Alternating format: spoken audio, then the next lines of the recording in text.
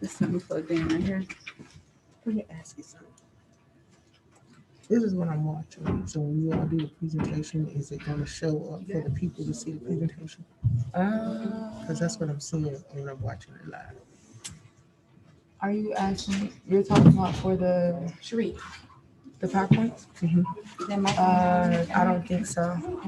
Because there is a way to Yeah, I have extra batteries for it, Michelle. Hold on real quick. I'm sorry. I have extra batteries for it. I'll keep putting new ones in there, but what was your screen that you showed? Good morning, everybody. Morning. I have to make sure you see the screen while I was showing. No, I'm saying the Zoom screen. You can't get it on here. I can, but they have to see that on there. They have to see what. And they want to see this, so this is on here. So it's on the big projector. Okay, but I'm saying this is what they're showing. Yeah, so Oh, they're not gotcha. gonna be able to see like the PowerPoint. They're only gonna be able to see these people right here. That shouldn't be though, because I do Zoom meetings all the time. There should be a way to. Got breakfast in there. Then we can share it. Isn't it? They share it. Biscuits and fruit. I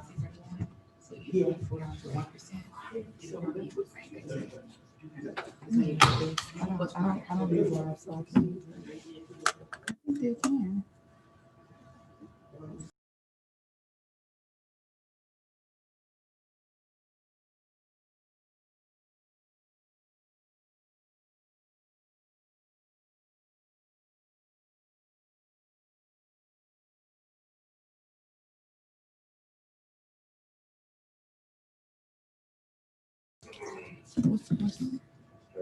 Yeah.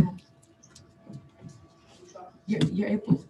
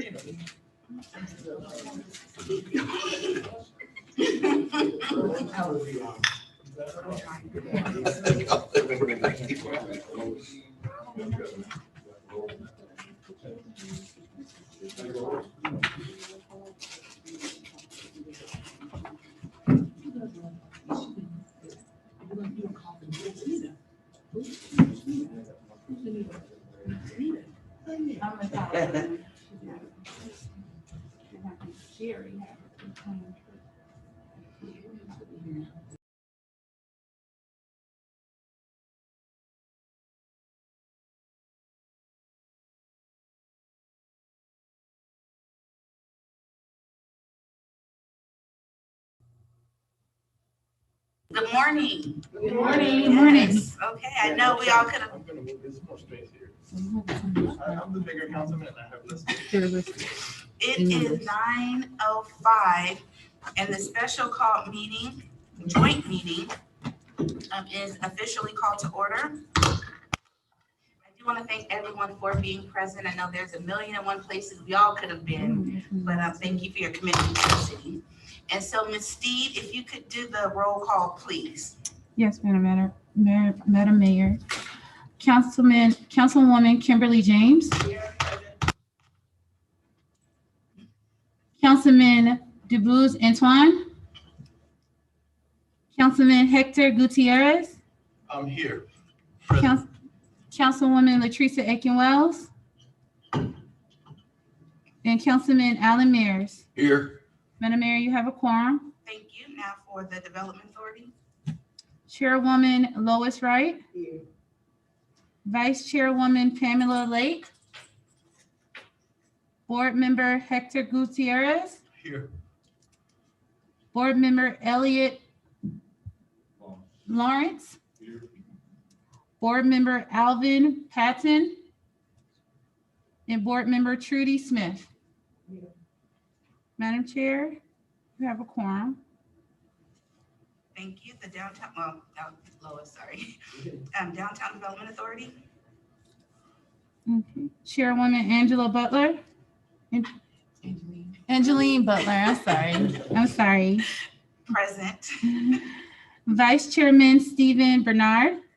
He's running behind. Secretary Ed Taylor. Board Member Elliot Lawrence. Board Member Eric Stalling. Board Member Lois Wright. And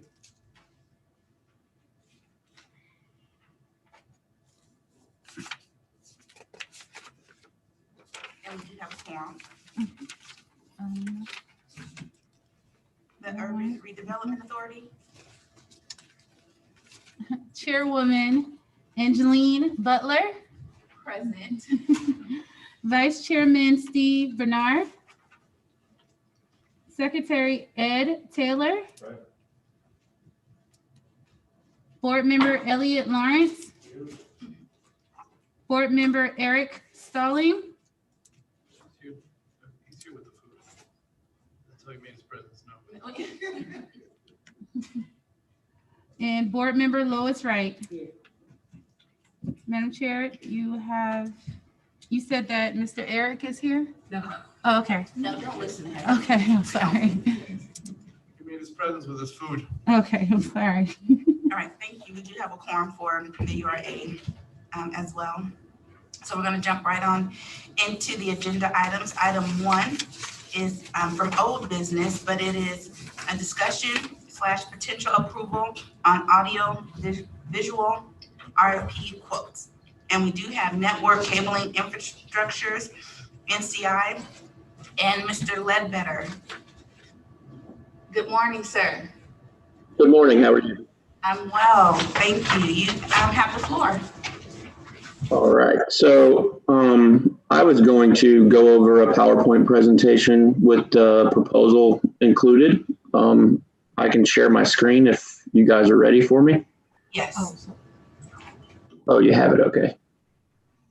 Yeah, so basically the PowerPoint presentation that I have is just an overview of what we do and kind of our background specific towards audiovisual, and then the last 3 slides are specific to the facility that you guys have requested a price from us to do some upgrades. And we provided 2 pricing options. The first option being what we have been told would be bare minimum functionality, and then the second being more of a full-on, more automated type setup.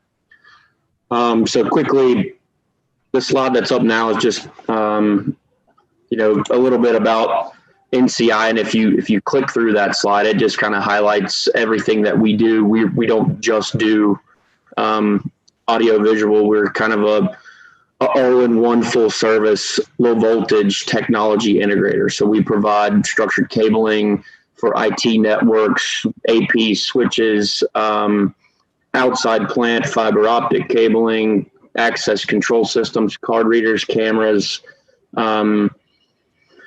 wireless radio systems, emergency responder, DAS, as well as audio-visual. So we kind of value that we find our clients like is that we can provide everything. It's not just an AV system or just a security system. We do all of it. So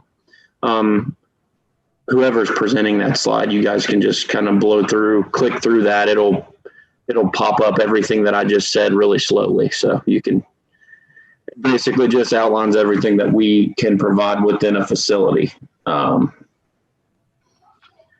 So we've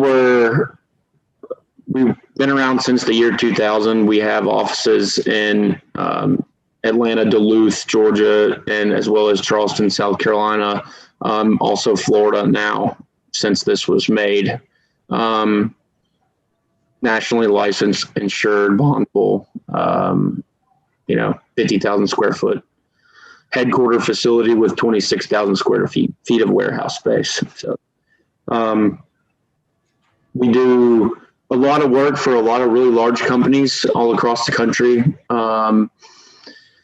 Some of the most notable ones are listed on that slide. On the audio-visual side, Insight Global, IBM, and NCR are three of my personal biggest accounts for AV. We do work for those companies, both here locally and in other markets in the United States. We're a pretty large firm. Last year, we did $42 million in revenue. We have 175 full-time employees, OSHA 10 and 30 with a dedicated safety manager, and then 100 employee technician vehicles, company-owned vehicles, vans, trucks on the road that are dispatched out of Duluth every day. The next slide we'll kind of get into specific to the AV side of what we do. Major markets for us are government, specifically to courtrooms, council chambers. We do a lot in corporate as well, which the two have a lot of similarities. We recently completed Milton Fire and Public Safety Complex was the most recent government facility that we did, and we did the courtroom and council chambers there for both City Hall and the new police and fire complex.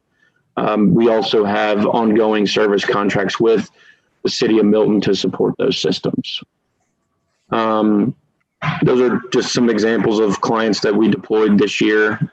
PagerDuty was a software company on the Beltline that had a large implementation of Zoom. As you can imagine, this year a lot of people have kind of moved in that direction. Some of our customers were kind of there in some larger rooms before, and then this year we've gone back to a lot of places and added video functionality for huddle rooms, breakout rooms, common areas, lots of different things. So the picture so we can kind of do AV systems from completely custom tailored to the specific user. The left photo is a NOC operations center, a large scale video wall with processing and up to 20 sources on the wall. And then the right is an executive boardroom with the little video wall control and audio conferencing capability. One of the big things that we offer that's of value to our clients is construction coordination. That drawing that you see now basically shows what we would give to a general contractor or an electrical contractor or an architect for that matter, just to show, hey, here's typically what we see. Here's specific details based on what you're asking me to do that I can provide.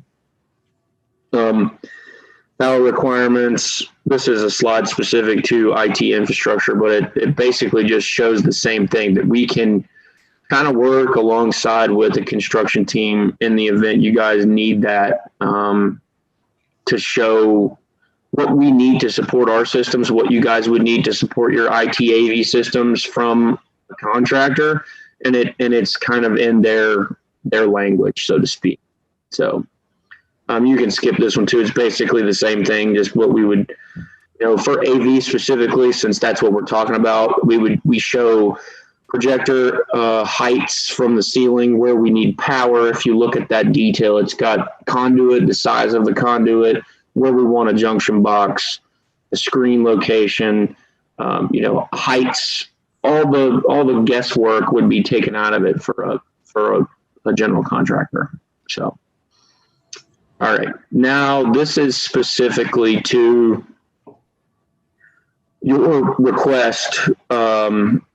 And basically for us, the first option is to upgrade the system with a new projector, new screen, a DSP, which allows, basically we would get rid of all the knobs and everything that you have existing that are not working and replace it with new equipment, providing new microphones, as well as microphone stands, and then a video conferencing camera system that would allow for you guys to have multiple cameras and multiple views, and then input those into a owner provided computer, and then have that replicated on a Zoom call such as this one.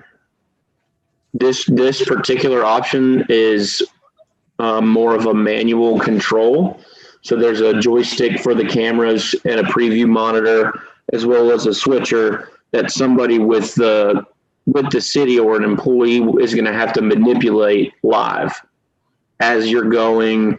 They would work on a PC connected to the switcher as well as the joystick and manipulate camera views that they wanted the far end to see, that they wanted to be displayed on the Zoom call or video conference of your choice if you're using a PC.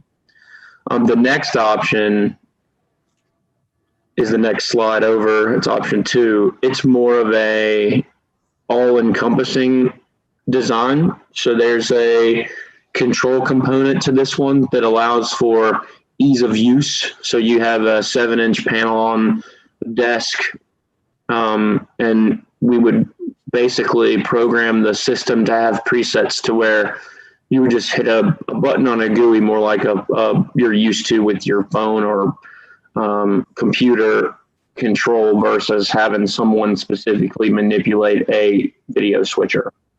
That's basically the difference. But option 2 also gives you a little bit of scalability without getting new products, because the Crestron presentation switcher that's in there has multiple video inputs.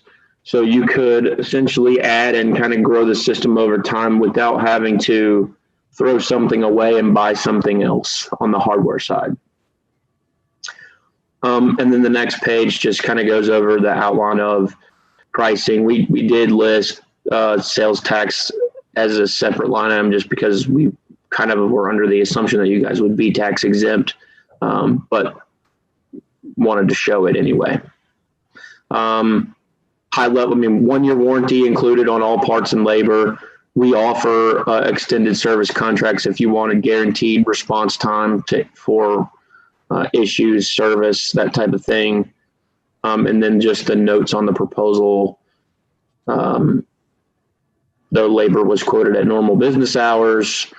And then if you guys decide that this facility, this equipment needs to be relocated, moved, we would be happy to help you do that. And then that warranty would be honored if you moved it within the 1 year, as long as we were the contractor selected to move it. If another contractor comes in and works on the system after we would, then obviously our warranty would no longer be valid. And I think that's pretty much it for me. I know it was quick, but if you guys have any questions, I'd be happy to answer them. Thank you, sir. Are there any questions or comments? Yes, ma'am. So thank you so much for the Absolutely. It's green. Okay, can we hear me now? Everybody can hear me?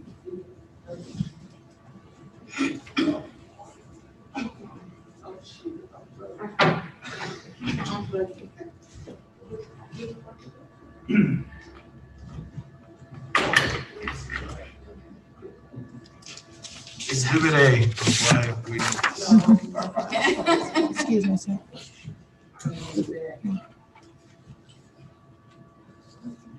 Move over, Kim. Move over. Testing. There you go. Okay. Thank you.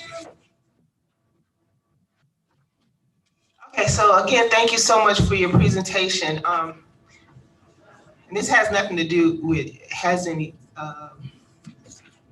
anyway. We just had an upgrade in our facility. We have new microphones and all of this stuff that you're talking about. And so my concern is on your option 1, option, you had said multiple cameras and different angles and that kind of thing. This chamber is not that big, and custom, people are accustomed to walking up to the mic anyway to talk. So I don't know the need to have like different microphones all set up all over the place. And I mean, to me, it's going to be an expense that we really don't need right now. But if it is an option that the council decides that we're going to move to, I would like to see a quote that would not include the multiple cameras with all different angles, because the size of this room is, to me, is not even necessary. Again, like I said, as far as the microphones, when the audience wants to speak or someone that's presenting wants to speak, they step up to the mic and speak. And so to have, more mics in the room and that kind of thing, I think it's a waste of money as well. So I would ask the council to consider having another option with not so much, bells and whistles, so to speak, because of the fact that we just had an upgrade. We have brand new microphones. Of course, mine keeps coming unplugged, but that's another story. Okay. Yes, ma'am. Ms. I'd Lewis. like to know, is it just gonna be used for council?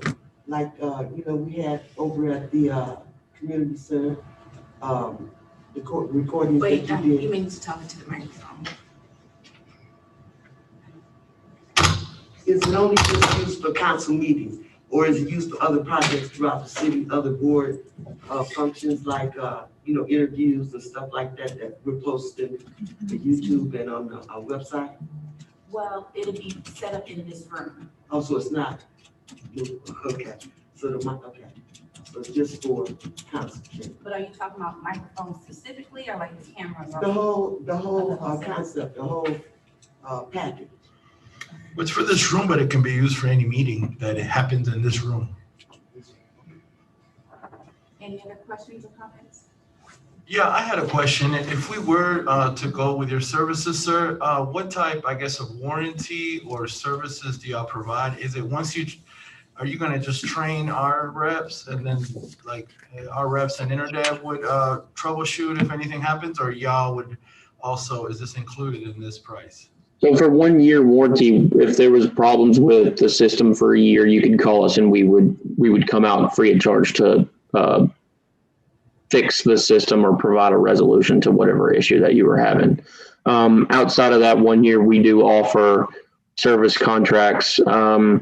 And I mean, even within the 1 year, we offer service contracts that get a guaranteed response time, advanced equipment replacement, quarterly visits for scheduled maintenance, software, firmware updates, all that stuff is included in what we would consider to be like a service contract, which is a little bit above and beyond what a standard warranty would cover. We have clients that have service contracts get preferential treatment as far as we guarantee 2 business day response time or 3 business day response time, depending on how mission critical the need is.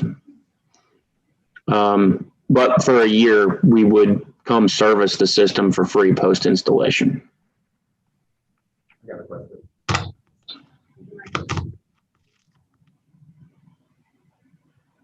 I'm going to follow up behind his question. He asked the question about, with this number, does some level of training to the city people comes with that number? And Yes, training is included. Yes, sir. And then second question is, I noticed on your paperwork, it said that your warranty covers 1 year on labor and equipment. All your equipment comes with a 1 year warranty?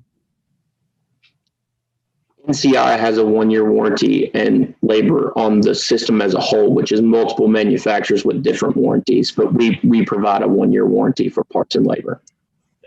Does any of the equipment goes beyond the 1 year warranty? Yes, all the Equestron equipment has a 3 year warranty, but and the Vadio equipment, I believe, also has a 3 year warranty. But you would have to work with an authorized dealer of either one of those products to get that warranty fulfilled. And outside of the first year, we would charge you labor associated with that. And this is just for the record.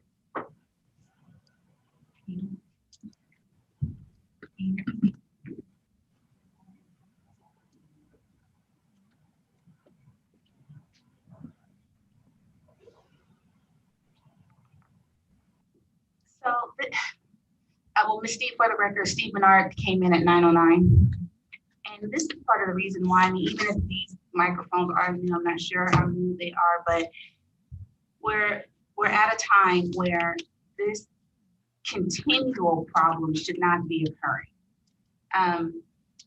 When I called in the other day for the special call meeting, I think on Wednesday, I mean, it's the technology, it should be a lot better, a lot stronger than what it is. We have people that have to come in and tested regularly before a meeting just to make sure that it is working sufficiently. And even still, it's like we're holding our breath, making sure that it works throughout the duration of the meeting. And so I would just really urge the council to, if we can modify the quote, I don't know if there's something we could do, maybe a la carte, Mr. Ledbetter, to help drive down that cost. But I would really want the council to strongly consider going with this option. I just want to like piggyback on that. I think, you know, as an elected official, a new elected official, I didn't have many promises that I made to my constituents because I am new to the role, but transparency was one of them. And I think that with the lack of communication, especially with this year, it has really shown what equipment we have, how, you know, limited access we have. So I'm all about moving into the next, you know, generation with these cameras. I know that we might have one angle, but it's, you know, you see whoever is over there having to get that camera and run around and walk with a cable. I think as the biggest city in the county, I don't know, I don't like to be outshined by other cities with their technology. I think we need to have the best technology that we can get if we can afford it. And I think this is an investment that's a long-term investment. It's not just for our city council meetings, but we have a few boards, and, you know, transparency with that is also key. So I think with the other boards, if we have, you know, the adequate technology for them and our citizens to be able to see everything, I think we should go for it. So I'm all about moving forward with this. Any other questions or comments? Sir, what was your Microphone, please.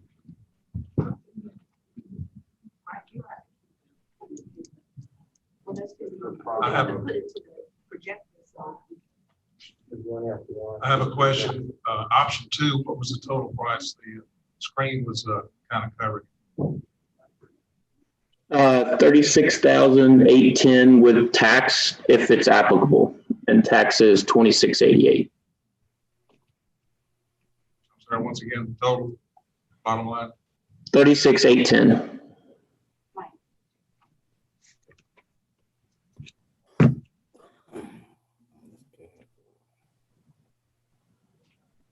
I have one comment. Just keep in mind that technology is ever changing. So when we're talking about a long-term investment, technology does change quite frequently. So long-term investment is kind of an iffy statement. And I would like the boards to consider, since this is something we all are going to essentially use, if we could split the cost for this. It's primarily for the council. You meet more often than we do. But you guys still meet here.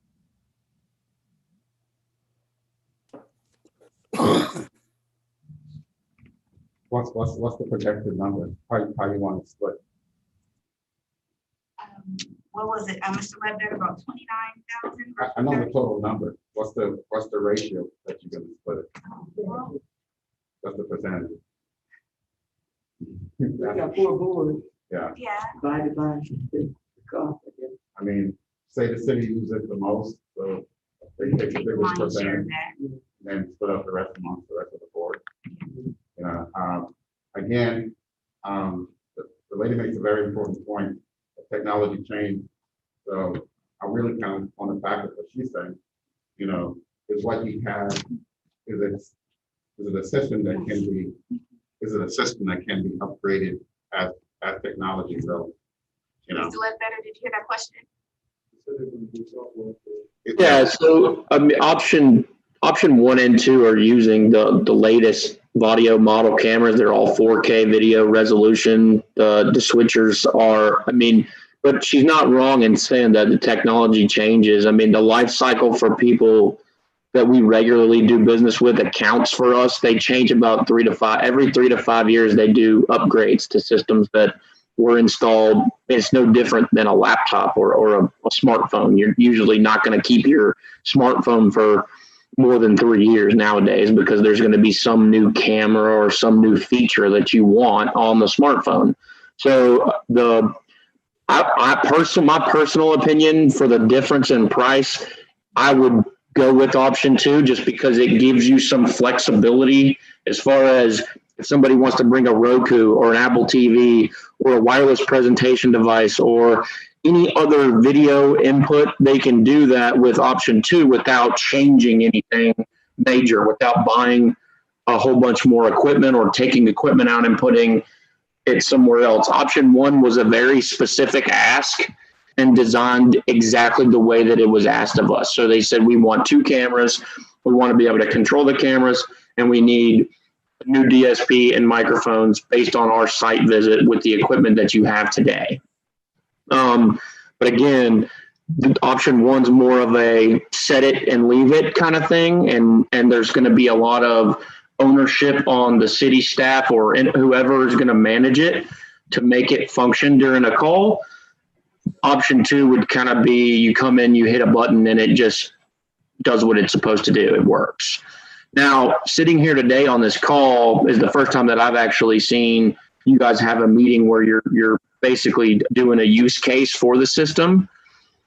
The fact that you're having to walk around and bring somebody a microphone and the camera, I can pretty much just see the side of everybody's head.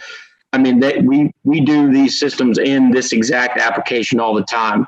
And every single time there's individual microphones for each user, typically on the dais or where everybody sits. There's going to be multiple cameras hanging from the ceiling, getting at least 2, if not, in some cases, 4 angles of a chambers. And you don't walk around with anything. There's microphone coverage, just general microphone coverage.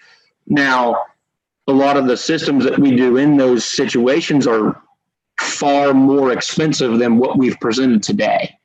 So I think from a functionality standpoint and size of room, you're already, even with the new options, because you're doing wireless microphones and having to pass them around, you're already being cost effective. You're already being a steward of the money because you could do something in that room that was $150,000 and people do it all the time. So I just think it's really going to come down to more about how you guys want to use it versus because I can make it less, I can make it more. I mean, with AV, it's all about functionality. The cost is 100% associated with what you want it to do and how easy do you want it to be to interact with. Do you want somebody to have to be a technology person to work it, or do you want it to be where anybody can come in and hit a couple buttons and figure out pretty easily what they want to do? I mean, that's really the question. And again, we can remove cameras and remove mics and get the cost down, but you're going to basically end up with something that you're already doing today if you do too much of that, I guess is what I would say. My main question was, we just had camera upgrades at one of my properties, but we only upgraded the camera. We invested in a good infrastructure system. So as the camera was upgrading, we didn't have to upgrade the actual infrastructure system. And it's kind of tied into what she's saying, is a base to where as time progressed and camera progressed, today's cameras now you can program them to do certain things and all those different technologies that's coming out. That's the question I wanted to ask. Is the base system that we have there, at least, is it something that can stay in place while the camera being upgraded as time progresses, or how is it structured? It's the latest and greatest technology that's available today. That's really, I can't give you a better answer than that. I mean, if the camera resolution goes from 4K to 8K tomorrow, the switcher that we've quoted won't support it. But I can't get an 8K switcher today, so it doesn't. I mean, either situation, you'd have to buy new cameras and a new switcher. I mean, the cable wouldn't have to change, but the cable is a very small fraction of the cost. So this is what I would like all entities present to consider. If the council agreed to the lion's share of the cost, 55%, and then 15% per board for the cost of this equipment. Which option are you speaking of, Madam Mayor? That's the next question. Mr. Ledbetter, option 1. Well, you said one of the options, someone is easy to train someone just come on and like turn on a switch and have everything functioning. So option 1 is basically a manual video switcher and editor. So you can have somebody using a software and a monitor. They're going to create previews or a video pairing of the 2 cameras to send to the video call. If you do option 2, the Crestron control system basically will do that for them with a user interface that sits on the table. So we would program that option 2 system to work in conjunction with the Vadio switcher that's listed to make that all preset based, where somebody can just hit a button that says Zoom call. The system goes to the right input, it switches to the right audio levels, it mixes the microphones, and then has the right video output from the Vadio system feeding into it. So it's option 2 basically just gets you the ease of use. It's adding a control system to a system that previously didn't have it in option 1. The system is exactly the same except for a layer of control, which is a 7-inch touchscreen and a presentation system, which gives you video inputs, outputs, and control. Okay, what are the price for each option? Oh, it's on that slideshow, and I apologize, but I had already closed it down here.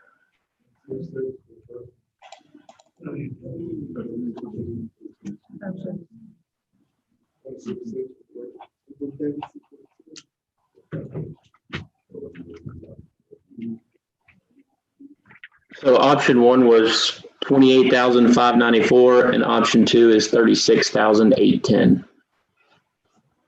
Madam Mayor, can you hear me? Yes, okay.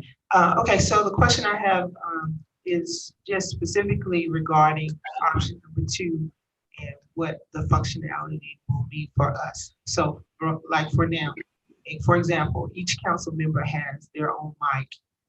Are you suggesting that option 2, we would not only have our own mics, but we will also have additional mics, either hanging from the ceiling or somewhere where? No, ma'am. Okay. No. Okay. No, so we built the equipment specifically per the request in a meeting on site with InterDev and a representative from the city. And we tried to recreate what you have as much as possible. You'll have 3 new wireless microphone handheld devices and then 1 dual channel wireless receiver for existing mics that you have. So you'll have the ability to have up to 5 microphones on that system at the same time. I don't know how many that you have today off of the top of my head, but sorry, for clarity for my sake, you said we'll have an additional 5 microphones, 3 will be wireless, and 2 is universal. Is that what you're saying? Mr. Ledbetter? yes, ma'am, I'm just reading, I'm sorry. No, we'll have 3 new microphone transmitters with stands on the chambers. And then you'll have another, no, you're only going to get 3 microphones new with each option. But you have existing microphones there that we can incorporate into the new system. But you will gain net new 3 from the new proposals, either option 1 or option 2. Okay, so I think what I'm hearing is the council is more moving towards option number 2. But I just want to make sure I'm understanding clearly, because like the problem that we're having now is something you pointed out as well, is kind of moving around and moving the mic around and that kind of thing. So are you saying the 3 mics, additional mics that we're gonna get, which is gonna be on a stand, we still Correct. go up to the mic, or will the mic be able to pick up the info? Is it, I mean, are we still gonna have to move to the mic, or the mic moves to us? Either way, that's gonna have to happen. Correct. Thank you. And which option is more user friendly? Two. Option two. So, my thought from a business point of view, I'm sorry. So my thought from a business point of view, I'm always a number person. Anything to cut down on labor is eventually going to save you money. So if option two puts in less labor, that means that it's your city employees are going to put less time in, then that $10,000 is you're going to recover that. And so I mean, anything to cut down on a person coming here and doing less work, you'll recover that super fast. So, if technology can cut down on human interaction, then it's always a bonus. Thank you.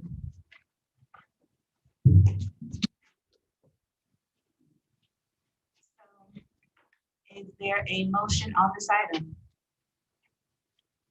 It sounds like we're leaning towards option two. I motion to approve this item 2, option 2. So, Madam Mayor, if the intent of all the bodies is to approve according to the formula, then you would need to have 4 motions, 1 from each board.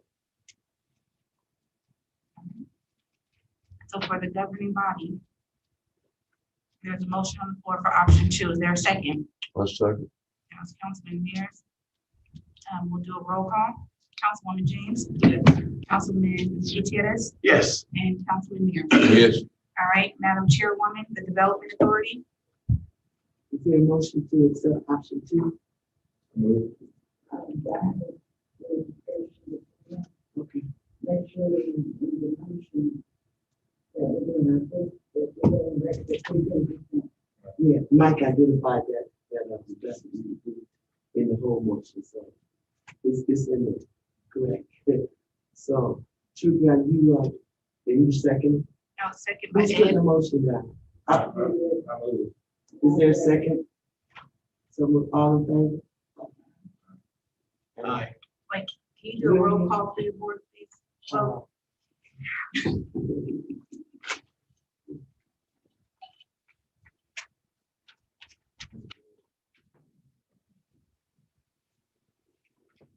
Vice Chair Pamela Lake.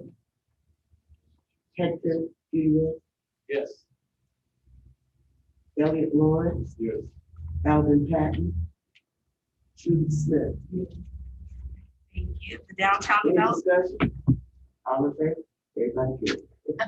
We usually do discussion after we do our vote. So that's how you guys do. Can we So you get said the we motion discuss and it then after we the would motion. Yes, discussion? you have to do discussion after the motion. correct? After the motion, yeah. Not- Okay, so, not- okay. All right, Downtown Development Authority, Steve Bernard, Yeah. Ed Taylor. Madam Mayor, I don't believe I heard a motion for ADA. Oh. okay. State motion that you stated You said we earlier. have So to there a have a motion Yeah. to approve option 2 with the stated percentages. So moved. That was Elliot Lawrence. Is there a second? Ed Taylor. Any further discussions? All right, Steve Bernard. Aye. Taylor. Aye. Elliot Lawrence. And Ms. Wright. Yes. All right, thank you. That passed. Now, the Urban Redevelopment Authority. Urban Redevelopment Authority, is there a motion to approve option 2 with the stated percentages? I heard Ed. Is there a second? That was Elliot.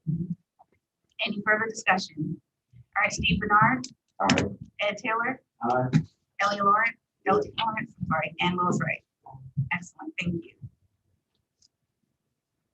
Question, will there be a mount also for that projector? Because right now we got it set up, propped up on some books and that surge protector that's from. Yeah, sure, wow. Oh, perfect, okay. Item 2, information technology updates. InterDev. Asher is on.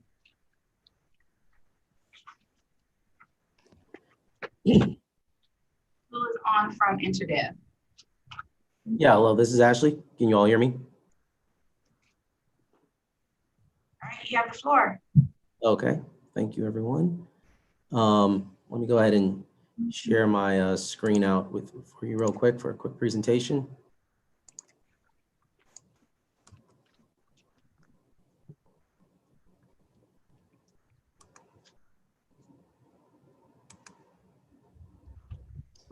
Actually, if I could be allowed to share my screen, it's not giving me the option to do that right now. Hold on, it just came up. And here we go. All right. Hopefully y'all can see everything well here. And let's get going.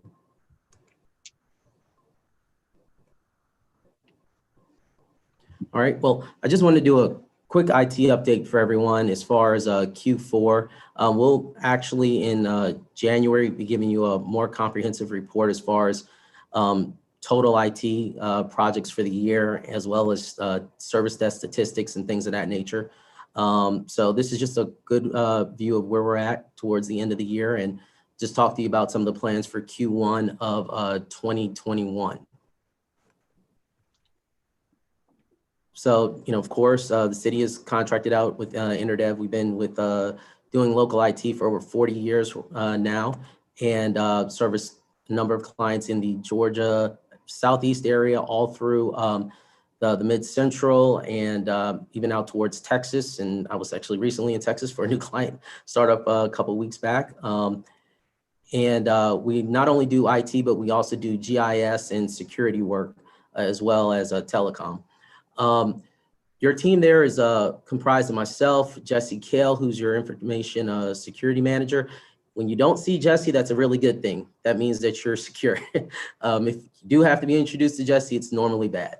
He handles all of your remote security monitoring and actually some of the on-site auditing that we do as well. Nathan Holder, who's your account manager, Brenton Wilson, who's your service delivery manager, and Chris Tate, who is your senior site engineer for the city of Forest Park. But that's not it as far as your team there. Of course, we have 2 FTEs that are there full-time for support. Ian Hilson, who's a network engineer. I do some of your planning and networking review.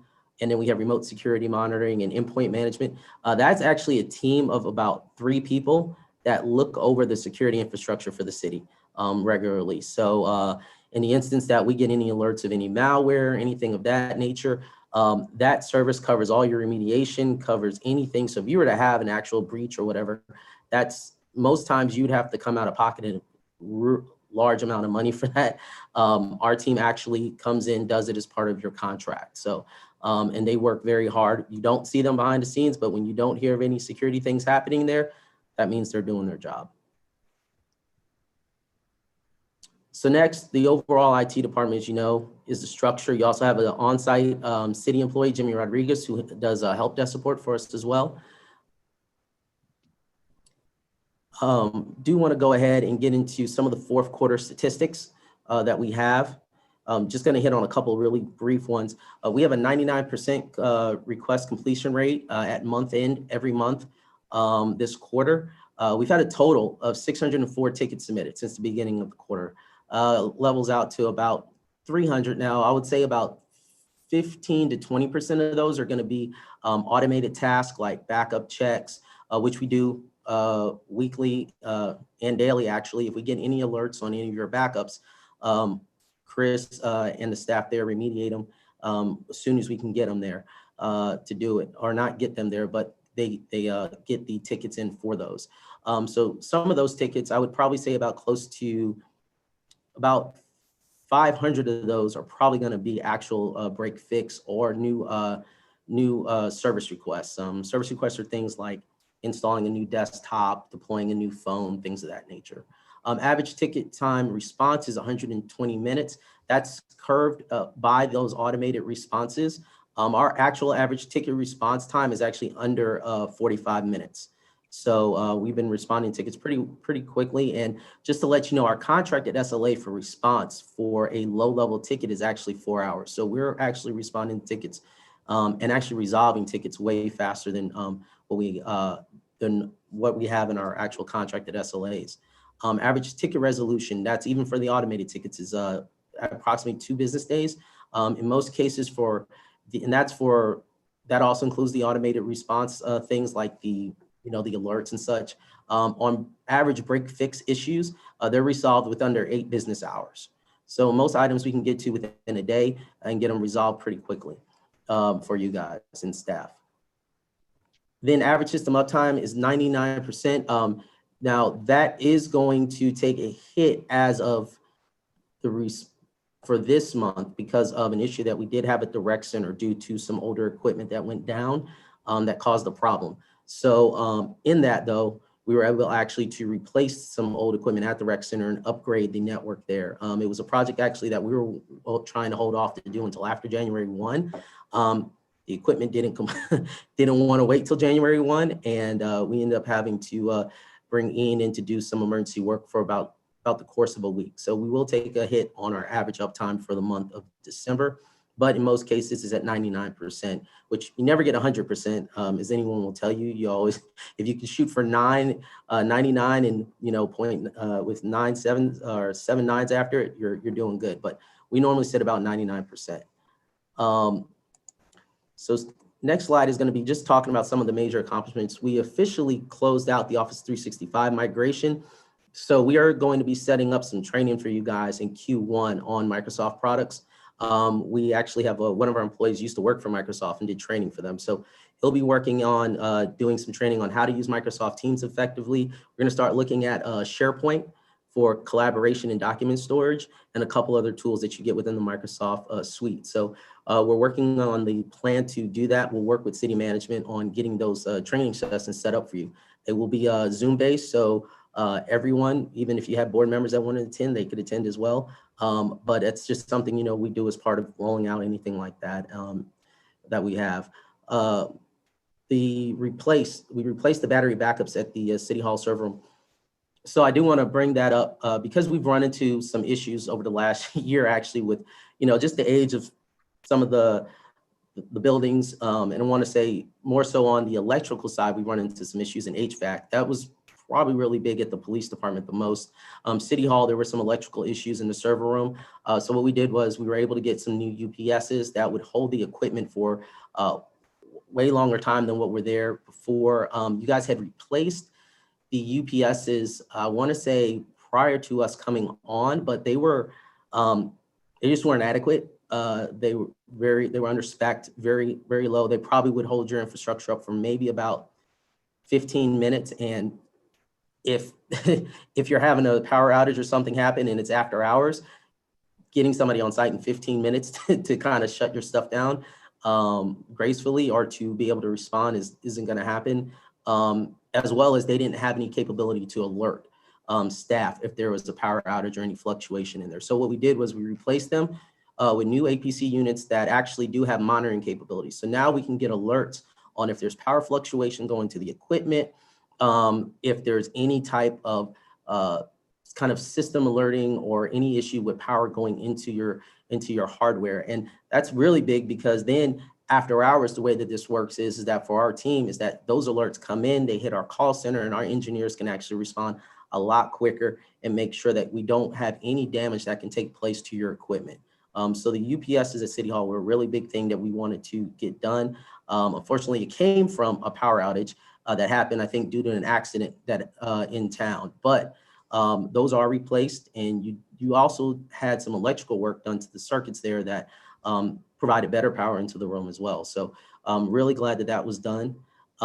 First Look Pro is pre-fire planning for the fire department. That's a project that was sitting out there for a while. That actually will be completed this week. So staff will be working with the vendor to have all those things installed. There was some delays on the vendor side as far as having resources available to help do the installs. And there were some, I want to say some error messages happening within the software that they had to address. But that project will be completed this week, and we are very happy to get that off of our plate. Remington has been working really hard with that group on getting that done, and I know fire department will be happy to have that software installed. Also, beginning in Q4, we were deploying 48 laptops to users for remote support during the pandemic. That went from the end of Q3 to Q4. We had a 2.5-week turnaround on, I think, 48 laptops. That's actually pretty good. Normally 48 laptops, we would say, as well as doing normal support, we would say would take about close to a month to a little over a month to get all those imaged out, software installed, and everything else. So that was a big push for us as well. We renewed all your security certificates for all servers, and there's actually more to that. So the city initially, when we took over, you guys had a lot of like domain registrations for URLs that the city was using and different web addresses that were kind of all over the place. And nothing was really consolidated. So what we did was, on top of going and getting the .gov domain for you guys this past, I think, winter, we also went ahead and started consolidating all of your security certificates for your websites, servers, et cetera, that you needed. What that does is that it actually helps reduce your costs. So before, where you had multiple vendors where some were ranging probably from like, say $100 to like $250, we were able to get you all consolidated into GoDaddy and to change the structure of it. And this year, you know, hopefully you'll see, well, not hopefully, you'll definitely see a reduced cost in that. We'll try and look back and dig through what you guys were paying before on everything. But because it was so spread out and there were some things that were just not, I want to say, set up correctly on how some of your stuff for the web and your security certificates were done, y'all were probably wasting some money in that area. So we consolidated all that down and have been able to make it all nice and neat for staff, so we don't have to worry about things expiring and not know about it. That actually is part of something that the staff recently did as well. We went back through and re-inventoried all the hardware. The team just did that this past week, I believe, or finished it this past week, went through, inventoried all the network hardware throughout the entire city, everything. Went physically, put eyes on it, took serial numbers down. This is something that we do annually. And then we go through and make sure that everything is up to par. We look at if there are going to be any, anything going into life within the next year to 2 years. Fortunately for you all, the large upgrades that you guys did to the server room at City Hall, as well as at the police department, took care of your core network. You'll see later on in the presentation, there's still, 2 places that we really need to focus on getting upgraded, but luckily they're not large locations at all. So there should be pretty easy to fix. So major outstanding technical issues that we have right now. The VIA phone system is something that we're gonna bring up that needs to be looked at. Because of the age of the Avaya system, it's definitely outdated. I want to say about close to like 6 years, 6 to 7, maybe a little bit more than that actually. There's really no good upgrade path for that unit. You could potentially save the phones, maybe, but the phones are a little old as well. So, our suggestion is going to be in 2021, in your upcoming budgeting cycle, to look at replacing the phone system. Recommendation would be to go with something that's a cloud-based system, less of a hardware cost incurrence. You will have an operational cost associated with it, but as far as management, ease of, if you move into a new building and moving phones over, things of that nature, it's way better, a lot easier for the end users, and would put you in more of a future, I want to say forward-facing, future-facing kind of a solution, as opposed to getting an on-premise, standard. You have your phone server there, you have your calling boxes in different locations. Just not really what we would say for any of our clients to do going forward. But the VIA system is something that does need to be addressed. We've had multiple issues over over the course of this year with it. And it is, you know, one of those expenses where you do a phone system once and you probably look at it again. If you have a good vendor, you probably look at it again 5 years later, and that's normally to upgrade phones. Aging network hardware at PB&Z personnel. Those are the last two locations where there's a couple of switches we need to upgrade. Fortunately, we do have that equipment, so we are going to go ahead and start working on that in January. That's going to be something that, you know, along with, I think we're replacing some equipment at a couple of the fire departments as well that we'll be looking at getting done. Excuse me, the lights in my office just went out. Audio visual system at City Hall. That's one thing you guys actually just addressed already. So we are glad that you guys did that, because you know, I do want to say that it's not just the microphones, it's actually the whole system. It is the mixer, it is the a lot of the back end stuff that you all don't see. And I think with the option 2 that you all went with the Crestron, I can tell you, you will not be disappointed with Crestron. It is in most of the cities that you will find. It's normally between Crestron and AMX. Crestron is the superior system. It is just it's a very good system, very easy to operate. And we see it in probably almost all but one of our client cities. Honestly, it's just the preeminent conferencing solution that you would find. OptiView to FileBound project. That is one that we're working on with FileBound, our OptiView right now. That is to convert a document management system that the police department currently has, and they do need to make that conversion for CJIS requirements. So we are working with them. The vendor is currently backlogged by 90 days, but we have actually been able to help speed that up with them by taking on some of the tasks that they would. So we've actually done some of their work for them, and we will be hopefully able to get that in rather than what they have estimated for us. First Look Pro deployment for fire. I did put that out there as that it will be completed this week. There is actual compatibility thing that First Look Pro is going to have to work on from a security standpoint, but we feel that they can probably get that fixed with, you know, very little issues. And then the TimeQ Plus time card system. That's something that recently developed to be an issue.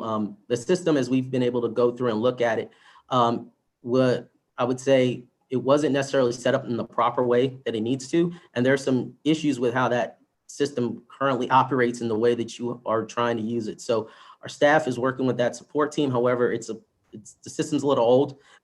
So that is something that we're going to actually, you know, talk to city management about looking at possibly replacing. And I believe that's been brought up to the attention of finance as well already. So that's it for the major things that we see right now within the environment. Because of the Office 365 migration, because we upgraded your servers and got you all on new licensing, the new platform for Nutanix, upgraded your storage, redid your backup systems, your core infrastructure is in a really good place. Like where you sit at now with the state of your actual server infrastructure and networking, your core networking, you're good. It's just the odds and ends of some of the locations that you all had where there was some equipment that was put in that really wasn't up to like industry standards.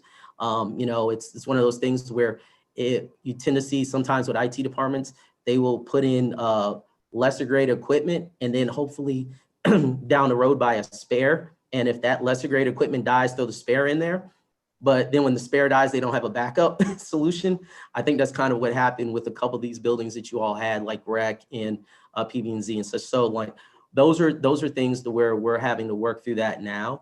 But like I said, there are things that we can that are easier to do now because you made the investment and you took the time to do the upgrades early in the year that you did. So that's you're definitely on the right path as far as what you have, the core systems you need. And we're really looking at 2021 as the year to where you all do some really good planning on the IT side to where we can further your systems as far as your applications and what the city needs to help improve the business. So I do want to go into 2021 planning.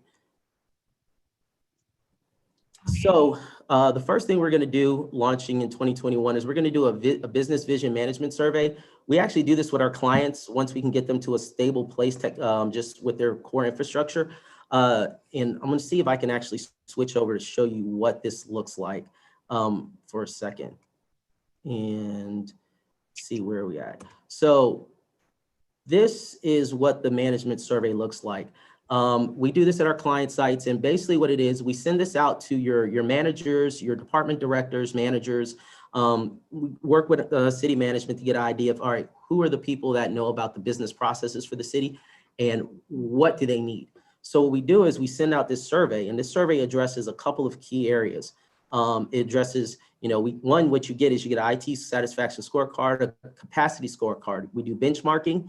In that benchmarking, what you do is you get to see how you compare with other municipalities of the same size and of the same budget spend. So we take some demographic information and help say, all right, well, this is where the cities that are around you are at. This is how much money they spend in IT. This is what their staffing looks like.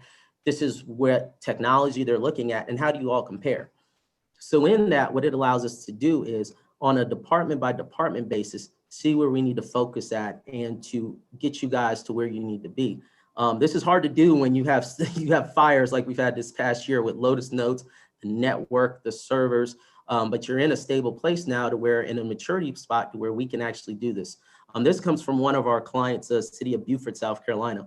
And actually they just won an award for actually using this same survey and coming up with their IT plan for the last couple of years. They've been doing this type of thing for the last, I want to say, and you'll see trending unavailable just because this was a new format this past year, but they've been doing this type of planning for the last, I want to say, 5 years, and it's paid off a lot. So you see things like service desk, your network, your work orders, your service, your devices, policy, security, business applications, things of this nature that we take a survey of from your department heads and your managers. Sometimes they include counsel in there, and we get the data behind it so we can help come up with a plan. So this is normally from the beginning of this process, we kick off a strategic plan that will take you for a 3 to 4 year timeline of, hey, like somebody said actually when you earlier, technology changes. It really does. So when you talk about IT strategic plan for 3 to 4 years, you make sure that when we do this, it's more based off of the business requirements as opposed to the tech, because the tech will change. Things will come up after 2 years that you're like, wow, you know what? We were looking at this application for possibly business licenses or community development or something else. And but this new thing came out about 24 months later, and man, this is way better. But the core requirements don't change. They normally stay consistent. You might have some nuances that might need to be tweaked, but for the most part, those core things don't move. So that's what we do with this. So we go through, we measure security friction, which basically is, hey, how do you feel the security restrictions are in your environment? Do you feel there's anything lacking? Do you feel like, hey, they're too tight? Things of that nature. Also let us know as the IT department, what do we need to do better? Do we need to communicate better? Do we need to execute requests better? Do we need to provide better training? And the good thing about these things, and you'll see like capacity, shadow IT, all of this, that's way more than what you probably need to know now. But as we go through it, what we can do is we can see what are the top priorities by department. So we can see the police department at Beaufort, they need better analytical capabilities and reports. They need better work on their IT policies when it came, and that was more specifically to CGIS. Service desk was their third highest thing. But if you jump over here to planning department, their business apps need some work. Their client-facing technology to the public needs some work. So what does that mean? So that helps us reduce the amount of time we have to draw stuff out of the departments to figure out what you need. Also the other good thing about these are we get feedback. We get to know exactly from these areas what your people are asking for. So your finance director can say, hey, we need you all to look in these items here. And we can actually go back year after year and measure what the satisfaction level is and how much advancement IT has made in these areas. And that's good for you guys because you can justify your investments in the IT for years to come, going through and doing this type of thing. So this is that next step of, all right, you got your core fires turned down, everything else is kind of smoothed as far as on the infrastructure. Let's get into the meat and bones of getting you guys the planning piece worked out, get you where you need to be, and then go in and really get some solid work done for your business applications. So that's what that actual survey goes. And I want to take a little bit of time on that one, just so you know what that is. Because if I say it and I don't show you what the actual product is and how it blends into it, so then it's going to kind of be, oh, well, that sounds nice, but what am I actually getting from this process? So those two top items, the business vision management survey, the strategic planning, those are big things for Q1. And I think the payoff from that, and the reason why we want to do that is because it will help out with your budgeting. That's the main thing.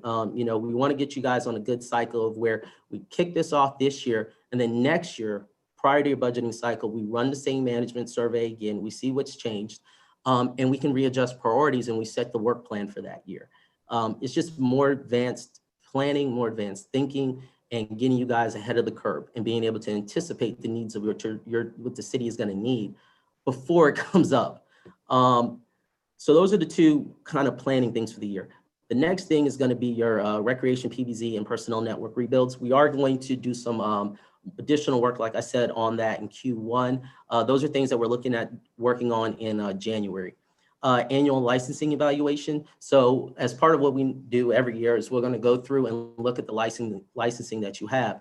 Because you got moved to new Microsoft licensing, that takes a huge chunk out of it, and we can help eliminate some of that. Now the next thing is that you do have a big server licensing renewal that you have coming up this year in 2021. That's for your Microsoft server licenses. We went back through, we're trying to make heads or tails about where you were at on that. There's, you guys were basically, instead of taking like the enterprise approach to Microsoft licensing, you were doing like, I would say the SMB, the small business approach of buying dink and dunk licenses. Like I'll buy one license here, one license here, one license here. Problem with that is they charge you arm and a leg. And then when you do have projects to come up and you need to buy a new license, you have a lot of restrictions on there. So we're moving to a better format for that as part of this annual licensing evaluation. But this is going to go through all your applications that you have, and you'll get a report on that as well. We'll be working with the police department on body camera implementation. Also, part of that projects associated with that is Mass 360. It's your mobile device management platform. So currently, you guys have been managing your standard city devices and your police devices in the same portal. For CJIS requirements, you actually can't do that. So we're going to break the two portals apart. We've been working with Verizon and Mass 360 on that for the last couple months. And that will be taking place, I believe, in January, maybe the beginning of February, to get the portals separated out. That will get you in CJIS compliant with your police mobile devices. The last thing, which is something that is a long-term project, your CIS in critical security controls implementation. Critical security controls implementation, this is a set of standards of controls that municipalities or just municipalities need to implement to meet a certain standard of security. This is brought up by the CIS, and basically these are things that will help you fall into compliance with a number of regulations across the board, whether it's HIPAA, whether it's PII, whether it's PCI. If you start implementing these controls, you will actually be able to comply with almost every single other regulation that there possibly could be that you have to meet. The thing is, it's very tedious and it's detailed oriented. So our staff is going to go on this journey with our security team. And we have a full workbook that we do, and it goes from phase 1 all the way through. There's a total of 20 sections, and I forgot how many individual controls. It's over 100 and something that need to be put in place. But it normally takes about 2 full years to do. But implementing phase 1, which are the lower level controls, will further your environments a lot. And what this will also do is for things like your CJIS audits that you do for the police departments, or if you have to do PCI reports every year. What this allows you to do is, for most cases, like CJIS, we literally turn the workbook over and we give it to them and say, these are all the controls that we've met. This is how we verified it. Here you go. And that takes care of all the IT stuff you need for CJIS, because inherently you're going to be compliant with CJIS if you follow the critical security controls. So that's a big thing that we're looking at doing starting in Q1. And I think, long term, that it just furthers your security, rolling out some of the security things that we've done already, upgrading your firewalls, just turning on simple things like shaping the traffic that's allowed to come in and restricting traffic going out. And then also deploying a new endpoint protection with Sentinel-1 and having the back office monitor those things. Those have been good steps from the tech standpoint, but this is more on an administrative thing that has a tech component to it. But the payoff is really, really good when it comes down to being able to say that, hey, you know what, we are doing what we need to do, and we have it documented, and the city can, if anything were to ever come up, say, we've taken the proper steps to secure our data, and this is what we've done, and here's the workbook that IT uses to move along with it. So that's the review for Q1. And if you all have any questions for Mayor or Council, I'll be willing to take those now. Thank you. Are there any questions or comments? I have a question. It may or may not be under your control. We have a huge backup generator sitting out front. And we were out of power for several days here recently. And of course, all this stuff that's computer controlled in the building here didn't work at that time. Is that backup generator working as far as you know? And when it switches back and forth from mains to generator, are we having voltage spikes that may damage some of our equipment? Yeah, so in that case, what we ended up finding out was that the backup generator wasn't tied to the IT room, actually. That was actually one of the things that we found out as well. I think we had asked a while back this past spring, and they said it was. And then when this power outage recently happened, we found out that it wasn't. So that was some of the electrical work that I was referring to before. I have to go back and check with our staff to see if they actually did tie it into the generator or not. I do know at the police department that one of the racks that was in there that was for dispatch wasn't tied into generator. They did get that fixed, but I do need to check on if they actually did finish the work on getting it tied into the generator. But that was the problem, and that's what I think that's probably why maybe before when we took over, the IT department put in the lower level UPSs that I was talking about. They might have been under the same assumption as well, that, hey, we only need 15 minutes of life because it's going to take the generator 2 minutes to kick on. So that's probably there, but I can get confirmation on that. But from what we know, it was not tied into the electrical in the server room, or at least into the outlets that everything had been plugged into previously. Probably do a monthly check, make sure that thing runs and works like it's supposed to too. Yeah, agree. Madam Mayor. Yes. Thank you, Mr. Smith. That was great information that you shared. I'm sure a lot of information. A question I do have for you though, as you may or may not know, we do have the IT director position. It's one position. So my question is, are you, and you probably don't want to hear this question, but are you working your way out of a job? In other words, at some point, we want to have a full-time IT director staff with our city. And I know that you mentioned that there were 2 more critical upgrades and things that we needed to get done with our PPNC and our personnel department. And I know in the beginning we had a huge struggle with the emails going down. And I know I'm just a council person, I'm not here full time, but the staff is just really frustrated with the emails being down and the system being down. And you mentioned we needed to have our phone systems upgraded and the phone systems being down. So all of that, I think that you all are doing a great job getting all of this implementation. And I do agree with you in that we are moving in the right path as far as, taking care of some of the stuff that had, needed to be upgraded and all of that. So back to my original question. At some point, do you foresee us as a city being able to move forward with having an IT director that will be able to kind of take hold of all? Well, yeah, and I guess I could say, that is completely up to you guys on how you all want to move with that. I definitely think you, at any point in time, you could do the IT director and then just use us for the tech, like the boots on the ground, and then they do the planning themselves, that's fine.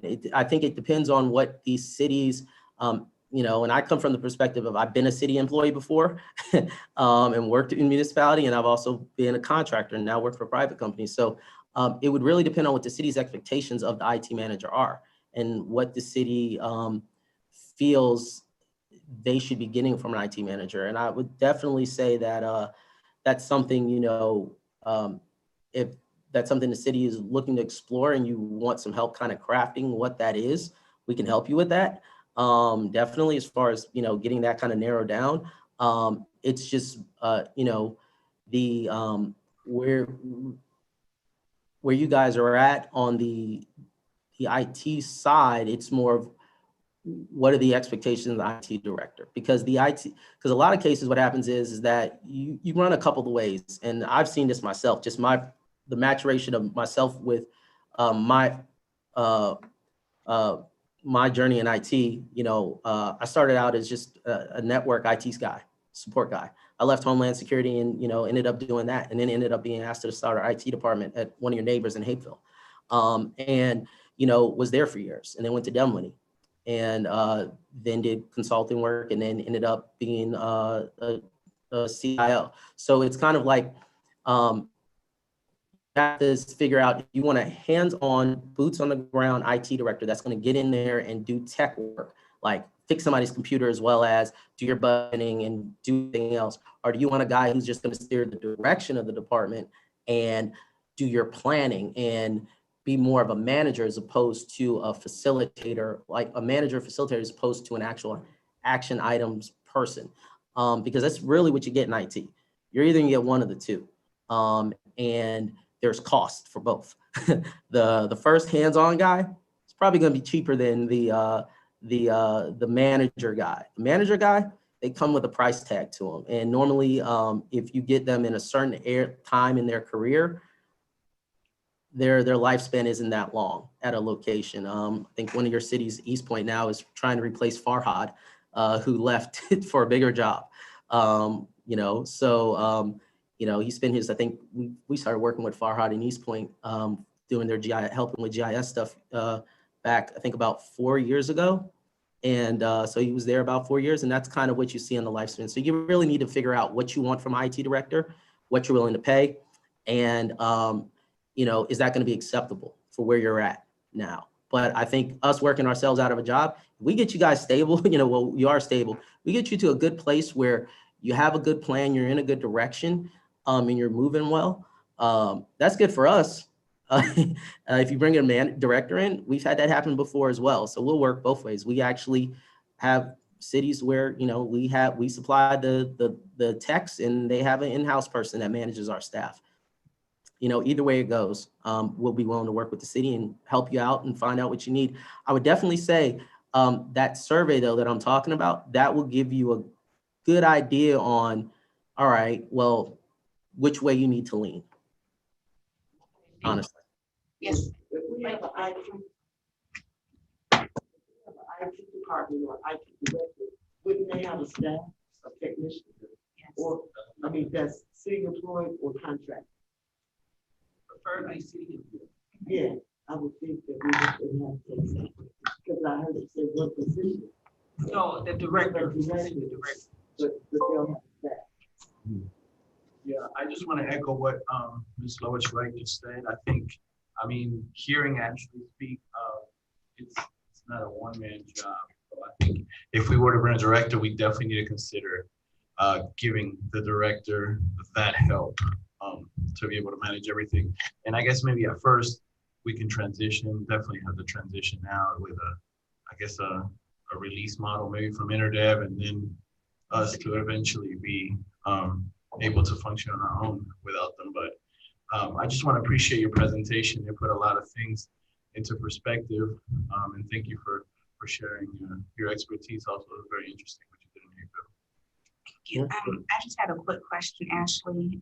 The rebuilding of the networks for PB&Z personnel and recreation and leisure, approximately how long will that take, and when will you guys begin that work? Well, We're looking to starting probably, I would say towards the end of January, just because coming right back, we want to give people enough notice. We'll probably try and do it after hours to not have to inconvenience staff. Or on a weekend. We probably would knock out the replacement of all the hardware in one weekend. The configuration is the biggest stuff. So we'll get all of that configured. I would say it's a total of a 2-week project, but there won't be any disturbances during business hours. Yeah. Any other questions or comments? All right, thank you, sir. Well,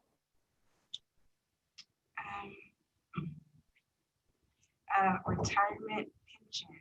Ms. Warner?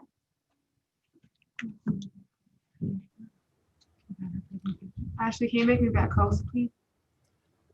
Hi, good morning. Can you hear me? Morning, ma'am. Hi, I'm Michelle Warner. I'm with the Georgia Municipal Association. I know we've talked before virtually. I want to thank the city for allowing GMA to help you explore the possibility of providing a pension plan to your city employees.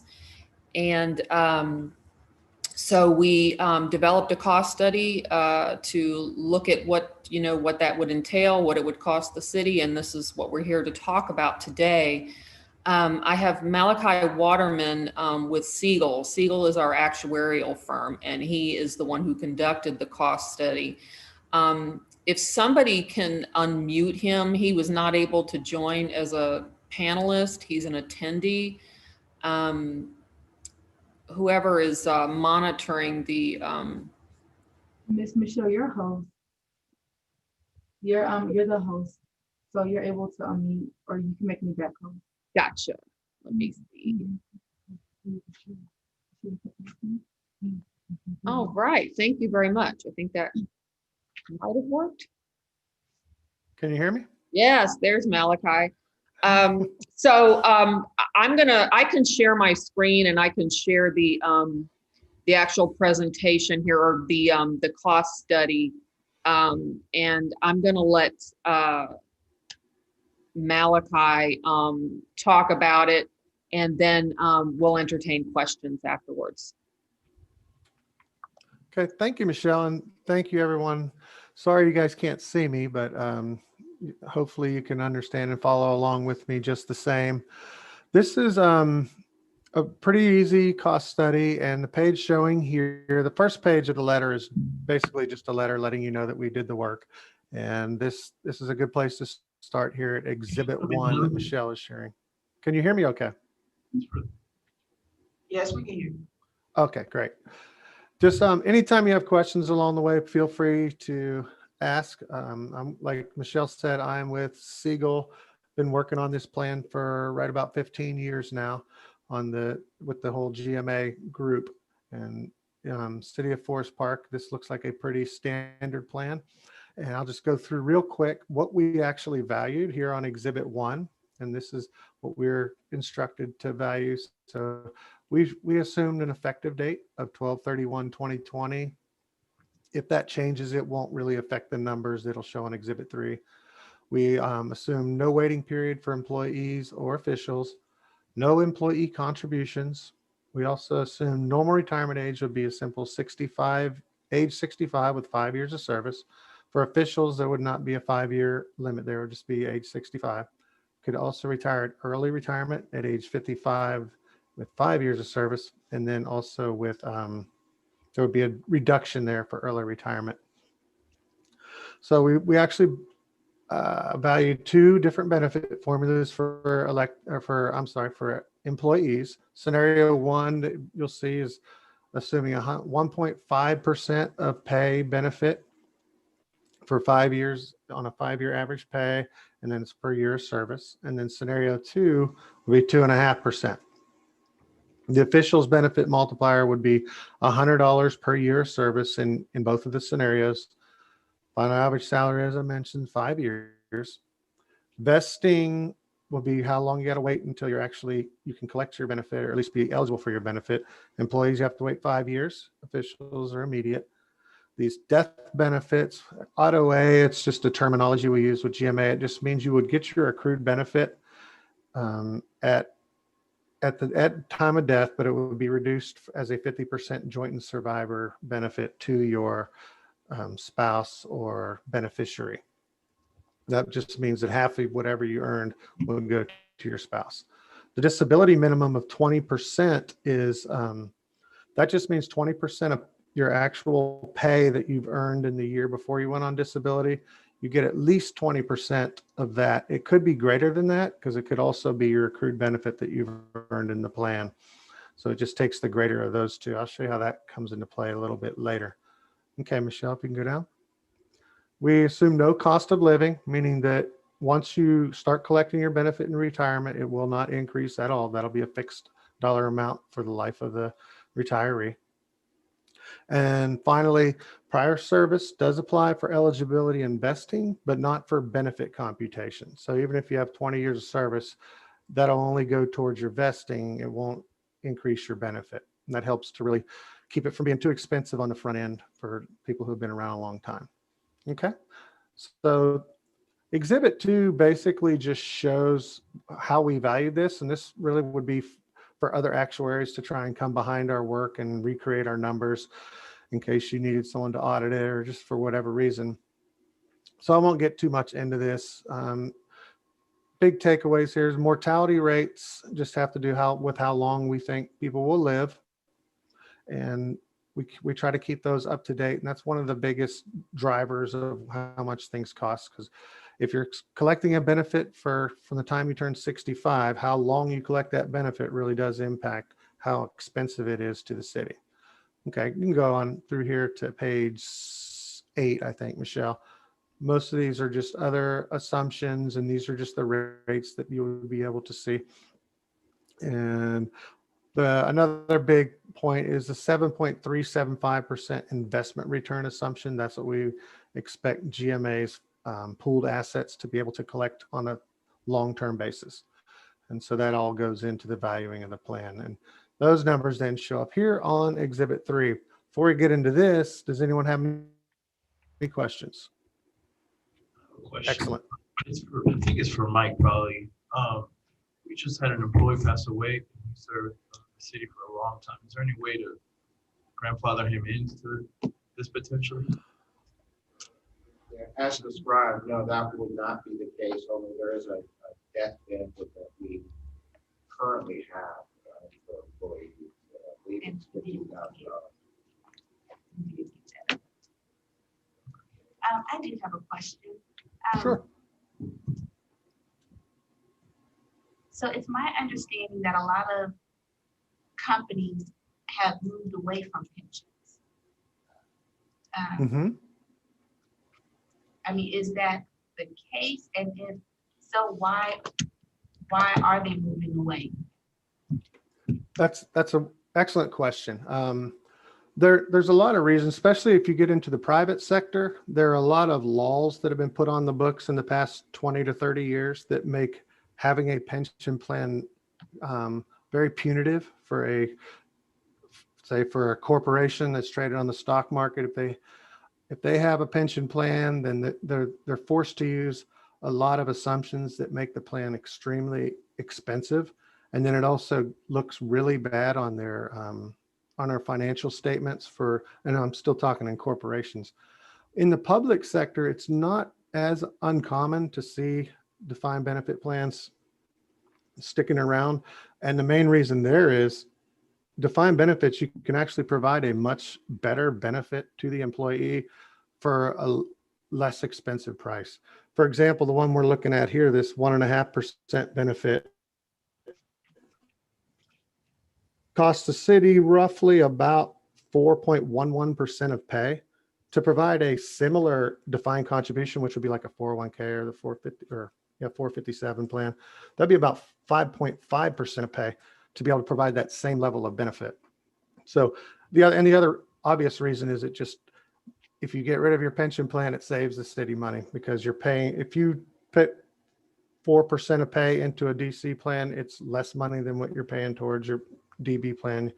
That's just the way it goes. The less the city pays, the less expensive it is to the city or to the corporation. But like I said, most in the public sector, they're still going strong. I don't see a whole lot of movement to decrease benefits for employees, and defined benefits have been thus far holding steady in the public sector for a lot of good reasons, mainly because you have a lot of police and fire groups that are pretty strong lobbyers, and it's, as elected officials, I'm sure it's, if once you have a pension plan, to try and take that away could be very politically damaging.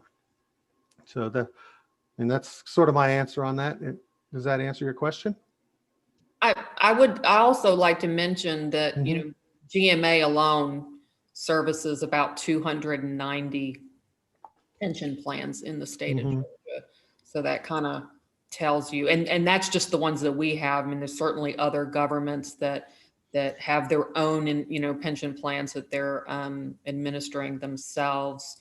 So, but we do see some cities moving to a hybrid option where, and GMA does this themselves. There's a pension benefit, but there's also a 457 or 401A match, kind of like what Forest Park does now, but it's both. And so the benefit level and the pension is a little bit less, but then you also have the other defined contribution benefit. But what Malachi said about, the laws governing private sector defined benefit plans, that is a large reason why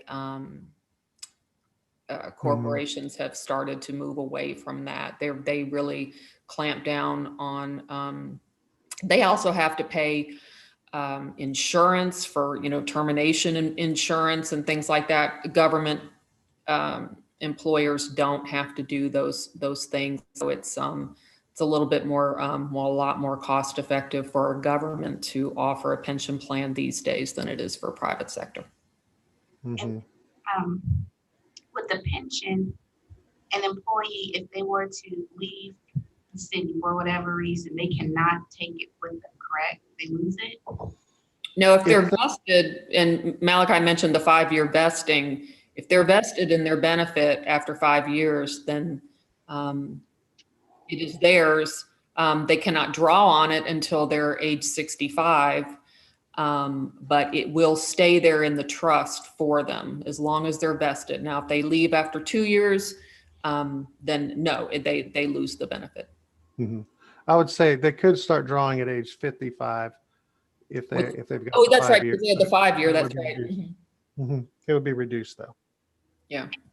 Yes, Madam Mayor, yes.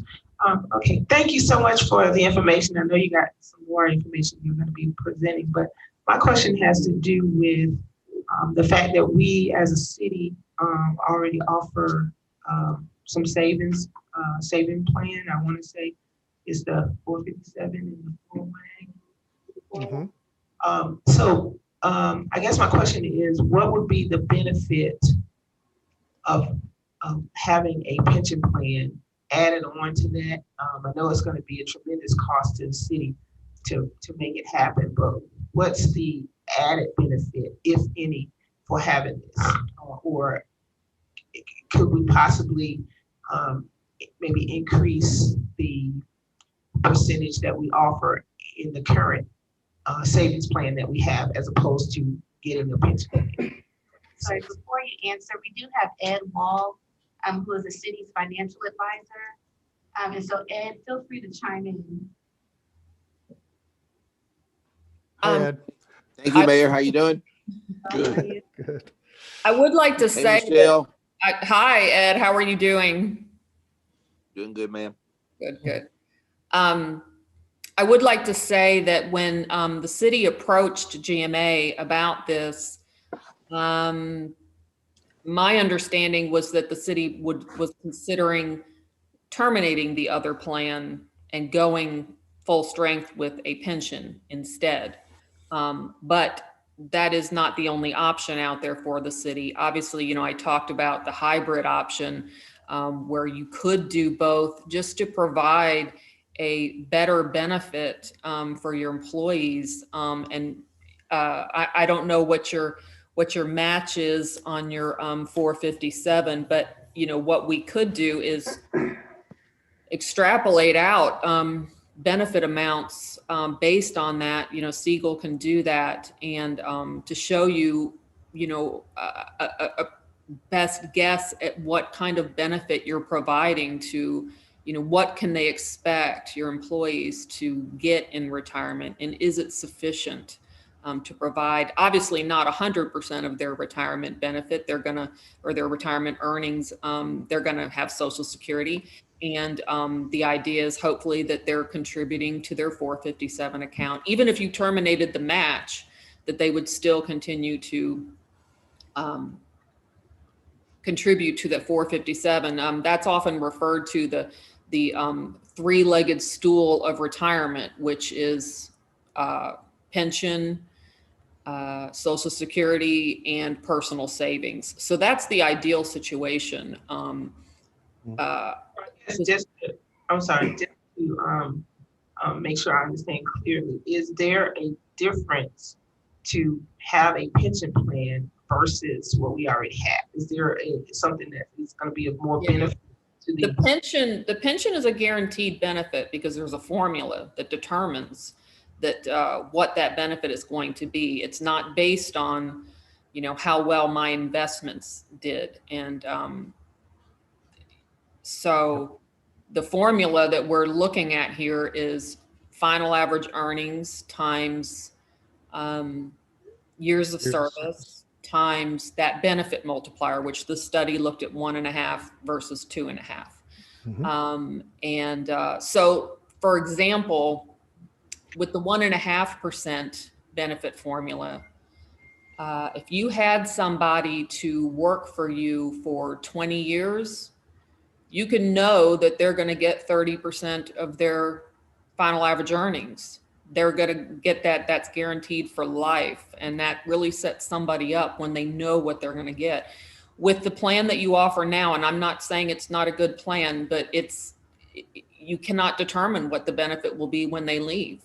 And a lot of employees, especially government employees, tend to not to invest their money wisely. They tend to be more conservative, and so their money doesn't grow, and they're left with something that may not be adequate to get them through the rest of their lives. So that's really the difference.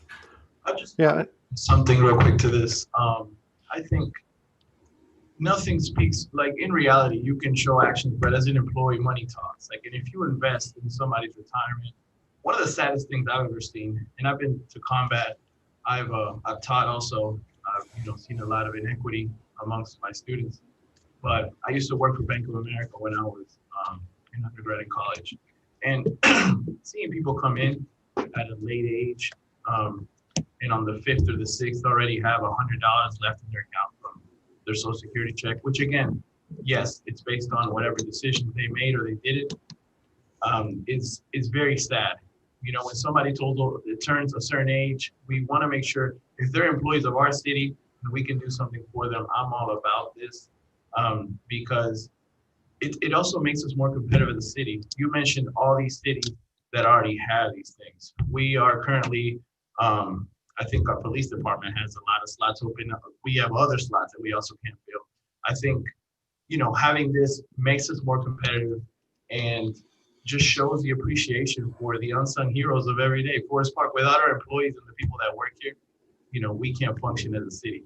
So I think a pension plan that is something that is not out of the blue. It's not like we're presenting a new idea that nobody's doing. This is something that happens in a lot of cities.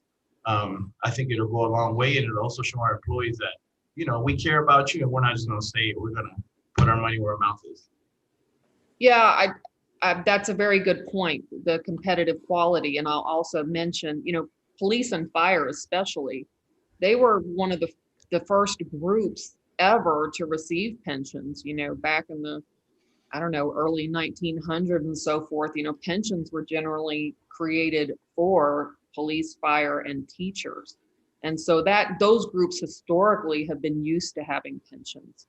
And So, when you've got an employee who sees that, Pateville, for example, they're one of our members, has a pension, they might be more interested in that employment. Now, sometimes they're more interested in their hourly salary, and that, that's an issue too. But if you want to really make sure you're taking care of your employees, so that they're even able to retire, for one thing.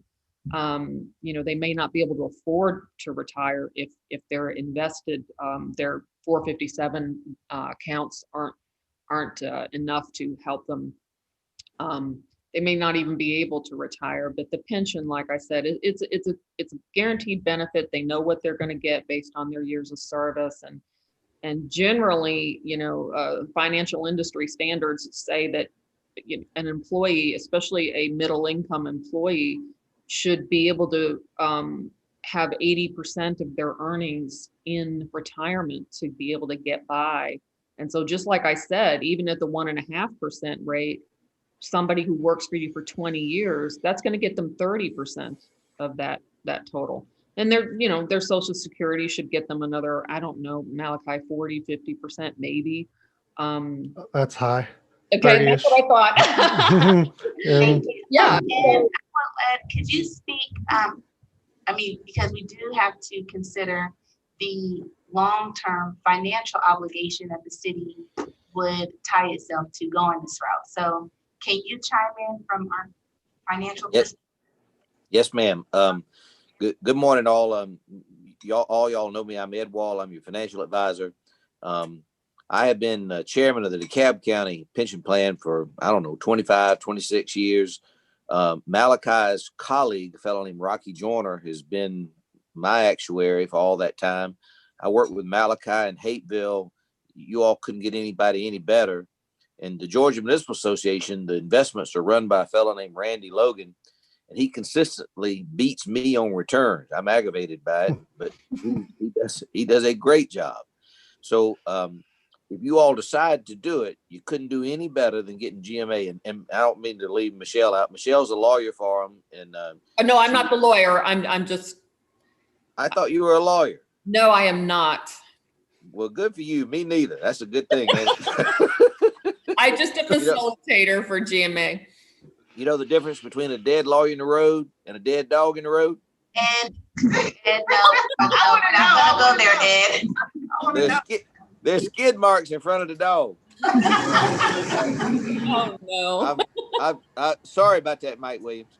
So if I could get everybody in the audience and the council and all the boards, look at the second to the last number down there.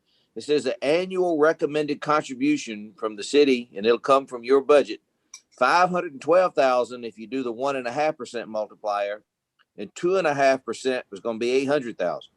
Now the key to that formula is Malachi is the actuary. He puts all this stuff in a paper bag and shakes it up, and out will spit every year how much that number is. Now the thing about a defined benefit plan, like a pension plan, like what we're talking about, versus a defined contribution plan, which is a 401k or what y'all have is a 457, is the defined contribution plan. You all can change that at will, change your match, do whatever you want to. But this defined benefit plan, once y'all say I do, you're going to be stuck with it. And there's a federal law called ERISA that says once you give a benefit, you can't reduce it or take it away ever. So when you and I get married, if it doesn't work out, we can get a divorce. You don't get a divorce from a pension plan. You can change it for new employees going forward, but all these 223 people, once you give them this plan, you're going to be obligated to fund it. Now, Malachi said early on that the key part of this number here, that's 512,000 or the 821,000, was that he assumes the amount of money you put in this plan every year is going to earn 7.375%. Now, Georgia law requires that 25% of the investments be in bonds and the other 75% in stocks. Interest rates, y'all know, are really, really low. And so about the max you're going to get on bonds is 2 or 3% going forward. I mean, I know it'll change over a 30-year time horizon, but for the next 3, 4, 5 years, the max on 25% of your portfolio is going to be 2 or 3%. So that means the other 75% is going to have to earn about 10% a year every year for you to make that 7.375. If you have a year like in 2008, where the stock market declined 44%, those numbers that you see there are going to go higher. And you don't have an option to make them go lower. And so I'm a Democrat. I believe that we're supposed to take care of those less fortunate than us. And I believe in a defined benefit plan. I love it. But you got to understand that this damn thing is going to be very expensive for you. And it's going to be a tiger by the tail. And if you say yes, you're going to be stuck with this damn thing. Malachi and Michelle, do you all agree with that? Yes, for the most part, I would like to add to what you're saying, though. Number one, our investment returns have historically been around the 9% level. So even though the valuation is 7.375, we actually historically earn more than that. Now, obviously, a year like 2008 was pretty bad. This year we thought this year was going to be pretty bad. It actually wasn't. And then for our January 1 valuations, they are fine because the stock market was doing pretty darn good by the when we had to value those assets for those valuations. But and yes, if you decide to do this, you are obligated to fund it. However, if it got to be too cumbersome, you can always freeze it. And even current employees, you can stop that accrual for future accruals for current employees. And again, this was mentioned earlier, that may not be politically favorable to do, but it is doable. It's, the only thing you're obligated to do is fund the benefit that's already been accrued by years of service, but you can actually stop those future accruals even for current employees. The other thing I do want to say that even in 2008, our funding standards are stricter, for lack of a better word, than state minimum requirements. So we actually have wiggle room, and we used that in 2008. I wasn't with GMA at that time, but I was working for a city where, we got the offer to, hey, if you can't afford this, we can do something else for you, because we've got wiggle room between this actuarial valuation amount and the state minimum requirement. Now, at that time, we chose not to. I was working for a growing city. We had the money to be able to keep funding it the way the valuation, but lots of people took advantage of that option. So, GMA did work with all of the cities at that time. This year, we didn't actually have to. I think we only had like one city that maybe one or two, that we offered them, something between the state minimum and the actual evaluation because they requested it. We didn't have as many problems as we thought we were going to have with with some of those valuations. So this year did not end up being bad at all. So I just want to let you know that we do have the possibility of, in a bad year, working with the city. Yeah, and Michelle, I was with the city, or I was with GMA at the time. I was working on the plan. And for the most part, I'd say 99% of those plans that actually contributed what we call the alternative minimum requirement, by the following year, they were caught back up because assets rebounded so well in 2008. And that's generally what you see in a huge drop like 2008, is that the following year or two after that, you see really big returns. So, I mean, on average, the 30 years, I think, to be able to earn 7.375 is not out of the realm of possibility. And I'm a little bit of a bull market believer, but I know that that's not popular in these day and age. And I do want to go back just a little bit. The original question was, what's better, about between a DB plan and a defined contribution plan? And my big takeaway there, and there's been a lot of studies done, that you can provide a more rich benefit to the employee at a less price. And what I mean by that is it's about 140% more expensive to give the same benefit as a DC as it is to give a DB. And there's 3 reasons for that. Number 1 is you can pool the investments. So by using GMA, they have this big pooling of investments and they're able to invest it in a lot of different ways and have active management without the fees being killer. Versus with a defined contribution plan, as soon as the money is put into the employee's account, they're in charge of that money and they're going to either put it all in bonds or they're going to try and find some kind of target benefit fund to put it in. And it's kind of going to be not active investing. It's just going to be out there doing whatever it does. They're also going to get killed on fees because they're an individual. They don't have the big pool of money. Another reason is longevity. And now this is an interesting point. I'll try to make it quick, but when you're one individual, when you're one employee, when you're young, say you're in 20s and you're putting money into your DC account, you're feeling like you're going to make money. You're going to put all your money into equities, into the stock market and try to play it because you're young. And even if you lose your money, you can make it back. But as you get older, say you get up to your 50s and 60s, you turn that money into more fixed income, into the bonds, into more safe investments, especially after you retire. So you're 70 years old, you're going to just want to be in bonds. You don't want that money to go up and down, and you're going to draw on that money. In a perfect world, you don't take any of the money out, take a modest amount out every year to pay your bills. However, with the defined benefit plan, you're always going to have new employees coming in to take over for those who have retired. So you're going to have an average age. In this case, right now, we have an average age of 43. This pension plan, for the most part, will be between the age of 43 and 50 for the life of the plan until it's closed. Invest it as your 43 or 48-year-old for the life of the plan. You don't have to switch those investments over. Better earnings, and then it lasts longer.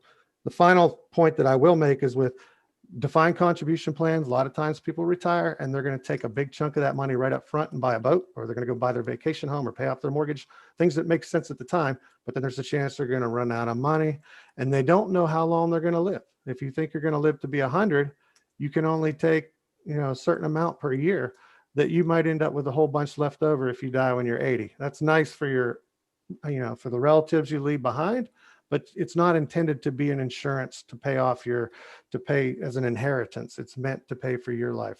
The pension plan will last for as long as you live, no matter how long you live. So that there's a good kind of quick summary of why I think the defined benefit plan is a huge difference from the defined contribution plan. Thank you. And for example, this. I'm sorry, it was. Oh, Elliot, sorry.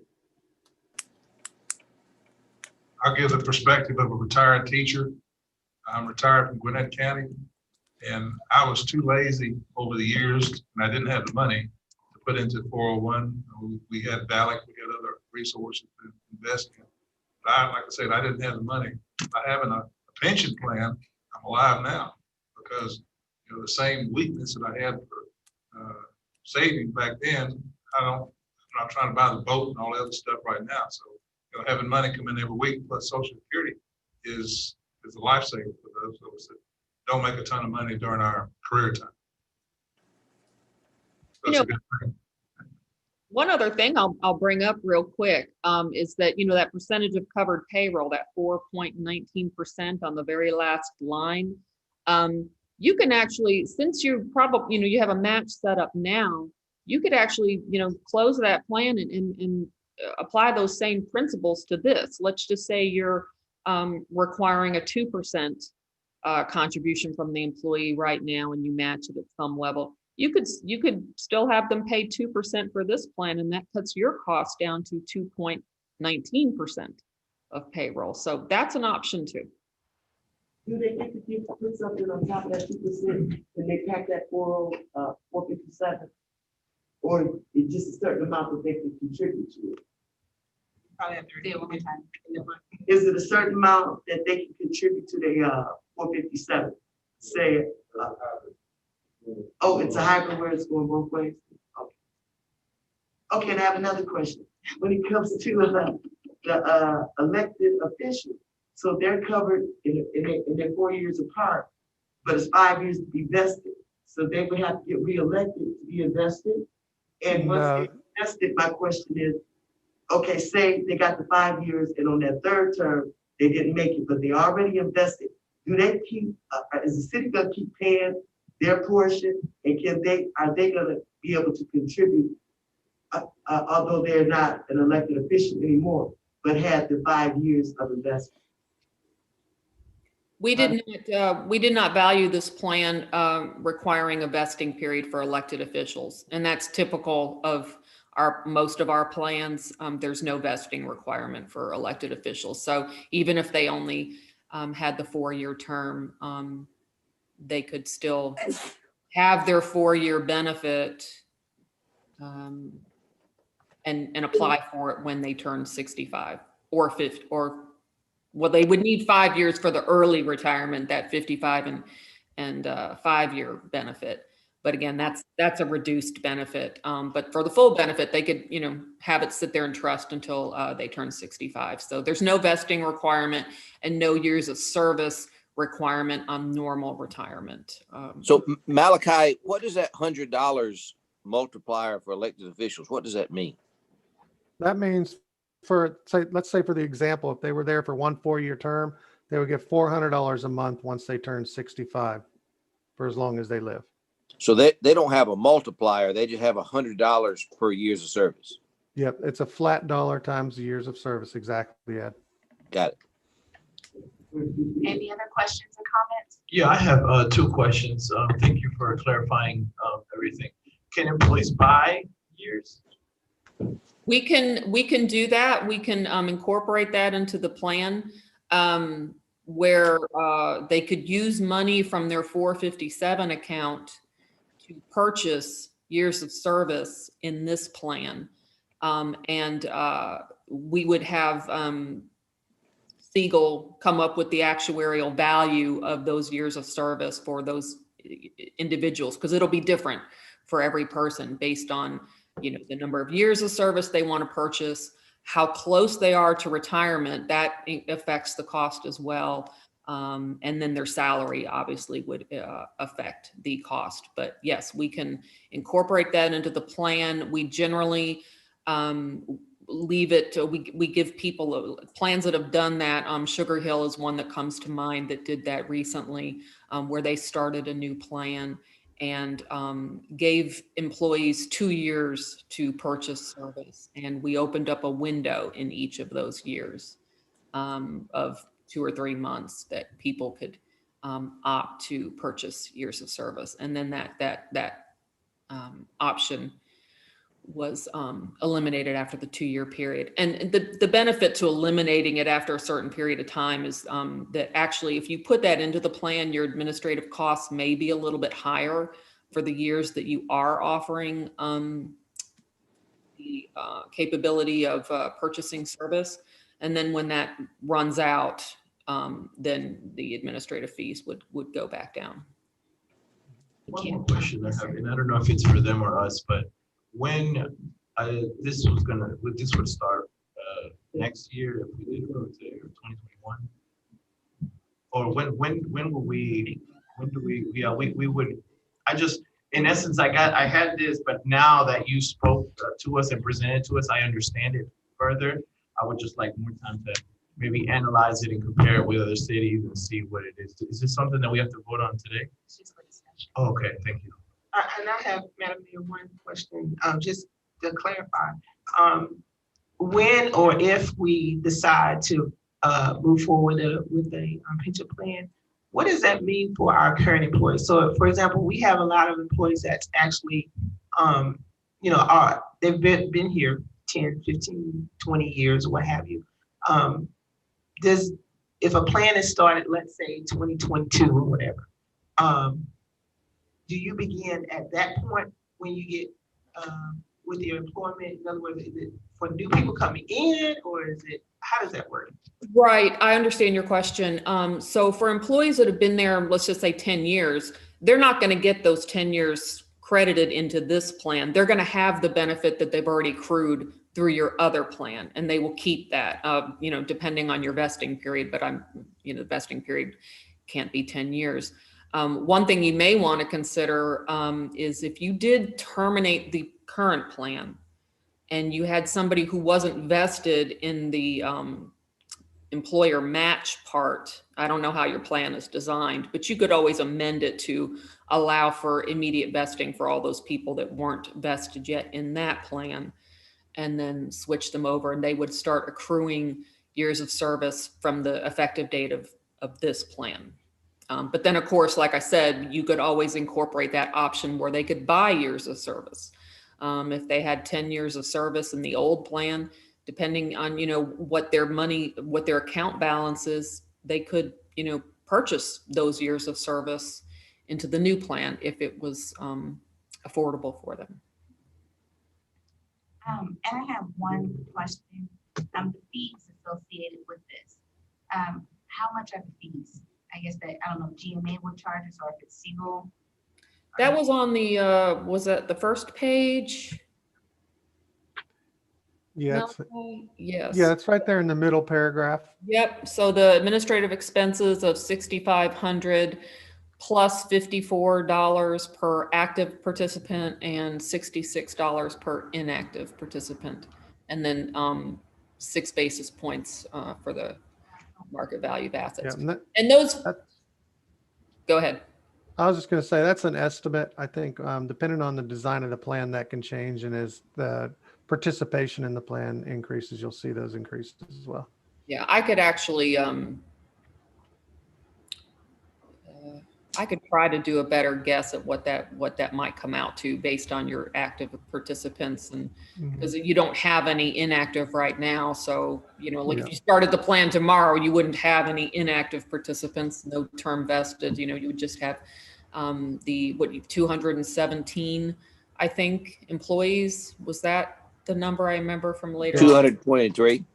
Yeah, that includes 220. Okay. That that would be 6 officials. Yeah. Yeah, right. That's true. And then, you know, multiply that by the $54. That would be, you know, added on to the 6,500. And then whatever the market value of your assets are, every time we value the plan, then we get 6 basis points on that as well. If you go back to page 8, Michelle, there's actually a line item on there, mid-year administrative expenses. That's that calculation done, the $18,542. Of course, that's a point in time calculation from what we have in front of us. So that assumes assets. Go ahead, Ed. Geez, thanks, boss. So, Mayor, if I could focus y'all as well, look down at the next, the 512,000 at a 1.5% multiplier and 821. You all need to decide in your budget process, if you decide to move forward from this, where you're going to get that money. And Michelle said you could have employees pay half of it and you pay half of it, or you can pay all of it. But you all have to decide where that money will come from. And then I would ask Malachi to do a sensitivity thing. If you had a couple years where the returns weren't 7.375%, make some assumption. How much would that go up? Is it a lot? Is it a little bit? You know, just know what you're getting into. And I will say that I've actually reached out to a number of cities, and I've heard back from a couple. One in Alpharetta, they actually had a pension plan that they stopped in 2009, and then there's some additional information that they provided. And then also the city of Lake City, they actually do have a pension plan, but they're and it's through GMA as well. And their employees contribute towards it too. So I think as we continue to gather information, talk among each other, we can make it.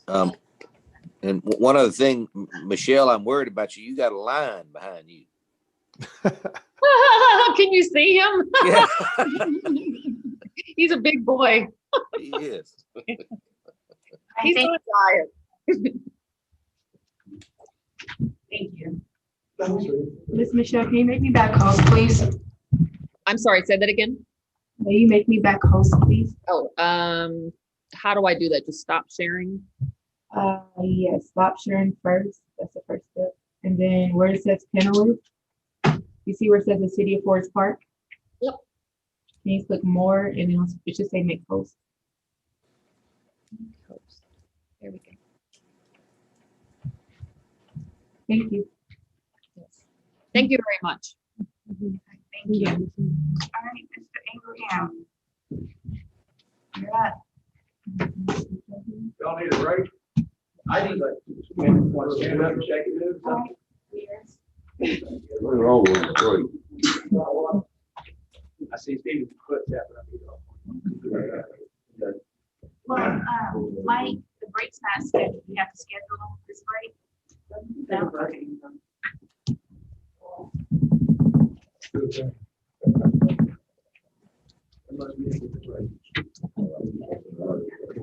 Yeah, I got it.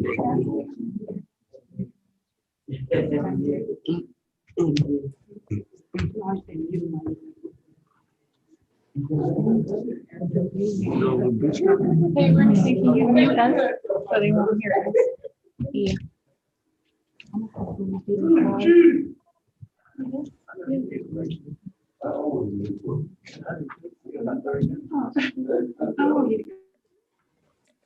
Mayor? Are we done with Malachi and Michelle? Can they go? I can't hear what you're saying. Yeah, and no, yeah, Malachi and Michelle are done. Okay, bye Malachi. Thank you, buddy. Bye, Ed. See you guys later. We can mute it. So do you want me unmuted or muted? Okay, Ed, we'll be back. Okay. Thank you.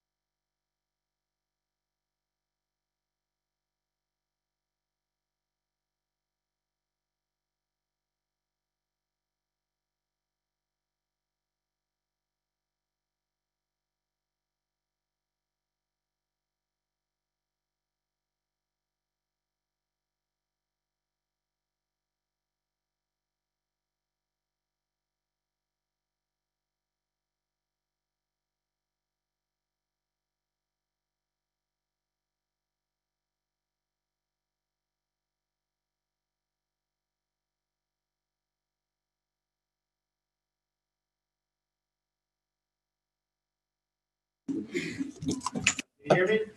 Nope. Is it on? Nope. Okay. Maybe take off your mask. So I'll put it back on.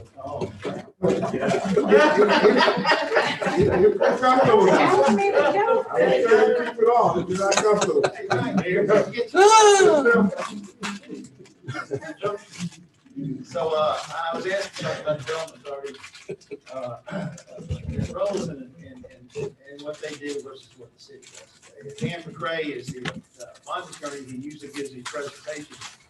We pulled all this, me and Mike pulled a lot of this from online to make this presentation today to give you some insight into what the roles and responsibilities are.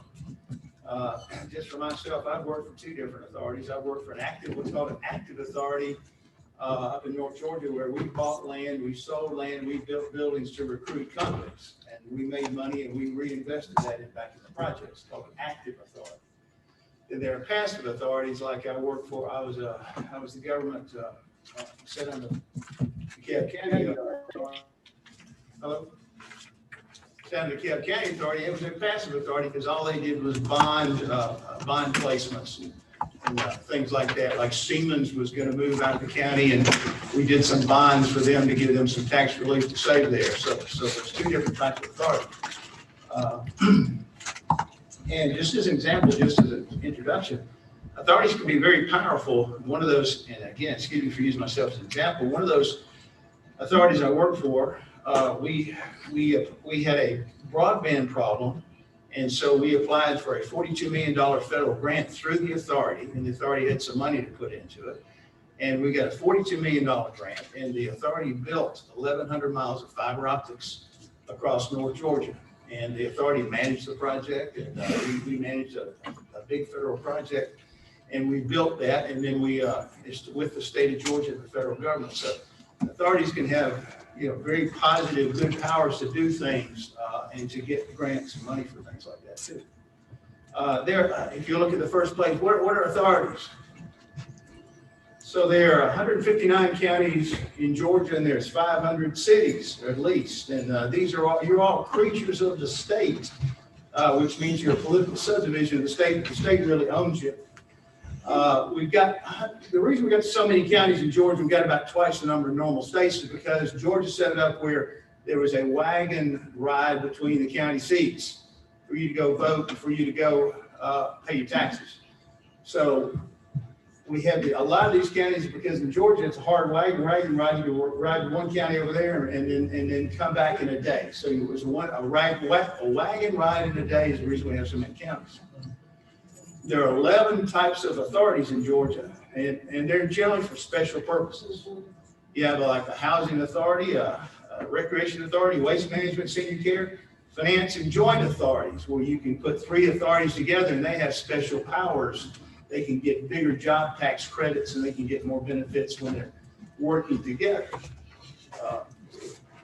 The Georgia Constitution is very specific, and all this is set forth in the Constitution. And the purpose of the economic development authorities is for the trade, this is quoted in the Constitution, trade, commerce, industry, and employment. Anything outside of that is a no-no. Okay, next. Okay, I just told you the 2 types of economic development boards, active and passive. Active, and I'll give the DA as an example. They are building things. They are buying land, selling land. They're renovating buildings. They did some business grants, things like that. This normally would be an active authority. Other authorities who just do bond placements and things like that are known as passive authorities. And they are the main tool in most communities for economic development, because they are allowed to buy, lease, and sell property. They can facilitate incentives. They can get grants to build things, and they can move quickly and avoid politics. Okay. Development authorities are separate legal entities. As I said, they're a separate subdivision of the state of Georgia, with members, officers, staff, and legal counsel. Now, some of those are shared, when there's a governmental agreement in place, like we all share Mike, because there's an agreement that says he can work for these 3 different authorities. I work for an authority where we had separate staff, separate legal. The two, it really depends on how things are set up in the city. The members are appointed by the governing body, elected folks up there, and they cannot be removed. And I want to say that it cannot be removed unless there's some kind of moral turpitude or something financially that's being done by a member. The city can have influence on the boards. The city can work with the boards. They can cooperate with things, but you can't just walk up and say, I don't like this person, I got to get rid of them. The state of Georgia prevents that. Also, authorities cannot be dissolved. You can't say, we don't like this authority over here, we're going to dissolve them. Excuse me, they can be dissolved if they don't have debt. Debt would be the bond financing, the tax abatements being done. If you have debt as an authority, you cannot be dissolved, according to the state.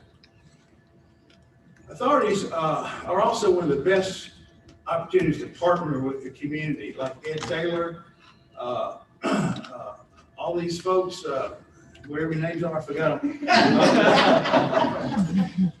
You can engage them in your activities, and you can invite people into the process. A lot of folks go from authorities to those seats up there. They get into the community.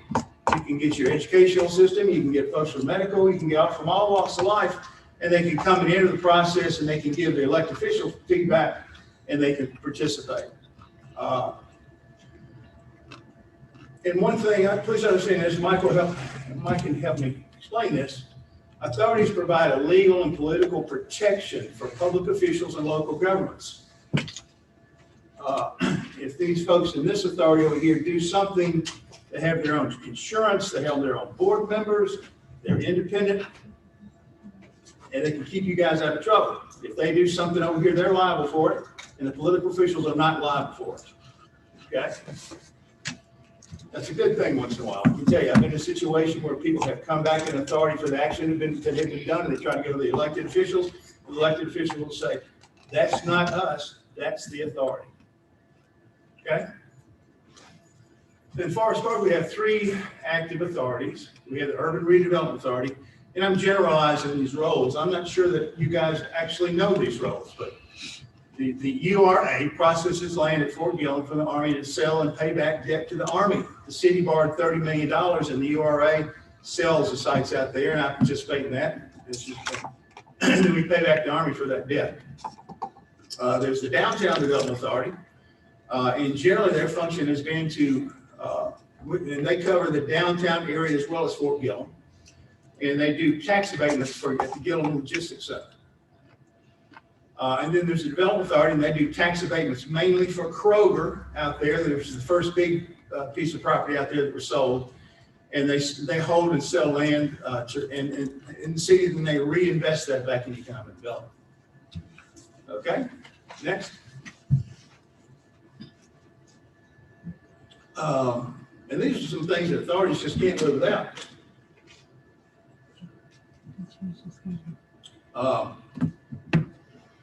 Authorities generally need agreements between government authorities. We're working to revise all those right now. If a city employee is working for an authority to do something, there needs to be an agreement to allow that.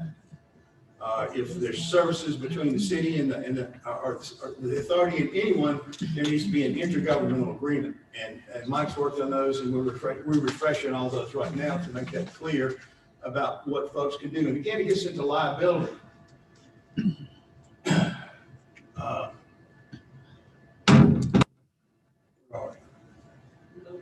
Did I jump the page? Yeah, you didn't finish the first page. Where'd it go? Okay. Okay. Now, these agreements can be up to 50 years. So once you strike them and get them all clear, they can live forever. They both have insurance policies to protect their actions. If somebody, say, were to fall down on one of the development authority buildings, they would go after the development authority, and they couldn't go after the city government. Well, they could, but they legally couldn't. They all have to abide by the rules of public meetings and operations. They're all subject to open records laws, and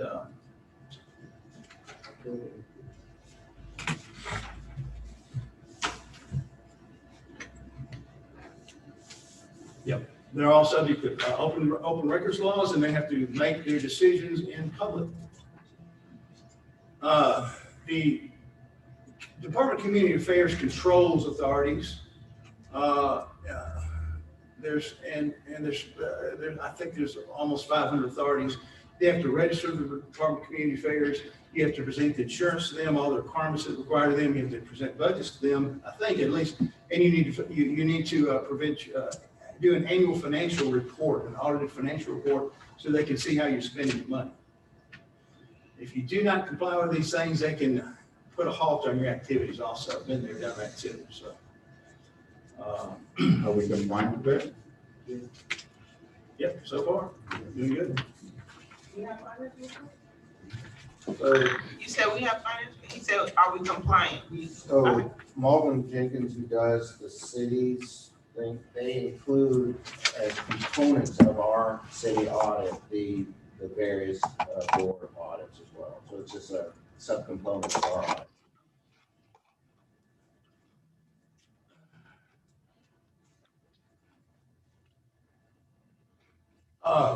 Another thing that you need is the confidentiality agreements.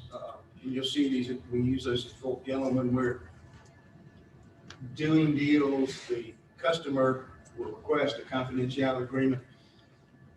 Generally, until the deal is done and finished, so that because there are other counties that are seeking those deals or other people who are taking shots at them, you need to keep these confidentiality agreements legal, that you can negotiate, discuss those things, and you need those for about every real estate that you do. Because somewhere might be somebody who doesn't like what you're doing and kind of keeps it under the cover of confidentiality agreement until you can strike a deal.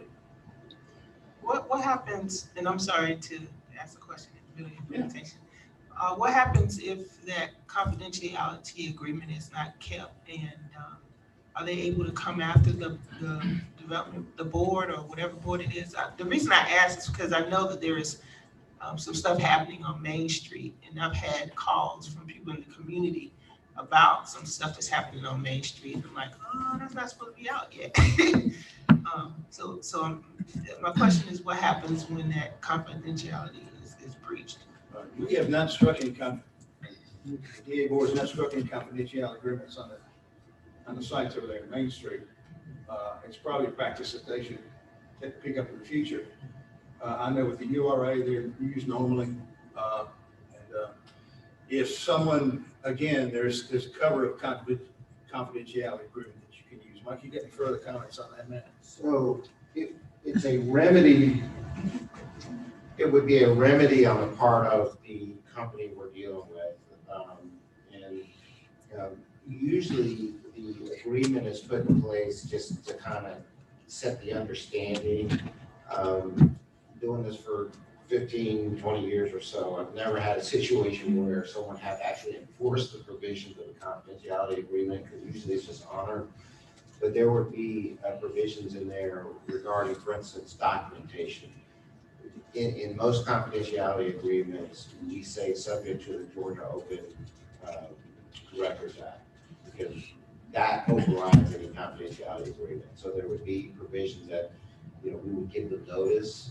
For instance, if we got an Open Records Act request that, okay, here's notice, we violate that, there's not a whole lot they can do, and it's never really happened, but they would presumably have a right to enforce and try to join us from releasing any documents until we follow the process.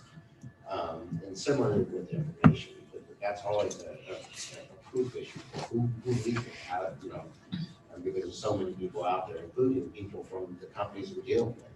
We can't control who they're talking to. So, but at the end of the day, the very short answer is it's a remedy on the part of the entity we're dealing with. And they come in various forms. We've got one now out of Gillum with it's an enterprise that wants to keep what their production secret because they compete with other producers. So they don't want folks to know what their stories are and who their actors are. Can't say too much about it, but anyway, those are things that are in place that protect their interest while they do things. The other thing authority needs is a code of ethics regarding conflict of interest. And I'll just lay that out there. When I got this big federal grant years ago, $42 million for the federal government, the state government, they had training for us. We had to go to Washington, D.C., and the guys wound up the training.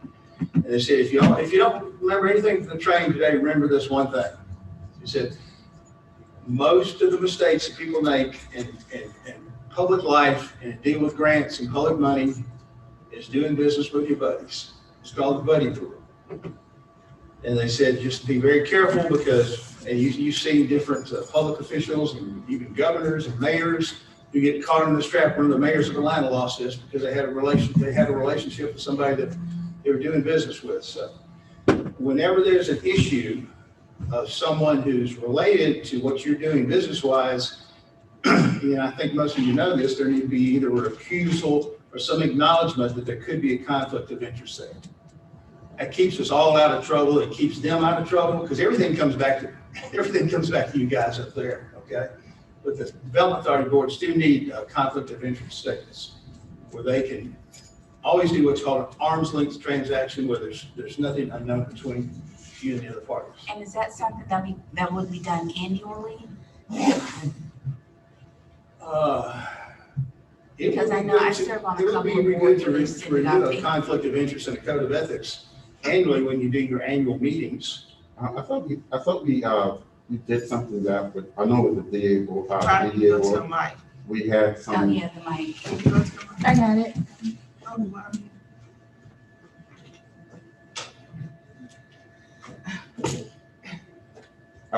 I was just saying, I thought that we had adopted a code of ethics with the DDA board in one of our meetings. It was pretty extensive. Yeah, I think Mike came up I think with. the DD and the URA, but then there's also the development authority. I don't know if they have or not. Yeah, I know for us, we had signed one.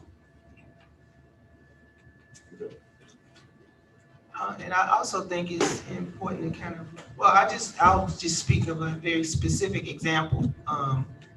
Recently, when we did the grants for the small businesses, many of you may or may not know, my husband has a business within the city. The office is within our home. And so I didn't know that, when he applied for the business grant, that I, as a council person, should have recused myself from voting until afterwards. And I was like, okay, well, so he missed out, even though he's been, in the city doing his business for, 20 years, 15 years, paying taxes every year and everything like that. But it was brought to my attention that it was a conflict of interest because I'm his wife.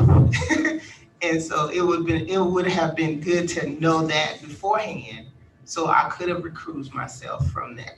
But even if you recuse yourself, it's still. Talking to the mic.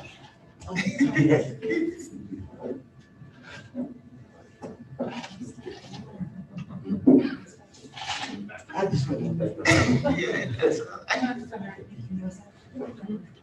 But even if you choose yourself, it's still within a conflict. Talking to them, you're holding it, but you gotta talk into it.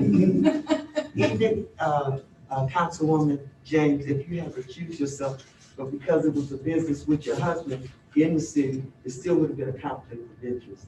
Because we had another council person that had a business as well that applied near small businesses, which you would have qualified under any other circumstance. You would have given your husband and the other businesses would have qualified and got it if you all were a part of the council. So, that just kind of keep everybody transparent. Because we had a total of like 270 applicants and we only chose 50.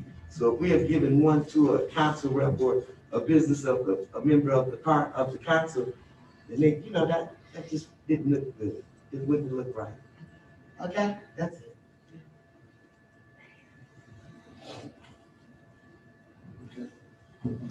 And when you are appointed to a development authority by elected officials, you are required for the year that appointment to do 8 hours of training And within there, they'll tell you about these things. And there's an advanced training also where you learn more complicated rules and authorities.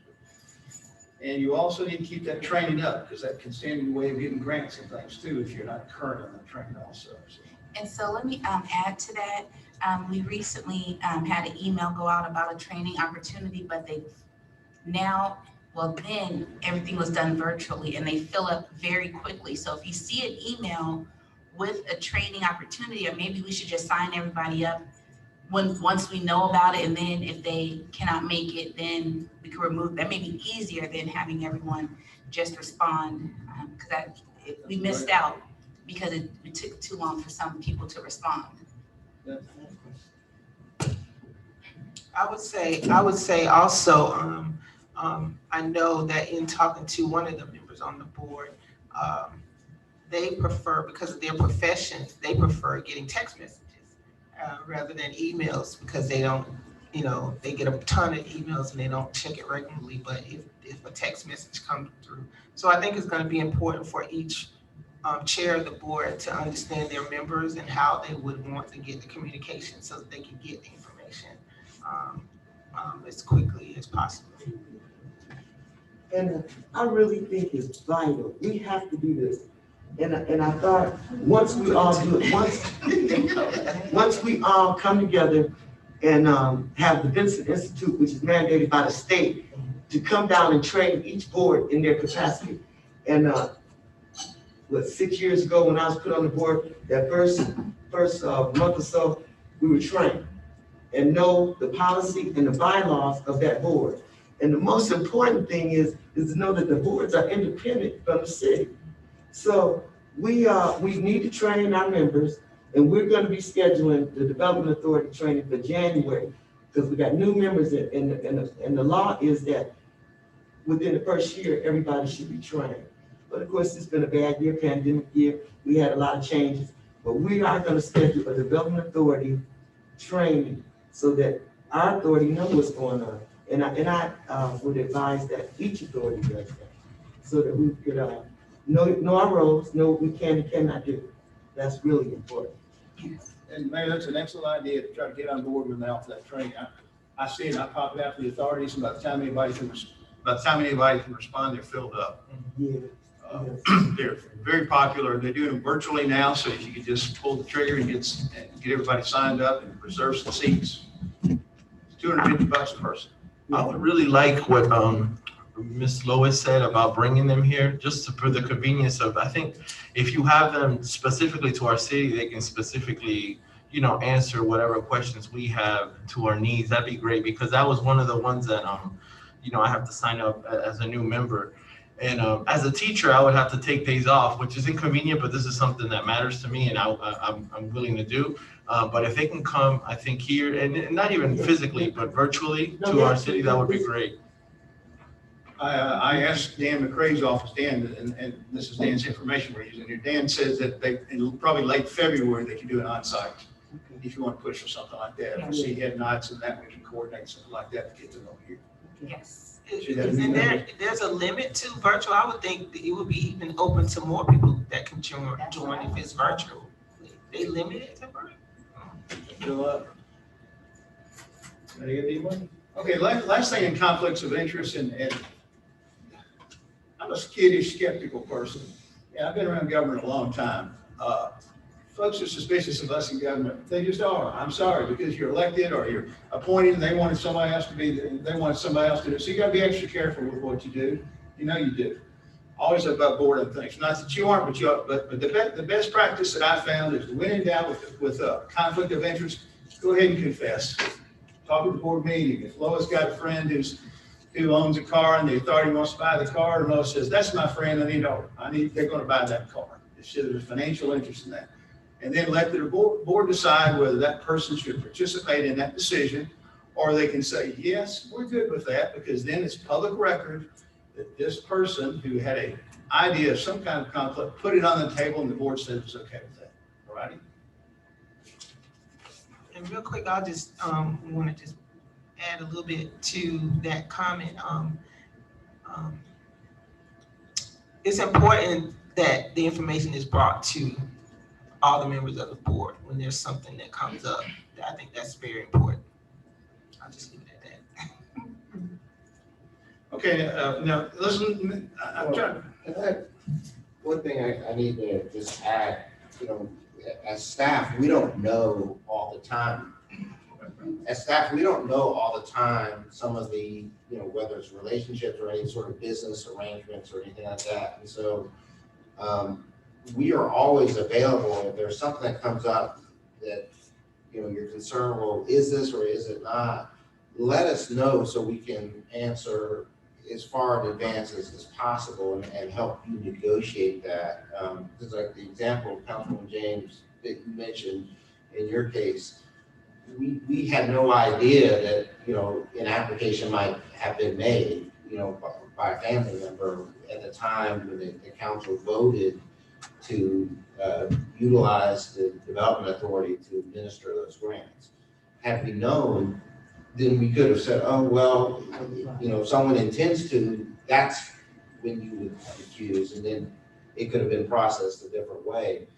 But, you know, the bottom line is let us know in advance and we can help you work it out. And then if necessary, disclose it to the rest of the board or the governing body as the case may be. And I have to say, because we were administering that we very much respect and appreciate you. Respect. Absolutely. And when you have programs or projects, you can't see all the different pieces and dimensions of it. You don't see it all coming. Government has these operations and processes that have been running for years that pretty much know how they work and they're safe. But when you do a special project or something, there's always a layer two that you don't see. Okay, let's go. What can authorities do? Okay, let's talk about the gratuities clause. You've heard Mike talk about it a lot. I've heard about it. We'll talk about it. The gratuities clause in the Georgia Constitution does not allow public gifts to private entities. You can't give taxpayer money away to people. You can give it to your taxpayers, the roads, water, sewer, public services, but you can't give it to Joe Blow who wants to. You just can't give it. You can't give it away to people to businesses over here. But I tell you how you can work with businesses in a second.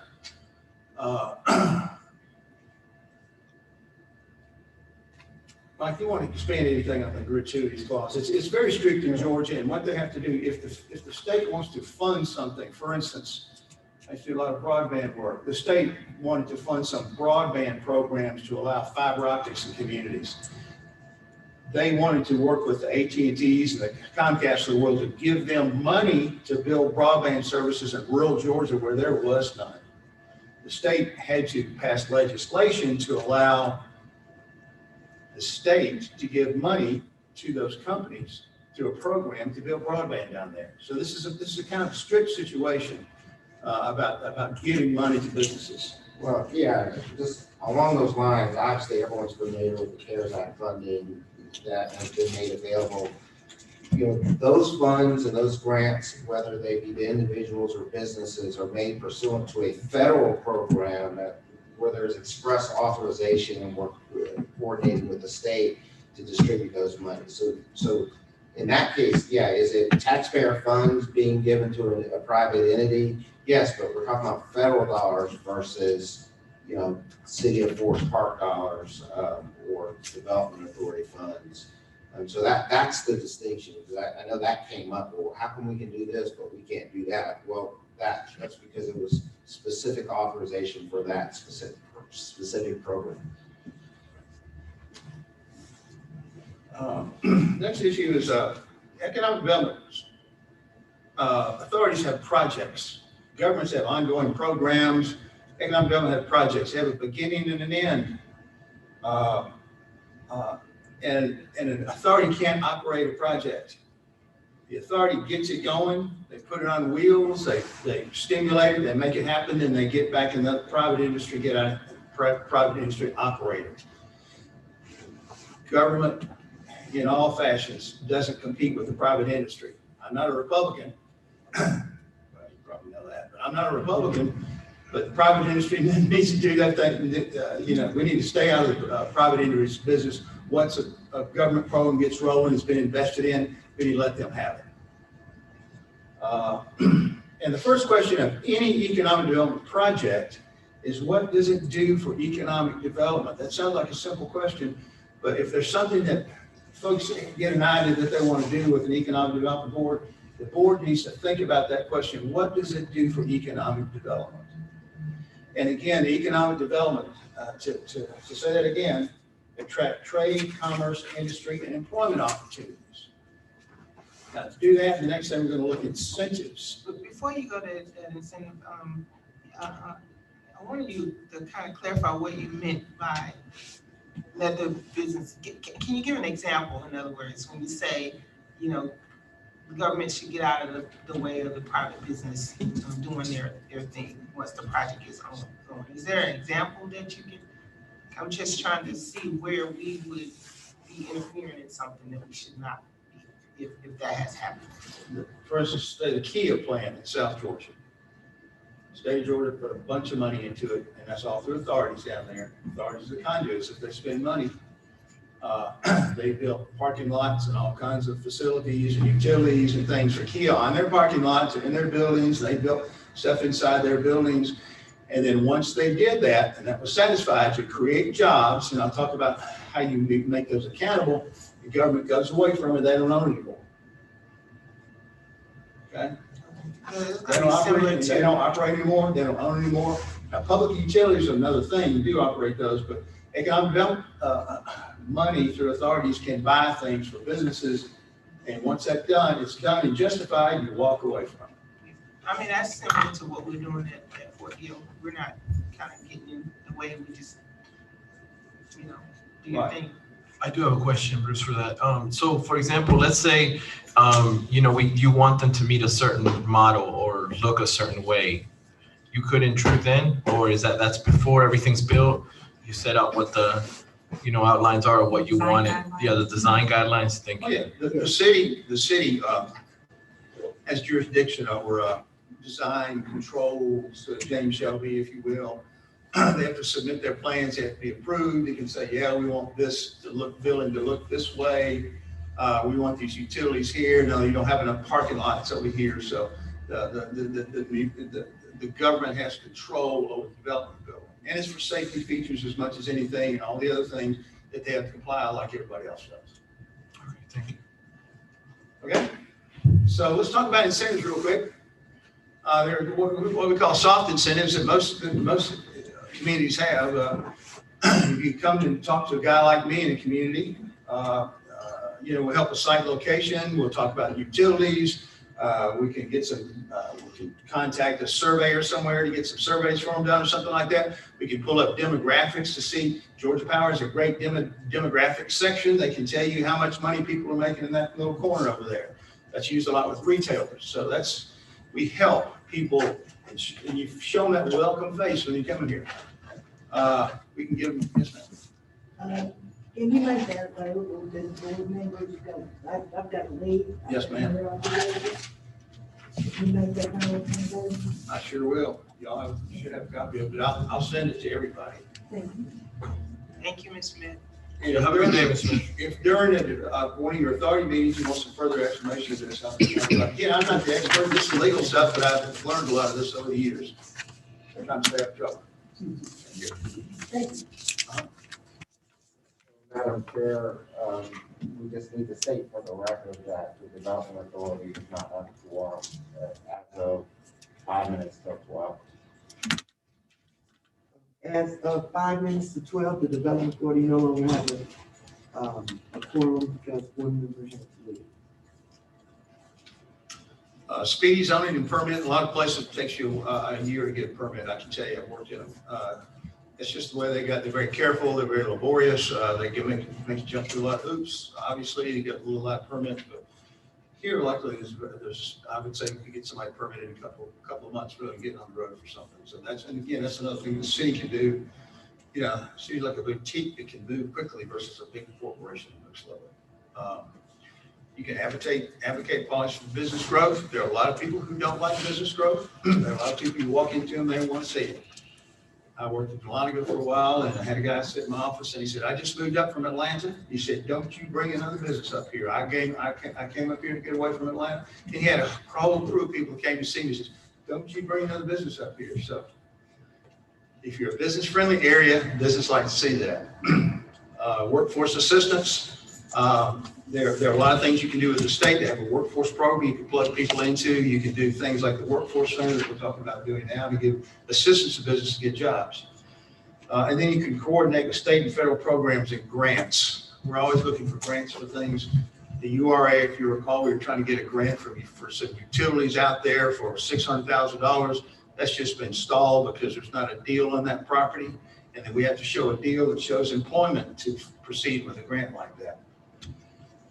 The hard incentives, you've seen some of those. We've talked about some of those. The community improvement district that we're talking about, and I'll tell you more about that this afternoon. That's an area that's an incentive program where there's money being collected and it's been reinvested in the community. The TAD program, the tax allocation district financing, where y'all can collect money, you can reinvest it back in the community. Now, most of this money needs to be reinvested through an authority, and because Mike will tell you, you can't pay a business directly. You have to make it go through an authority. And the development authority has hired the people for the CID bring businesses in at $5,000 for the next 6 months. So we have $5,000 for that person to go to every business to try to get them to participate in the CID. Is that for Main Street also? Yeah, well, here's what it is.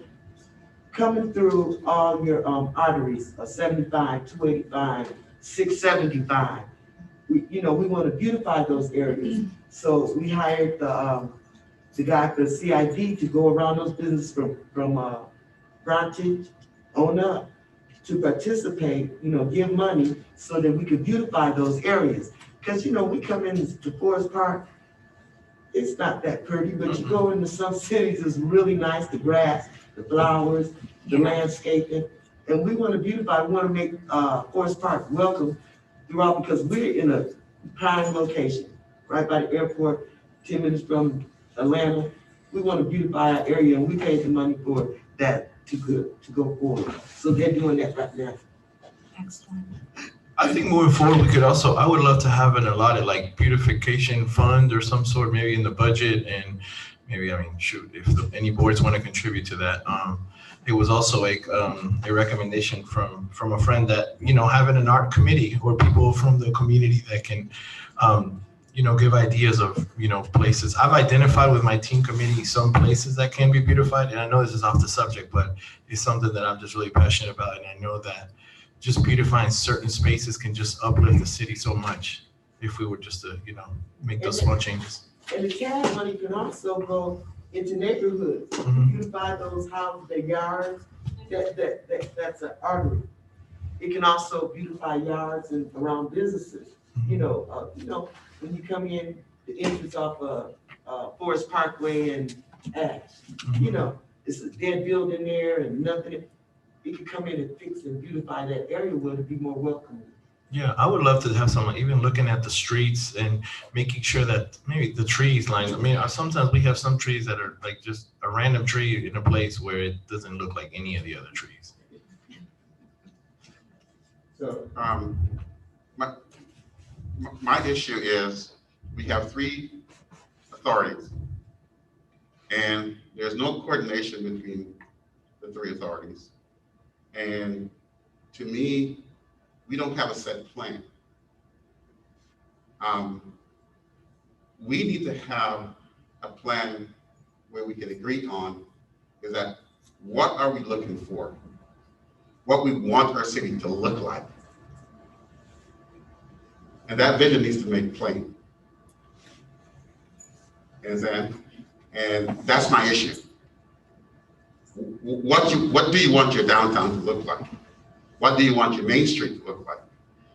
What do you want your corridors, just like what you're saying, to look like? And the authorities need to come together and agree on what do we want our city to look like.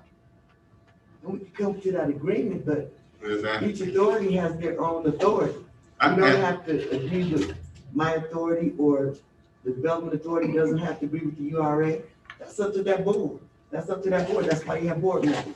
We could we could talk and we could, we head toward the same vision, but we don't have to make, we don't have to include other authorities to make a decision.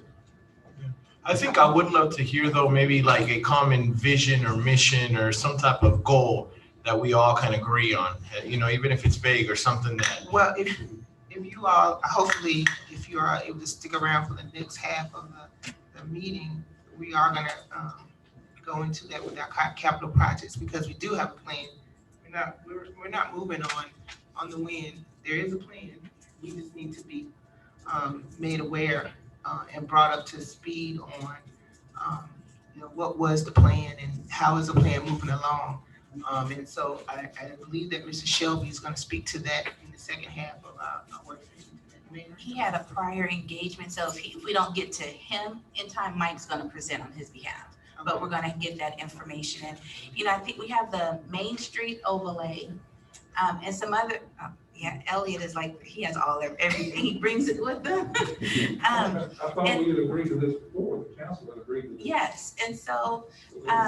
Yeah, there's a plan. I think that, I'm sorry, ma'am. No, well, I was going to say, I think the issue is that we, it's not continually brought before us so that we are all on the same page and kind of know where we're progressing in it. And so I think this is a good first step to bring all the boards together to kind of lay it out so that everybody is familiar, everybody is and then if there's any moving parts to it, and anything that's upgraded or changed or whatever, that everybody is aware of it. But I don't want the record to show that we don't have a plan, because and not before everybody be trained and know what every authority do. Elaborate, first we gotta get trained, y'all. Y'all gotta know, everybody need to know their position, the separation, the independence of each other. That is vital. And I know, Steve, you want to bring all the boys together because I know your issue. But we made a decision on that issue, and that was the board's decision. And that was our right and our authority to do that. And let me also add to that, we have the Planning, Building, and Zoning Director, and then Bruce as our Economic Development Director. And even though the board will operate within their authority, it may not be something that we all may be in favor of initially, but nothing is going to go against the Main Street overlay or the other guidelines that have been in place. You may not like the company, but just be rest assured that all the guidelines that have already been set forth will be followed.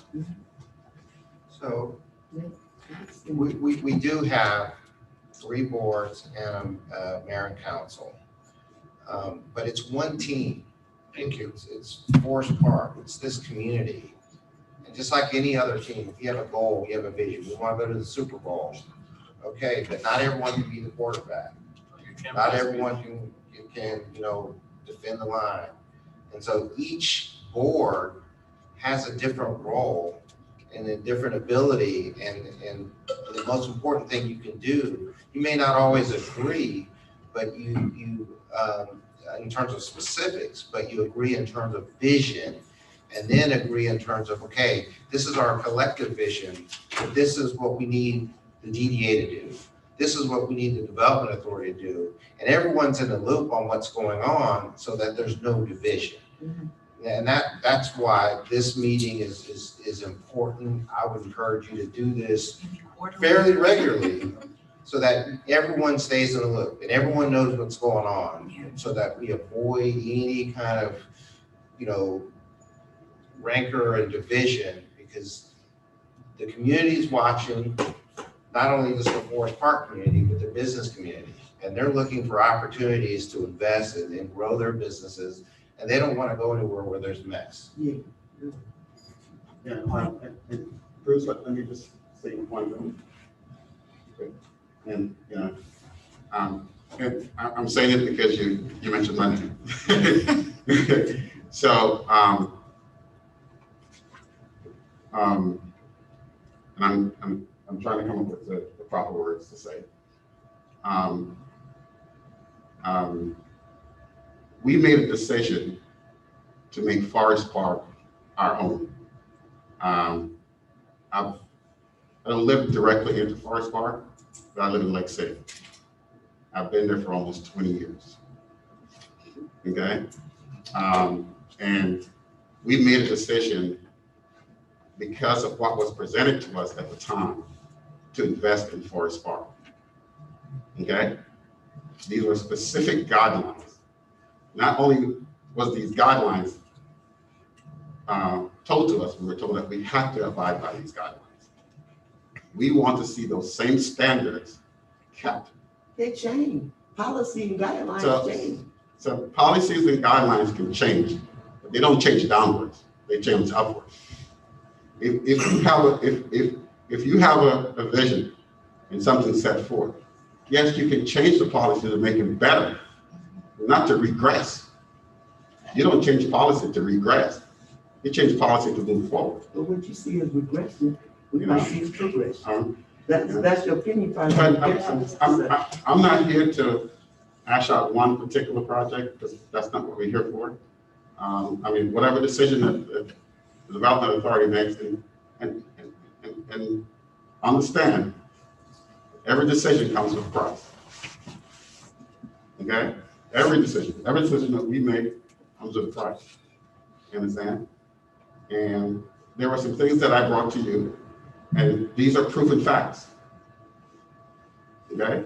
Now, all I was saying was, in my statement, is that we need a common vision, just like what Mike said and just like what Bruce said. We need to understand what is the vision. What is thinking? Elliot brought up, say, hey, we have one. And my thought to that is that we're not keeping to that. So what exactly is the vision? What do we want Forest Park to look like? And we have to agree on it. You know what I'm saying? We have to agree on what do we want. If not, we're just wasting our time. We need to know where we're going and what we want. Bruce, are you done? Quick- Oh, you just, okay. A quick comment on that, Steve.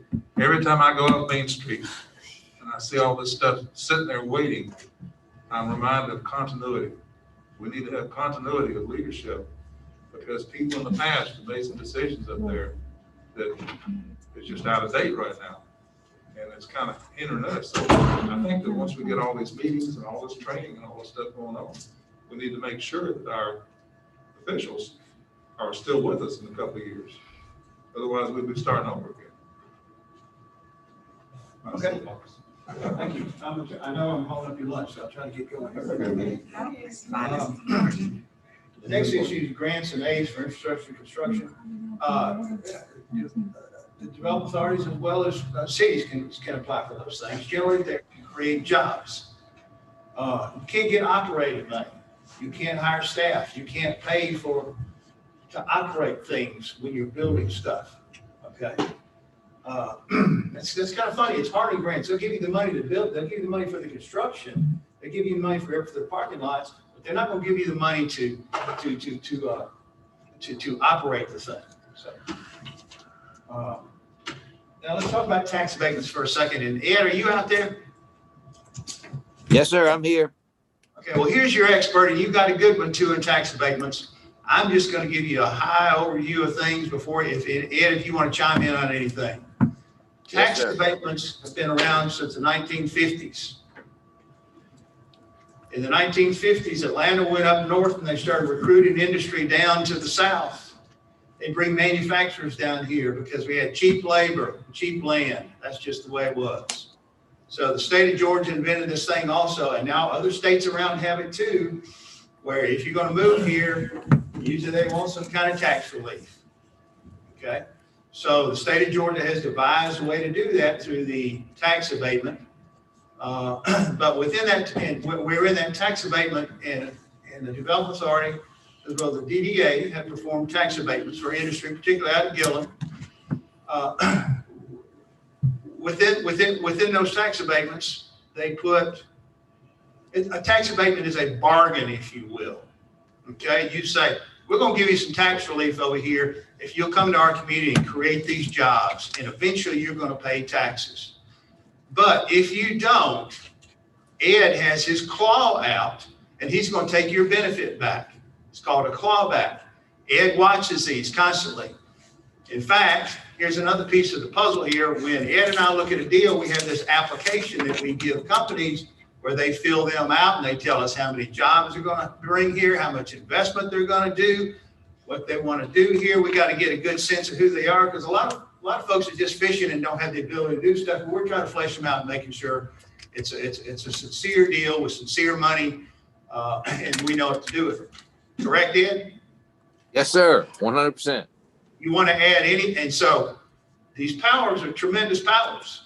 Nobody else in the world has the ability to give tax relief, if you will. In the IRS, they say, hey, you don't owe something anymore, but nobody else in the world. These are tremendous powers, and there's can be one of the most controversial powers also. So you need to, again, I'm preaching care to you today. Be very careful in your processes and what you do with confidentiality and things when you approach these tax abatements. You want to say anything else, Ed? No, sir. So it's just real important that every developer, every prospect's going to come to you. They're going to want more free taxes than you're willing to give them. And so it's important that you negotiate hard and give them as little as possible, and that you only incentivize businesses that you really want.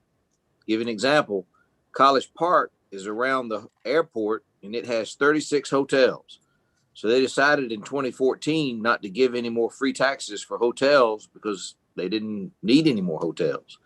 And they've had a lot of requests for it, but they don't want to do that. They only want to incentivize office buildings, restaurants, entertainment, something for quality of life issue. And so it's important for you all that in giving tax abatement, since I've been with y'all in 2014, we give more for higher paying jobs and less for minimum wage jobs. And the major incentive y'all have is this tax abatement thing. And then the other thing is put in clawbacks that if they overpromise and don't deliver, you take back a percentage of the tax abatement you give them. For example, if they were getting $100,000 a year in free taxes and they promised 100 jobs and gave us a report, but only delivered 90, they missed the goal by 10 jobs. So 10 divided by 100 is 10%. So they would lose 10% of their 100,000 in free taxes that year. Most governments don't put those clawbacks in there. You all have made a policy of doing that, and I'd like to see you continue it. That the stuff that you give away as an incentive, it's for something, and they can't lie to you about that something. And you put clawbacks in there that if they miss it, that you take it back. Question about that. When we say creating jobs, are we talking about citizens of Forest Park or just overall jobs? So we require that they recruit in Forest Park. We require they have all kinds of job fairs. And I think Bruce did a bunch of that with Home Depot Supply. He's doing it with Kroger and Ocado that are coming in already. And we can't require that they only hire Forest Park citizens because they might not be able to meet their goal if there's not enough folks. But we require, as part of the incentive, that they have an outreach to our citizens, and they do job fairs. We track that? We do. We make them give us a report of did they have a job fair? How many folks did they hire that came from Forest Park? There's a robust reporting requirement that's added to our incentive package. Okay, thank you. Let me make one comment for this. You've got a very good team on this with Mike Williams, Ed, myself. We're nutty about this stuff. I mean, we make them go fine tooth comb. Because again, we're not going to put you in jeopardy. We're not going to make you do something that you're going to, because this could be a controversial issue. So Ed's all over these folks. You talk about clawbacks. He's in there in their knickers to make sure all this is verified every year. He works with the county on this. The county gets their back up on some things, and Ed sues them down. So you've got a good team on this. Where are these reports? I would just I think this is something that we should be promoting. Where are these reports, Ed? So I'll see if I can't root up and find some of them, like from Home Depot Supply. The county, a fellow named what was the economic development director for Clayton County, that Calfani Stevens. Cal Fani had a bunch of them. He's no longer there, but I'll reach out to Cal Fani and see if he kept some of them. I would just like to highlight these things. If we're doing, we're not just bringing in businesses, but we're also, holding them accountable to what to getting these jobs for us. So. We do. And now we have a high-speed website, so. We do. I'm sorry, but one thing I would like to bring to the council is that,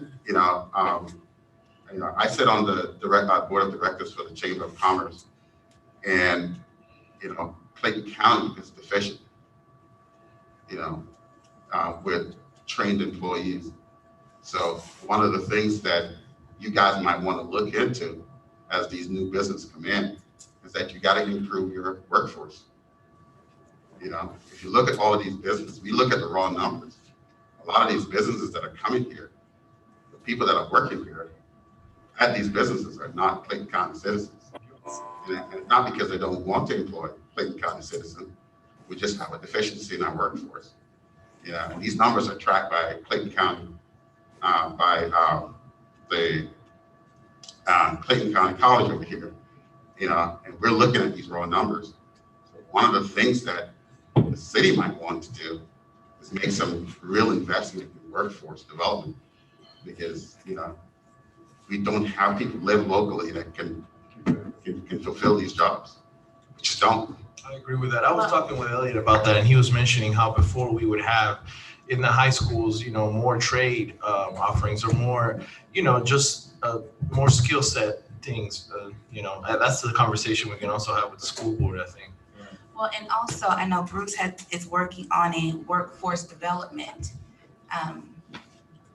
center. I don't know how you want to call it, because of what hopefully soon we'll be able to really start boasting about the companies coming over there and doing something on the city's level, to make sure that, because now that we have the jobs here, we do want to make sure that our residents are viable candidates, and some things they have to do on their own, but at least having the basic skills to acquire some of these jobs. And I know the Aerotropolis, they have a workforce development gentleman that we could even look at partnering with. And I don't know where you are with that process, but I would, could you speak to where you are with the economic development piece? Workforce development. For information, we work hand in hand with the developer down there. And then we approve their plans also. And to your point a while ago, y'all have apparatus to approve plans and designs in the city. Y'all have rules and codes for it. James Shelby enforces it. If something's, and I guarantee you, James is tough. I've been working with James for a while. He's not going to let anything ugly get by here, as I wouldn't either. So, and we also work with these companies out there. We have to approve their plans inside as well as outside the buildings, as well as parking and roads and things like that. So they are scrutinized. Most of them want to do the right thing because they're making an investment. They don't want to make a cheap investment. They don't want to do something cheap because they want a valuable piece of property. So we have a big company out there that the mayor will announce soon has 900 jobs coming in. We have another company that's with 500 jobs coming in. We've got another one with 50 jobs coming in. We can probably see, I'm guessing 1,500, 2,000 jobs probably after the spring. I talked to Kroger the other day. Kroger has 500 jobs, 410 jobs that they're building. Talked to Kroger the other day, told them that we wanted to help them get these jobs. And they said, we've been talking to Kroger about it. And they said, it's a new job because the jobs out there are robotic centered now. And they said, we used to have an athletic industrial guy. He had to have a hard back and be able to move pallets. He said the new folks can be women and other folks who don't have to do the heavy lifting and computer work out there. These jobs pay $50,000 to $60,000 a year. So that's the kind of new employee that we're getting out there right now. So we are creating an apparatus to fit. They said, I'm hiring a person, consultants. We're doing surveys of the industry out there, what kind of jobs they need. And on this side, we're getting with some training folks. I can't tell you this, but we should have a big workforce center that's relocated here because of our vision and our diligence to get it here, where we provide people for those jobs and we give them training and things to fit in these jobs. we are the biggest job creator in South Atlanta right now. So that we're doing the surveys right now of the industry to see what kind of jobs they need so that we can fit them in. We just can't say, hey, here's a job, go get them. And I'll tell you from my experience in this over 20 years, the gap in getting a person a job is them getting the information, having to talk to somebody, getting their resume in front of somebody, do a face-to-face interaction with that company. The world is not built like that right now. You want to apply for a job, you go to Monster, Indeed, or whatever, you get out there and you got another 1,000 resumes out there.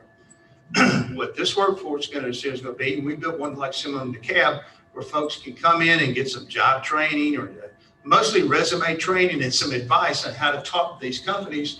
And then we can say, here's 100 jobs over here that require this skill, and the companies will take them. If there's a good fit, the companies will take them. Well, do the city start this workforce? Well, I have put in your budgets, Danita, I have put in your budgets for some workforce funding. In the development authority or the city or local authority? I think I put in all the different, I think I'm This hitting would all your be budgets. I mean, do you have more of this left? Because this would be a good transition to our budget. Sure. I have a small question before you want, Bruce. We mentioned that we cannot require them, which makes sense to hire people from Forest Park, but can we incentivize it in any way? No. Well, we can incentivize them by giving them this pathway to get our local folks into jobs and kind of giving them first shot. We can promote it on our website. We can have programs to do outreach to our citizens to get them in. I know Kimberly James touches a lot of people. She can get out there and beat on the bushes and get people in here into this workforce setting. If they can get in there, that's how our people get the first shot at it. Can I answer that question directly? So there's, Clayton County is a tier 3 county, tier 1 county. So there's a direct incentive from the state to hire local people. The microphone, please. I'm sorry. Clayton County is a tier 1 county. So there's an incentive there. I think the state will give you X amount of dollars to hire people locally, and any smart business person will take advantage of that. I know I do. And then also, we're in a HUD zone. And even the county also have incentives to hire local people. So, you know, there are businesses that are putting their business in tier 1, hiring local people because of these incentives. You know? Okay. So the problem is not hiring, the problem is the quality of the workforce. Mm-hmm. So we need to get our workforce qualified. So it's not a matter of just hiring a body, it's to hire a qualified body. No, that makes sense, but I'm saying if there was some type of incentive, make sure we're letting them know. There's some really good incentives. Avenues. Yeah. And I think that's when how all of this ties together, because even if there's someone that lives here currently that may not be able to get the job immediately, then those that are getting the jobs, then we could have better housing stock to urge them to move into our city. That's not a part of the point. Well, that also, I mean, yeah, we speak about them individually, but they truly do all they are together. connected, yeah. Yes, you're absolutely correct. Well, I want to comment about that. The problem that we got is just the numbers that he's given us. We don't have that many qualified people to take the jobs that we've got. Yep, that's it. Yeah. I mean, there's a lot of reasons why people in Forest Park are not working these jobs over there. It's because they're not qualified. Well, I think we're looking to change. I was gonna say, I think we're all speaking the same thing, and that's the process that we're talking about, economic development, workforce development. And that includes even the graduating seniors that are residents in the city, you know, being able to be a part of that workplace and development. Maybe they don't want to go off to college, maybe they want to get a trade or work in it, whatever. But this is all part of the same process. So I don't want to keep saying that we don't have people that can work. We do. We just have to educate them, and that's and keep them here also, because it's not. I mean, how attractive are we to young adults? Well, they and end up let me just leaving. say this: the AJC did an article in which it was about Clayton County and this housing in Clayton County and how it's really booming. And it specifically said that Forest Park, you know, in the next couple of years, it's like gonna be the hot spot. Send me that Yeah, article. so it's happening, like the momentum is there, we just gotta keep it going and just tie it all together. If I could say one thing, and Mayor hates when I talk about DeKalb County. No, we did build a workforce center in DeKalb County. We've got some federal funding, we've got some state funding, we raised some money locally. We put 30,000 people untrained people who couldn't find a job, they were coming off welfare rolls, we put them into jobs. That's And we great. provided services for them like resume writing, some babysitting, just how to talk, how to dress, basic things like that. Now, we're gonna eventually get that, but right now we have the opportunity, people need to get into jobs, and so we need to be matchmakers right now. So the first things that we'll be doing in March are job fairs and things like that to match folks to the job and get them, and then we'll add all these support services, but we just got to do. Did you want to say something? Okay. Okay, I'm sorry. Final page. James Shelby wants to say something. Oh, good. Oh, he wants to address this or? Well, he's here, it's his Oh, time okay, slot. That's why. Yeah, he has a prior engagement, and so I thought he wanted to say something to this. Can we put a pin in this for just a second and allow James? I'm sorry, you guys. Is Edward like a cowboy?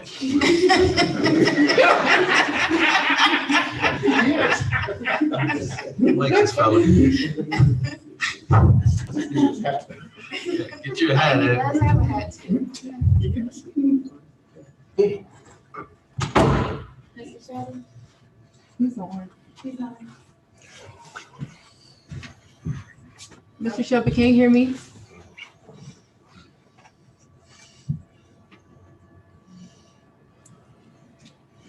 James, can you hear us? Mute.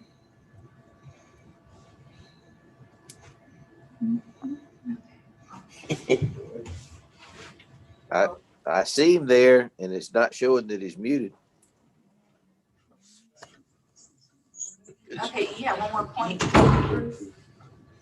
Yes, the last page, if you want to flash up the last page. Thank you for your patience on this. Okay, just as a summary, these are the special powers that these three authorities have. And again, the URA is a different authority. It's for a totally different purpose. The mayor is chair of that and other elected officials, because that's what the law says, okay? That's the way it needs to operate, because she's responsible. The city, she has responsibility for the URA, so that's what she does. Wait a minute, you said the law said that she should be the chair because she's the She mayor. doesn't have to be the chair, but she's supposed to be in the URA, an elected official is supposed to be in the URA board, correct, Mike? Well, An elected official. the URA board as currently constituted, the DDA board is the URA board. And so it must be appointed the same way. And under the DDA law, it allows a member of the governing authority to serve on that board. Similarly, Councilman Gutierrez, as an elected official, is permitted to serve on the Development Authority board. So it's allowed, it's not required, but then the boards themselves have the authority to appoint their own officers. So in essence, could like, I'm just confused. So the mayor has to be on one board or just an elected official? Oh, okay, but since she's on two boards, eventually are we gonna have like another elected official on that board, or the same member can be in all boards? So the Urban Redevelopment Powers Act allows you to designate the Downtown Development Authority Board as the board for the URA. Okay. And if you do that, you have to appoint that board in accordance with the requirements for appointing the Downtown Development Authority's board. So as a result, those boards have to be identical. Okay, There gotcha. would be an opportunity to have, say, a third member of the governing body serve on the URA because it has to be the same person. Okay, gotcha. Thank you. And then finally, I'll be quick here because then I can remember. So the special powers of the authorities are that the authorities can make, they can't give gifts like government, but they can make bargains. They can do incentives in exchange for jobs. They can make multiple year contracts. These tax abatements we're talking about, they're They're contracts for decades. The city government cannot make a multiple year contract. You have contracts that are annually renewable with the option not to renew. The development authorities can make a firm contract. The business has got to see, they got to see if they want a contract for 10 years. They want to make sure it's an ironclad contract. Authorities can acquire, lease, trade, and sell property and personal property per your regulations. You guys up there, excuse me, I didn't mean to say you guys up there. The city council has a process, a legal process that they have to use to trade property. That's through auction or bid or something that's fair to the taxpayers, if you will. Authorities, whatever your policy is to dispose of, buy, sell property, that's what you use to operate in real estate. Okay? It allows you to move quickly in something. It allows you to make some deals that it speeds things up for you. But in doing that, you need to dispose of things in fair market value, whatever that is. And that's generally what other things are selling for in an area. Sometimes, like up on Main Street, we're establishing fair market value up there. I got an offer there 6 months ago for, Sorry, go ahead. I got an offer on the corner there where they're supposed to put some of the MARTA stations there, like I think for $14,000. And they got mad at me because I just said, well, we need to get more. And so I went and talked to them, explained what was going on, and calmed them down. So, but we have to establish values up there. And we are establishing good solid values up there, which creates a market. Well, let me ask you, Bruce, do we have appraisals for our properties? No, we don't, but you don't have to get appraisals. You can get real estate appraisals of things. Lois could go out and look at 3 properties that have sold and come back with a value like that, as long as it's within their rules of how they evaluate real estate. Y'all generally have to get appraisals, right, Mike? Yes, I mean, the best practice is to do that, but I don't want anyone to think that an appraisal itself is the be all end all. Anyone who's dealt with appraisers, you can get an appraised value to change overnight just depending on which comps they look at and what the parameters are. But it is a best practice, so you have something that at the end of the day, you take back to the stakeholders or the taxpayers is, okay, we didn't just do something willy-nilly. We had a process for determining what we believe is at least the fair market value. I wanted to. You need some kind of guideline so where you just don't give it away. Yes, sir. You know what I'm saying? I mean, you got to have some kind of idea in the back of your head what it's worth till you get it. Because if you don't, and then you get in there and you get in a favorite nation, you sell this piece for $7,000, and then this guy over here, you sell it for $5,000. Well, why didn't you charge me $7,000? Why did you give it to him for $5,000? You need a guideline. So when you go by, everybody's in the ballpark with about the same what the value of the property is.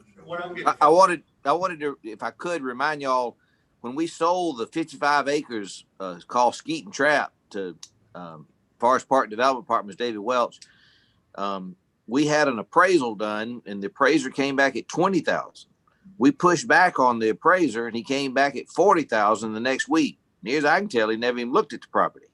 Well, we had already negotiated a purchase price of $72,000.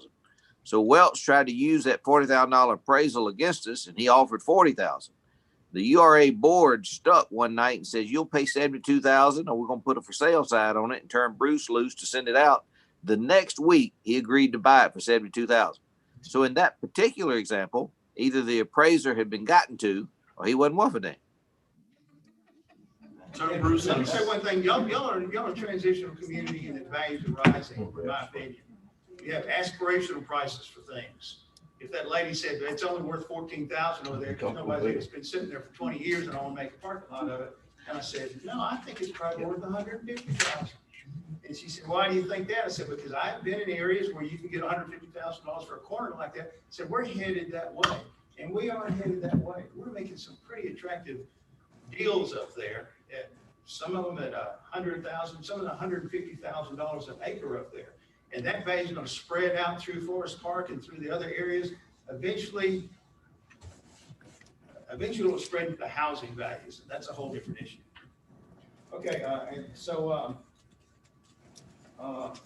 authorities can improve, remodel, and tear down projects. They can facilitate tax abatements, as we talked about. But one thing they can't do is they can't bind the taxpayers of a government for a debt. City council can take on debt. You know, James working up a bond issue right now. They can take on debt. Y'all can't take on a public debt. The taxpayers are responsible. Let me say one thing. Excuse me. I think I've gotten around town a little bit of a hard reputation, for dealing with people. I come out of the commercial real estate business, which is a hard business. It's not like houses where everybody's friendly to each other. You push for prices, you push for value, you push for things. You represent the highest and best use of things. That's just the way I was trained. So sometimes if it comes off that I'm a little hard to deal with, I am a little bit hard to deal with. I mean, I'm charming and everything, but I am pushing things around here to get them to a higher level. James is the same way. Mike's the same way. Ed's the same way. We're all pushing this community. So, as one final thing I wanted to say, in government, I see so many folks come to government and they say, well, why can't you do that like a business? What's taking so long? Governments are designed, the Constitution of Georgia, the Constitution of the United States, as governments operate. You want to reach over here and scratch your elbow. In government, you have to reach around your back and scratch your elbow. And it stretches and it hurts and you might not get it scratched, but it takes longer and it's harder. And you have to go through a lot more things to get back there. But that's generally a true principle. And we appreciate your patience and things while we're trying to reach around our back and scratch our elbow. Thank you. Thank you. Yeah, I appreciate that. Thank you, Bruce. Okay, we have James Shelby. He is going to, and then you'll come back, Bruce, to do the budget. Okay, yes. I think so. How are we looking on time? Only 3 hours behind. We do that. We're just skipping their quiz. Yeah, we're gonna have him. No, I understand.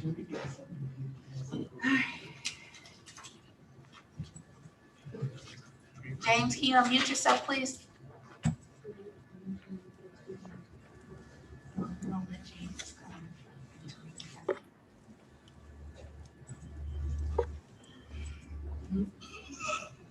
That man is photogenic.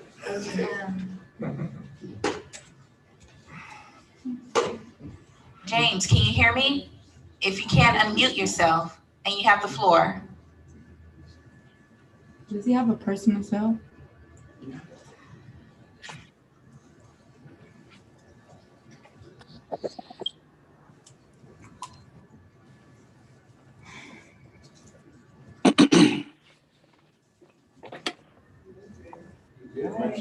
He did that cough. Was that a dry cough? Gotta make sure, gotta make sure. All right, you wanna go on with the budget? With the DDA draft budget?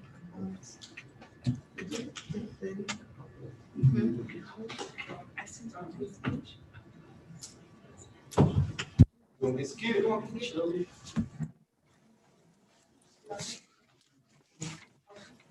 She's somewhere in the building, I guess in her office. Bruce, you have the draft budget for the boards, or is that Darquita? You can't unmute yourself, James says. We can ask him to unmute them. I asked him to unmute already. He has to unmute himself. I made him as panelist, so he has to unmute himself. How does he do it? Star 6. He pushes the unmute button. It'll tell him star 6. Is he on a computer? No, he's on the phone. Well, is he on the phone? I'm gonna try to call him real quick. Hey, are you calling in? Oh, he hung up.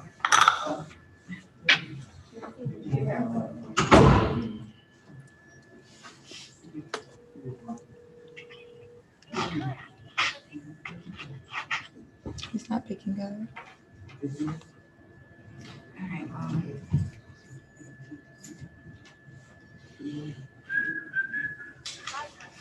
He's not picking up, Bruce. Okay, well, we do need to go into executive No, he was on session. the phone. No, he hung up, and I called him back, and it's going straight to voicemail. And that way you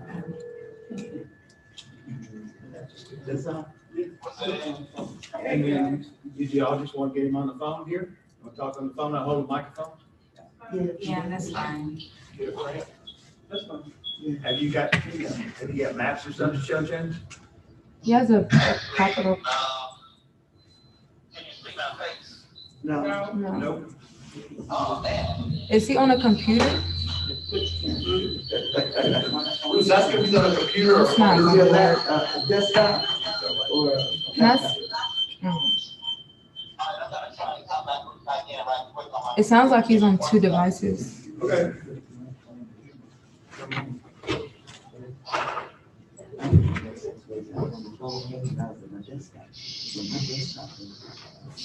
Thank you, Ed. You made it happen.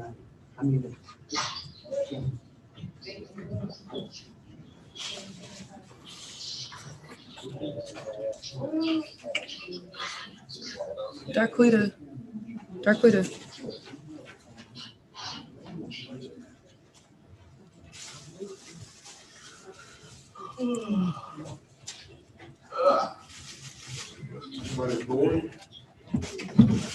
My attention span is not good. I need to be busy. What would you do to your kids? Oh, exactly. I keep entertaining. Okay, what's next? Like so.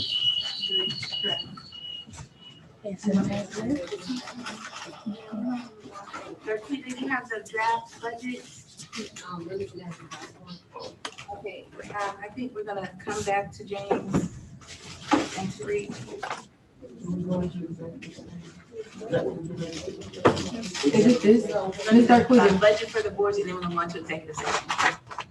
No, it's not that one. It's on the other draft. Not the big one.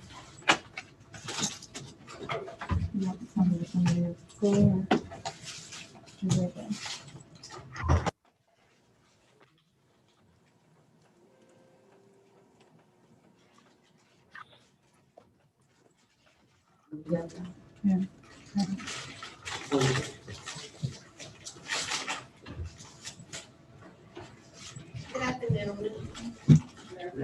Good afternoon.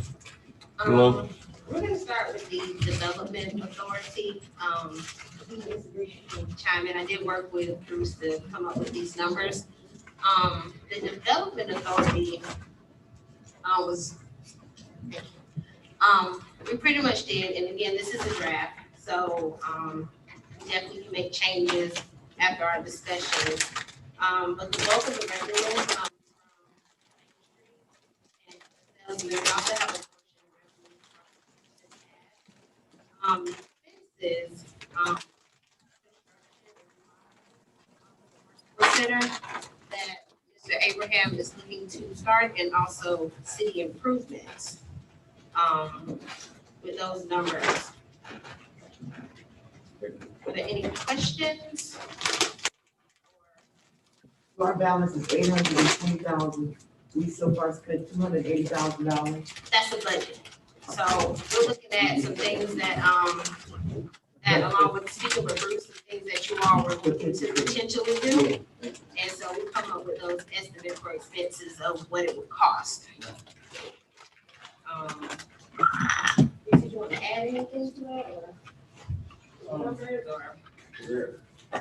There's a revenue line item that needs to be added, which is the bond fee from the Kroger tax abatement. I don't know what that number is. That's an annual number that you get. It's 1.1 million and it's sent to the general fund, and then general fund sends it to the URA. So what about the 1/8%? So I don't, Kroger didn't pay that, but the Ocado will. And that's 156,000 coming in on December the 30th. And then it's Annually after that, it's a little bit less. A question about this. Would it be possible as a development authority to have maybe some type of matching grant? They see if like a business wants to revamp their outside, maybe match up to a certain amount of money. Is that possible? Well, here's what's going on. That comes from TAD money. Like, it's, which you could, there's a property that, we put TAD money, we put money around the property. Oh, Bruce, you could explain what happened with the Star property, for that TAD money?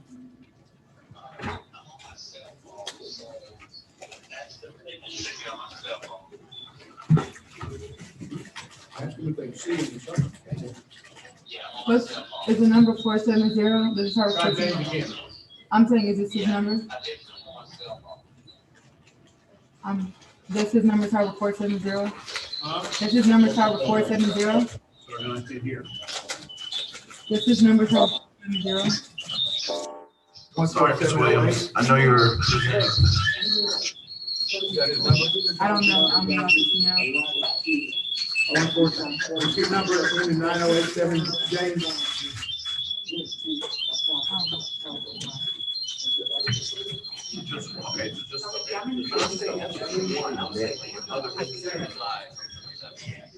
Your cell phone in 9087.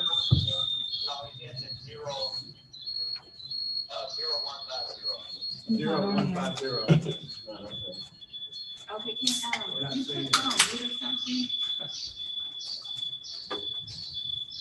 Bruce, that's your phone.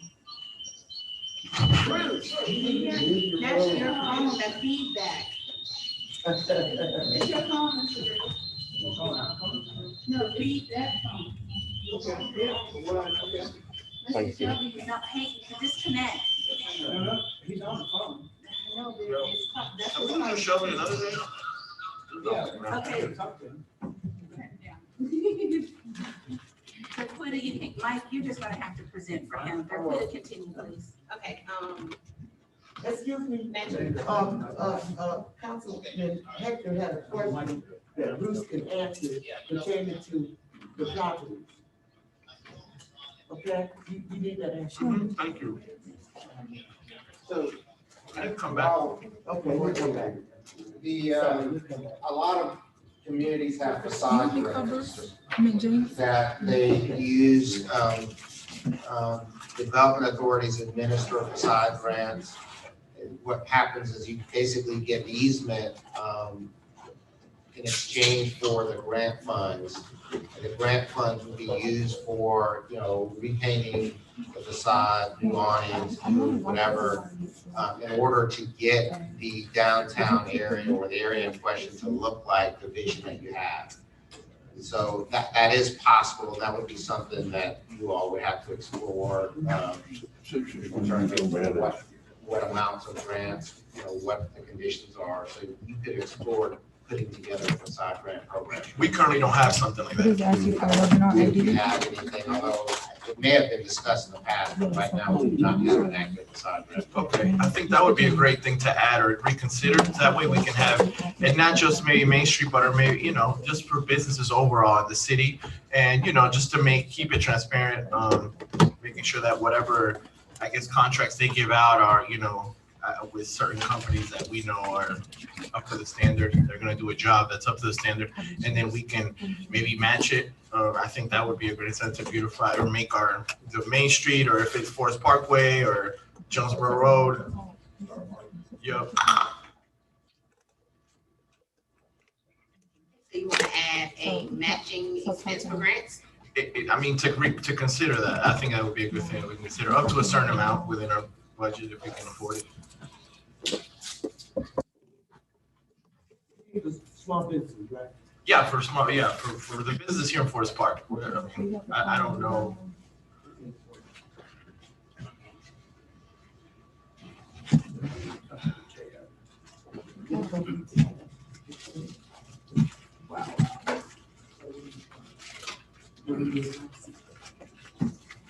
The city council blessed $150,000 for 3 projects up on Main Street already. TAD money. I think you've got about $300,000 in TAD money to spend. It could tell us different. So it could be done under a facade grant program where they could use TAD money. The city development authority could hold the contest or whatever for people to submit facade designs and ideas. Then you could buy your TAD money through the development authority and then they could match it. But is that TAD used for all three boards? It's a tax allocation district, which is the Main Street district only. Well, yeah, that's right, but. So, yeah, the TAD monies need to be used in the TAD geographic area. But you could use some of the bond payment fees that you're getting to reinvest in economic development initiatives, and the facade grant could be part of that in order to sort of revitalize the downtown area. We'll put that on the list to explore, bring back some options for the respective boards. I would also like I know, I guess if it comes from TAD, it has to be downtown, but maybe, I have areas in my ward, like on Jonesboro Road, that businesses could potentially, would definitely benefit from this, like, fixing out the sidewalk, the front. And the development authority, because it's citywide, that could be something that they explore. But I also would remind Councilman Gutierrez that we do have that project fund that we allocated for, you remember? So that could be used. You know what I'm talking about, Mike? I forget. It's called project. Mm-hmm. Yes, ma'am. And I think those were envisioned for kind of city projects per se. But again, all this stuff, it would be easier to answer with a specific project in mind, and we could look at how to fund that, and which funds are appropriate use for that specific type of project.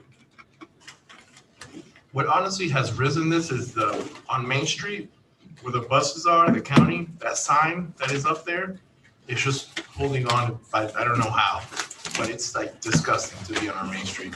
And I don't know if because it's a county thing, and I don't know if they own that lot or what it is, but I guess I'll bring this up to Shelby to get code enforcement out there also, because it's hideous to be on a Main Street. You mean by the dry cleaners? I don't know if the dry cleaner is there, but it's like that little lot area. About 1,000 Main. That half of it is county owned. 1,000 Main It is 1,000. I'm sorry, I'm bad with numbers, yeah. But that sign is just, yeah. So these are just placeholders for things that we anticipate. We're not seeing all the revenue because we're not sure what that is yet. Main Street sales is about $1 million worth of sales that could come to the DDA next year. So we're anticipating that revenue. TAD, figured to pull $100,000 out of the TAD money to be spent from the city council money, to the development authority for TAD for facade grants, whatever you want to do over there. So that's on the revenue side. And Mike talked about the revenue. We're just not sure, Mike, yet to figure out the revenue side of that. On the expenses, we're working on 2 buildings to remodel those buildings over there. I don't think we're going to spend that much. I got an estimate for about half that amount. And then workforce center, I put that placeholder for 50,000 in there. That's going to be to ramp things up, to get things going, to maybe get a place for it, to do the workforce center, just placeholder. In city improvements, just threw that in there in case it's just something that's got to be done. The development authority has a tool to do it. Can I have a question here? On the building construction and renovation, what building is that pertaining to? Can you ask that again on the mic, sir, please? On the construction and remodeling, which building is being remodeled? And then also on the next question about your workforce center, the city has a building on Main Street that sits idle most of the time. Can this building be used for your workforce center? Thinking about it. Just about spending some money on it. Clean it up, yeah. The 2 buildings, you know the old Blue Theater is up here in the Main Street? They're across from the theater. The 2 long retail buildings over there. I have 2 contractors looked at it. We're talking about repainting, putting an awning, building a deck out towards the railroad tracks where folks could eat. And the council approved TAD money to remodel those buildings. We've already done a $5,000 design study. Kind of know what it's going to look like to set the cues and for the design up on Main Street. So we'll probably be in that for $100,000 or so. But we got to show some examples. This is what the city's building. This is what we want it to look like. This is a nice construction. So right now, it's just trashy. So it's to beautify those two buildings, to set the pace of what we want them to look like.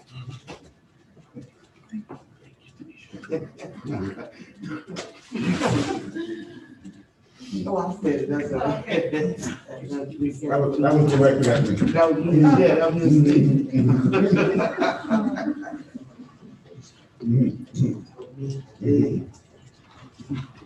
Do you have any other recommended changes or suggestions?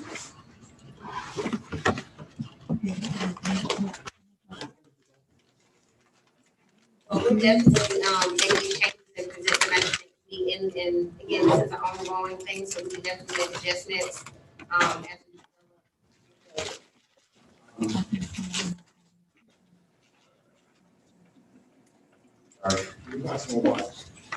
All right.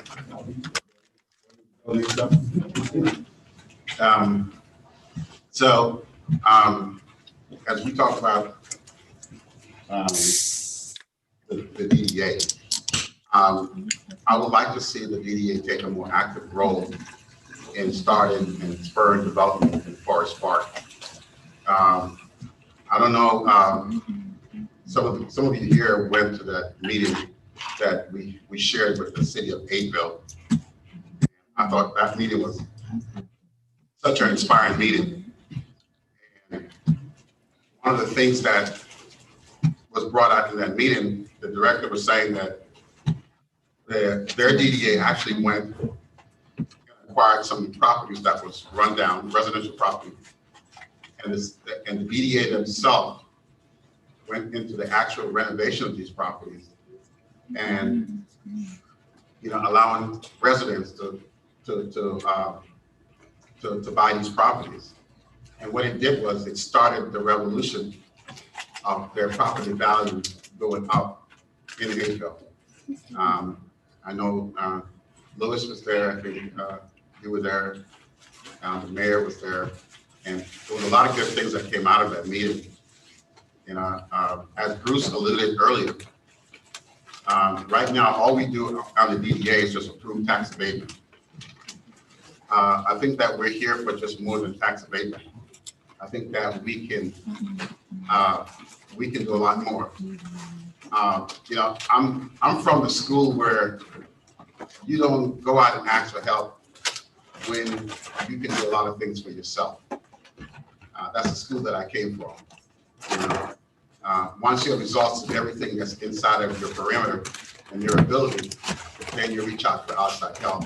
And I think that, us as a city and as an authority, there's a lot of things that we can do to make our city better. As a business person, I've always said this, and I've said it very clearly. You want people to invest in your city, you first have to invest in yourself. Nobody invests in something that you don't have your own skin in. And I think that we as an authority can start looking at different projects just to spur the development. And just like what Bruce said, it could be that something that we just get started and we just turn it over to the private sector. I think one of the things that I've been pushing is for the city to do a small business incubator. These are the numbers.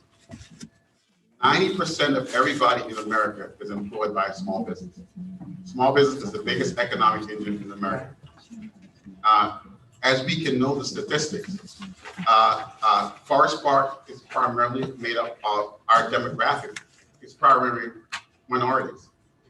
On the statistics, on the SBA statistics, minorities start the most business. But at the same time, they have the highest rate of failure. One of the reasons is that they don't have the knowledge and the ability. I think that you know, us creating a small business incubator would be a great way of giving our residents the ability to start doing something for themselves. Understand? We have great ideas. And I know a lot of people here might watch the Shark Tank or what's the other one? There's another show that comes on. And basically what it does, it matches people with resources. You know? What is that what the workforce is gonna be about? So workforce is more of a labor point of view. Small business incubator teaches business how to be businesses and matches them with resources. And I'm not saying that for us to do it by ourselves, but to partner up with other resources. The regional director for the SBA is located at Clayton State. We could partner up with them. We can even partner up with the county. The county has some money that they're planning to set aside for a small business incubator in their SPLOSH program. Okay, we can say, hey, we can partner up with you. Here's some property. We want you to put it in Forest Park and create some kind of partnership. I mean, we could be the next Silicon Valley. You know, all of these big businesses that you see today came out of a small business. Understand? And I think that if we have a robust small business incubator in Forest Park, Clayton County is probably one of the only major counties around here that doesn't have a small business incubator. DeKalb County has one. City of Atlanta has one. So the City of Atlanta has a great one. And one of their biggest economic driver is that's Atlanta. You know, yeah, they put mechanism in to get small businesses, you know, people with ideas and dreams to put some legwork to it. You know? And the reason why I'm saying that is because, you know, I know a lot of you guys know that I own the plaza down the street. And I have people come to me and say, hey, you know, I want to put a business here. And I ask them, do you have a business plan? Do you have this? Do you have that? And they're just, you know, just don't know. You know, and I'm telling them, okay, you need to go see this person, or you need to talk to this person, or you need to go sit down and counsel with this person. You know, I think that we have great resources and great ideas in our community. Let's take those ideas and let's put them to work. How do we create it? Okay. How do we just start the incubator? So, I mean, the DDA in conjunction with the DA can come together and say, hey, here's a property that we see right here. Let's purchase this property, let's renovate it, and let's use it. And you have a great idea about, you know, what if we don't have a coffee house? We can have incubators where we say, okay, it's almost like the SBA 8A program, where these small businesses come in, they're allowed to stay there for a certain period of time until they grow up. When they grow up, they leave. You give somebody else another chance to come in, you know, and there's different ways to structure it. But I think that it's incumbent on us as people, you know, here and the council to help our community. I agree. Understand? You know, and give them real solution to some of these problems. A lot of times we talking hypothetics and talking stuff ideas that have real legs to it. Well, the Development Authority acknowledged those two buildings and those properties as an incubator for up and coming businesses. Yeah. So we set what their lease would be and give them an opportunity to grow. And that's a great idea. You can put that in junction with your small business association, the small business development, incubator. You can say, okay, hey, you know, we're going to work with the incubator is going to work with the Development Authority. Here they have retail space. You got a good idea. We're going to give you retail space at a special price. Allow your business to take legs, and then we're going to graduate you out, just like the 8A program does. Okay, you know, come up with something that really start involving the people in your community.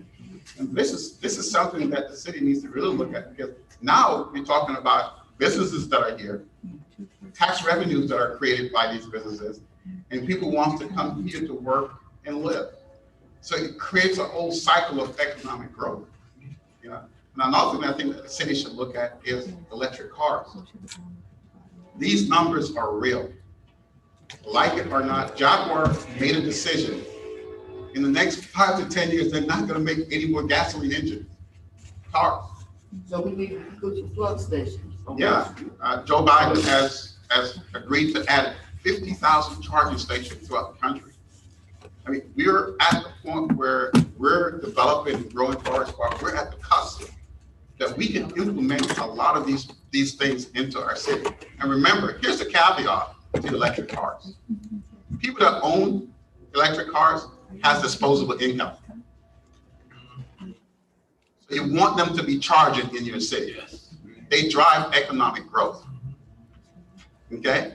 So as the city grows and as all these development grows and all these businesses come here, make it a priority. If you're gonna put your business here and we're gonna give you anything or sell you anything, commit that you're gonna put 3 or 4 charging stations at your business.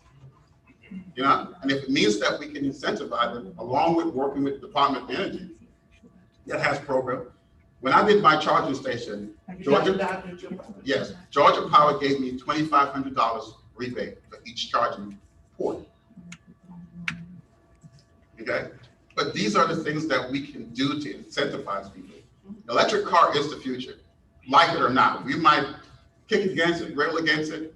It's coming and it's coming. And the new generation are loving it. This is where they're going. So let me ask you, as it relates to the draft budgets that we have presented before us, are you suggesting that we add the expense item to all the board for the to allocate money to either beginning the process, developing the process, start whatever, but an item in there to go ahead and address that? Absolutely. I mean, I saw where the brief slide that came on that shows all these infrastructure programs that the city is going to go into bonding.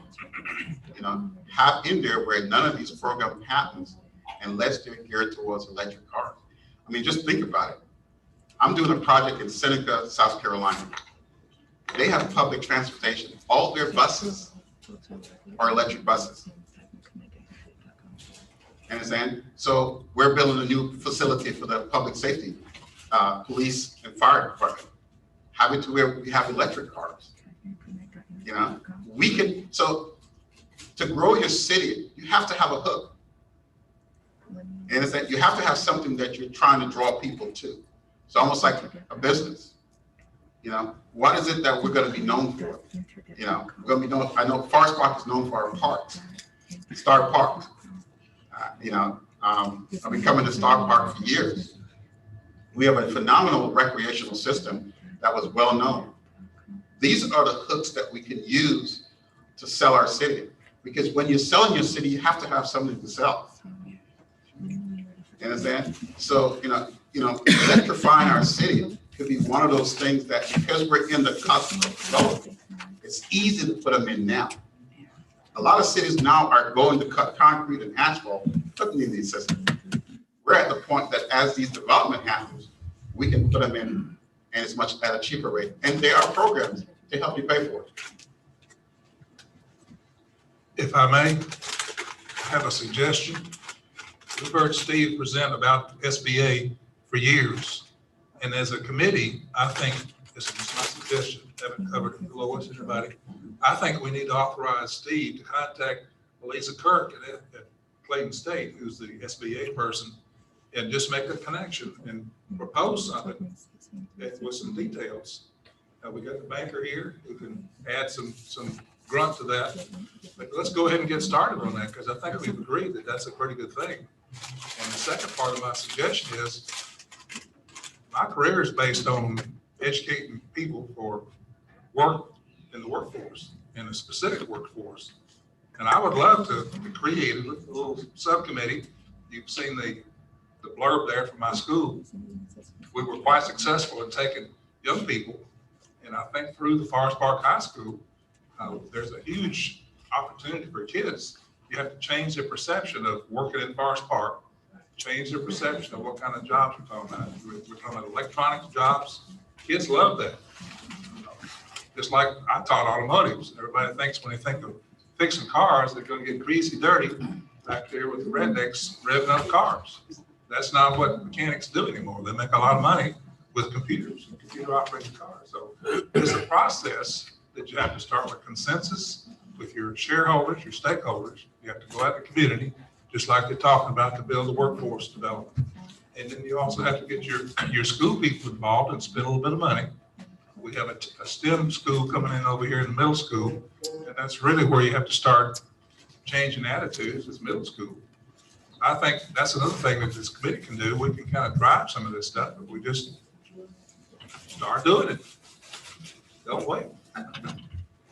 Yeah, just to add to that, I would love to add like action to this plan and not just talk about it, because nobody can just like, you can't be against something like this that's going to build a community. And I appreciate you, Mr. Bernard and Mr. Elliott, just bringing this insight, because I mean, that's just not, I'm not an expert in those fields. And, you know, you being exposed to that with the business, commerce, I think, I don't know the organization you're in, but it just brings a great insight, and just bringing that business owner perspective to us, it's great just with those ideas. So I would love to act on that and, you know, get these incubators started, because I mean, we're investing in our people and you know, giving them that plan. I definitely agree with those numbers that you said about people not having a business plan sometimes, and just, you know, relying on the hopes and dreams. But if we can, you know, add to those hopes and dreams and give them some planning and give them some tools that are going to make them successful, then why not?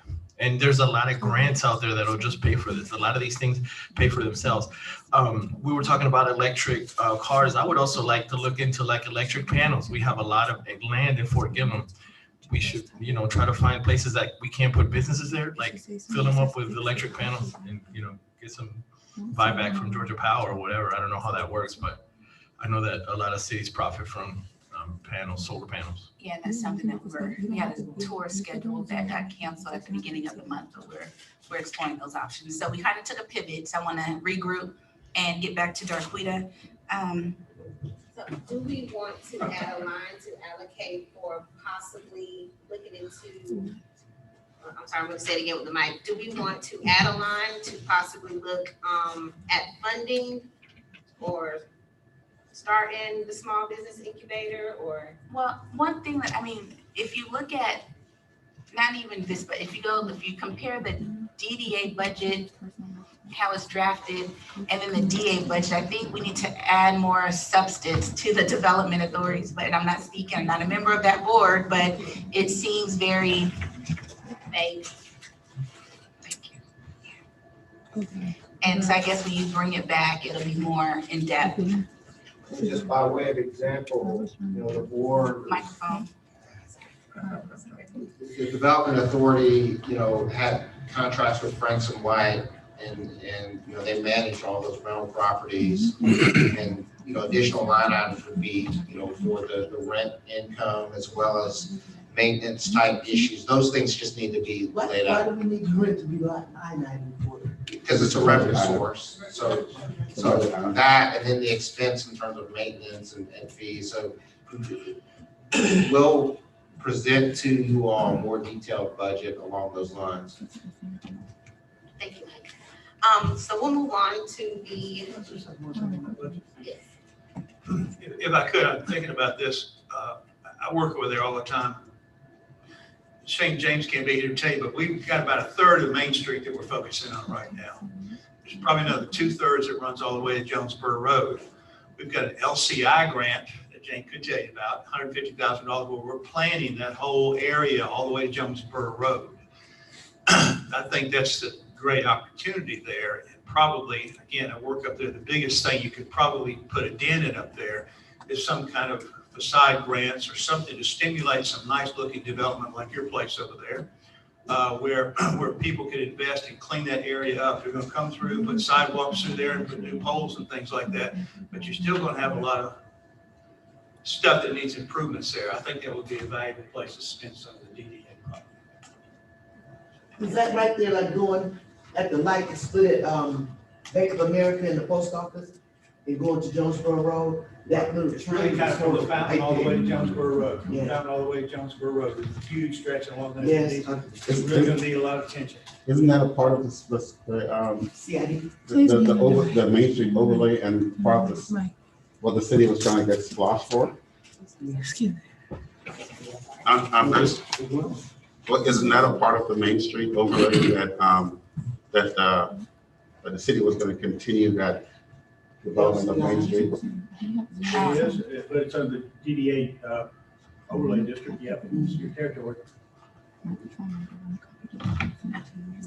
I would also say on Main Street where we have the little park across from 696 Main Street, that would actually be a good area for a charging station, that little roundabout that's over there.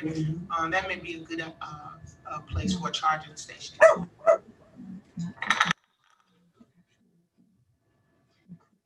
We'll move on to the URA budget. While we're looking at it, and Ed Wall is going to elaborate on this a little bit more, the payment to the Army and also the TAD lines are going to be adjusted before we even get into discussion, and Ed Wall is going to elaborate on that a little bit more. Ed, are you on? That's what I'm going to say. You're on, yes, Muted.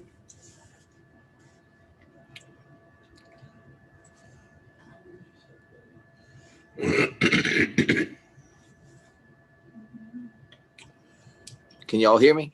Yes, sir. So the URA budget that you see here, for Darquita, this is for FY21, is it not? Yes, 21. 21. So, the interest income I agree with, lease income, sale of property, I agree with. The transfer from the general fund, that's 1.1 million that we get from Kroger each year as an infrastructure payment to the development authority, who sends it to the general fund, and then the general fund to the URA to pay the 2014 bonds. We refinanced those recently, saved interest rates. State DOT and REBA grant for Rattery. If Bruce is on the call, will we get that by June 30th, Bruce? The REBA money, Yes, sir. we should, but got 3 times it's in the state, all they need, so. Good. And then we got the TAD for Rattery and the TAD for sewer. Now let's talk about that TAD for sewer, that 250. Didn't David Welch notify us that now our cost for that's 450,000, Bruce?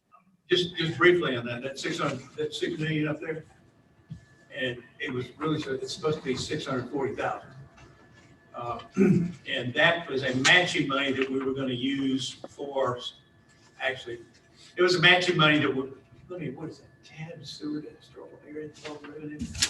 Yeah, we got to look at that number. That money originally was for matching money for a federal grant that we're trying to get, that we still haven't applied for, because he's had 3 people trying to make a contract on that building. When we get a solid contract, we will turn that contract over to the federal government. So we could probably do without that number. Now, David's kind of excited now that he's made an offer to the mayor and the property up front on Moreland Avenue. He's kind of excited about doing that substation now. So he may pay for all of it. That's what he told me Friday.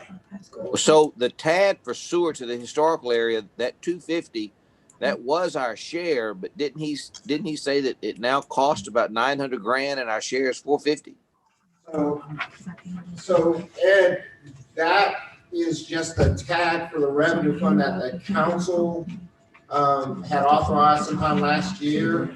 The expense fees down at the bottom, that's, I believe, what you're thinking would need to be changed. Okay. And then we would have to figure out how to make up the difference, whether, if Welch comes in and decides to pay it all, or we somehow find the difference. But at present, the council had only agreed to the 250 in terms of the revenue side, and the expense side needs to be dealt with. All right, so thank you. So down at the bottom, then the sewer to historical area 250, what should that number be? Shouldn't it be 450? Or is it 500? What was it? I can't remember.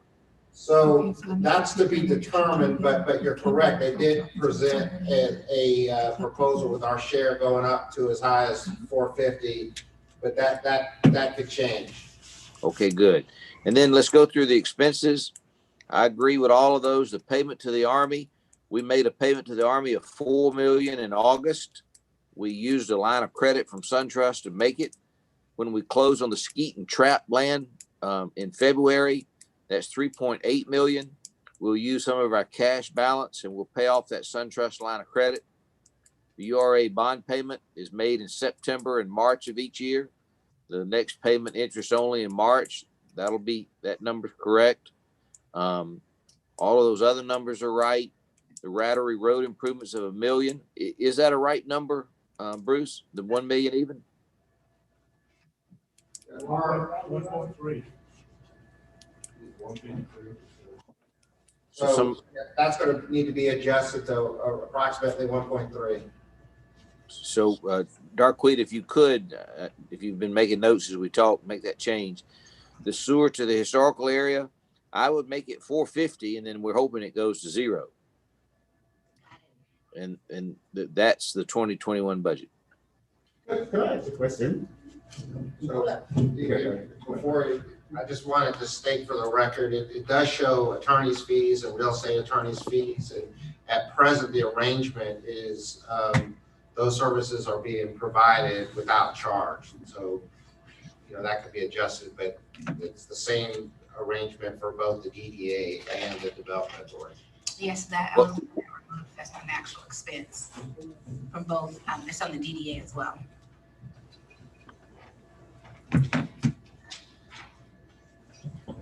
That's how much you get a month? 0. I got a question. I'm sorry. Could I ask, the URL is paying a utility bill and a gas bill? Could somebody explain that to me? What utility bills are we paying? So, yeah, the URA still has title of the property out there, and some of the buildings, like the where PD and some of the other city facilities are operating out of, we're paying water and utility out those. Yeah. We own the property. So we're paying the bill? You So why there is a bill? You gotta keep water and sewage on. Yeah, And then you have lighting for people to come and view, so you need electricity. okay, so the buildings are empty, we're just Yeah. paying to keep it heated and light? I don't believe those are, That's mainly water. we're not doing a whole lot for climate control for the main building, but the buildings we actually occupy, then we are doing climate control on those, but the rest is just basic, maintenance, utility payments. Yeah, and the water bill is normally about $3,300 a month. Yes, sir.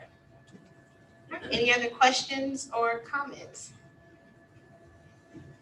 Well, thank you, Ed. I will make the adjustments, and I will get with Danita on when the boards would like an updated version of what we discussed. The next meeting, please. The next meeting? Okay, all right, we'll have that ready. Thank you, ma'am. Thank you, Ed. Thank you, Mr. Aquino. Okay, and so we do have executive session for the boards. This would be, a motion would be in order, and each board would have to vote, with the exception of the development authority, since they don't have a quorum. We are going to executive session. Start with the council meeting and enter to executive session for personnel, real estate, litigation, or legal matters. We can't hear you, sir. Thank you, Alan. Is there a second? I'll second. Thank you. All in favor? Can you all hear me now? Can you hear me? I was gonna ask if James is available. And then Yes. he got here. All right, can you hear me? Yes. All right, good grief. That's what I was gonna ask. Okay. I'm sorry? I am so sorry. I've tried all my devices and I don't know what's going on, but it won't let me in. But if you can hear me now, I can give you a brief report if that's okay. Hold on, James. We have to withdraw the motion for executive session before you I'm begin. sorry about that.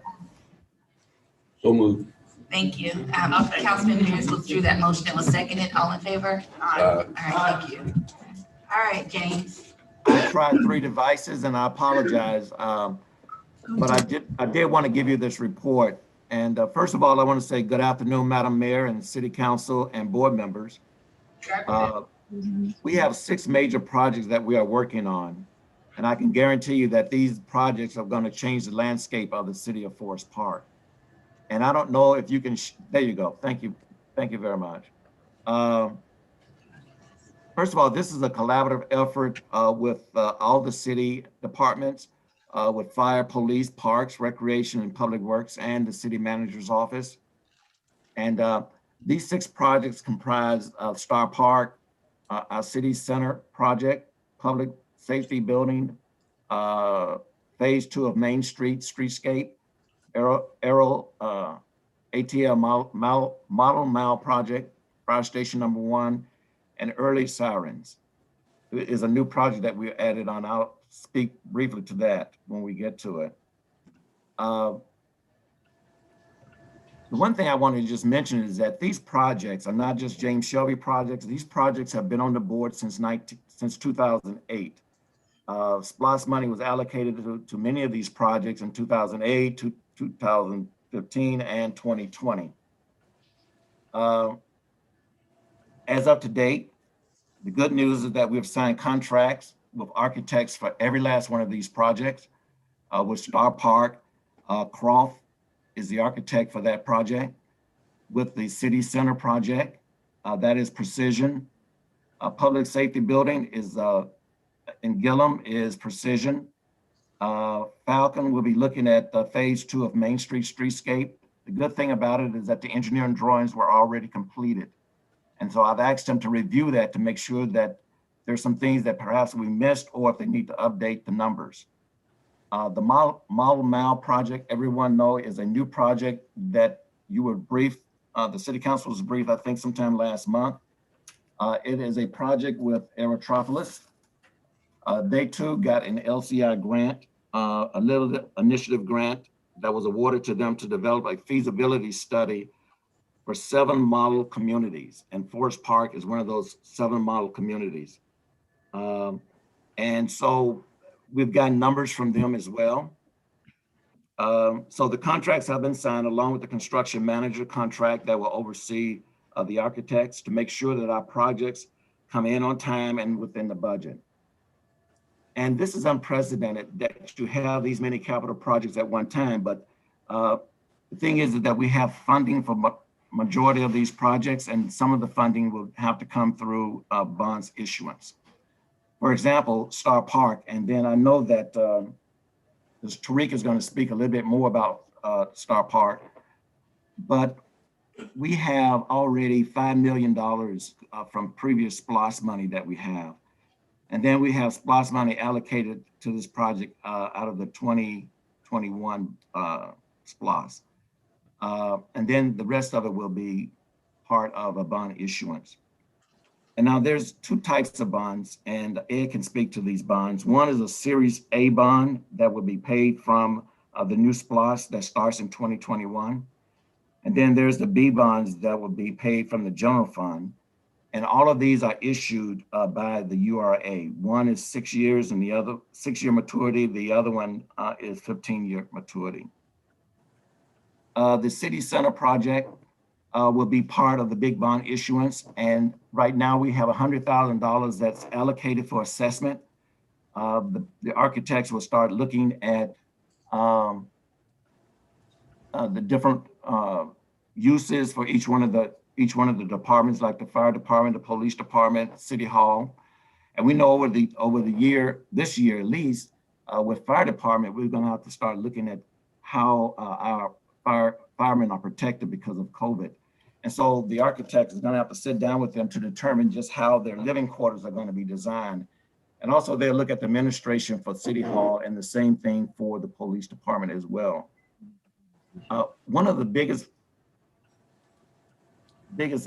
example of trying to get some shovel ready will be the public safety building in Gillum. Right now, there's 2 sites that we're looking at. We have the funding for $1.4 million allocated for that project.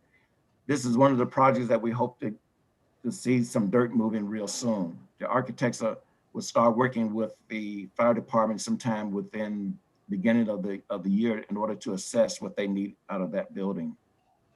And then the Main Street streetscape project was in 2 phases. And so the second phase of that project has 2 phases.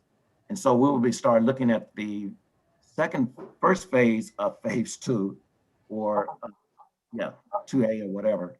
We'll start working on that phase for the streetscape project as well.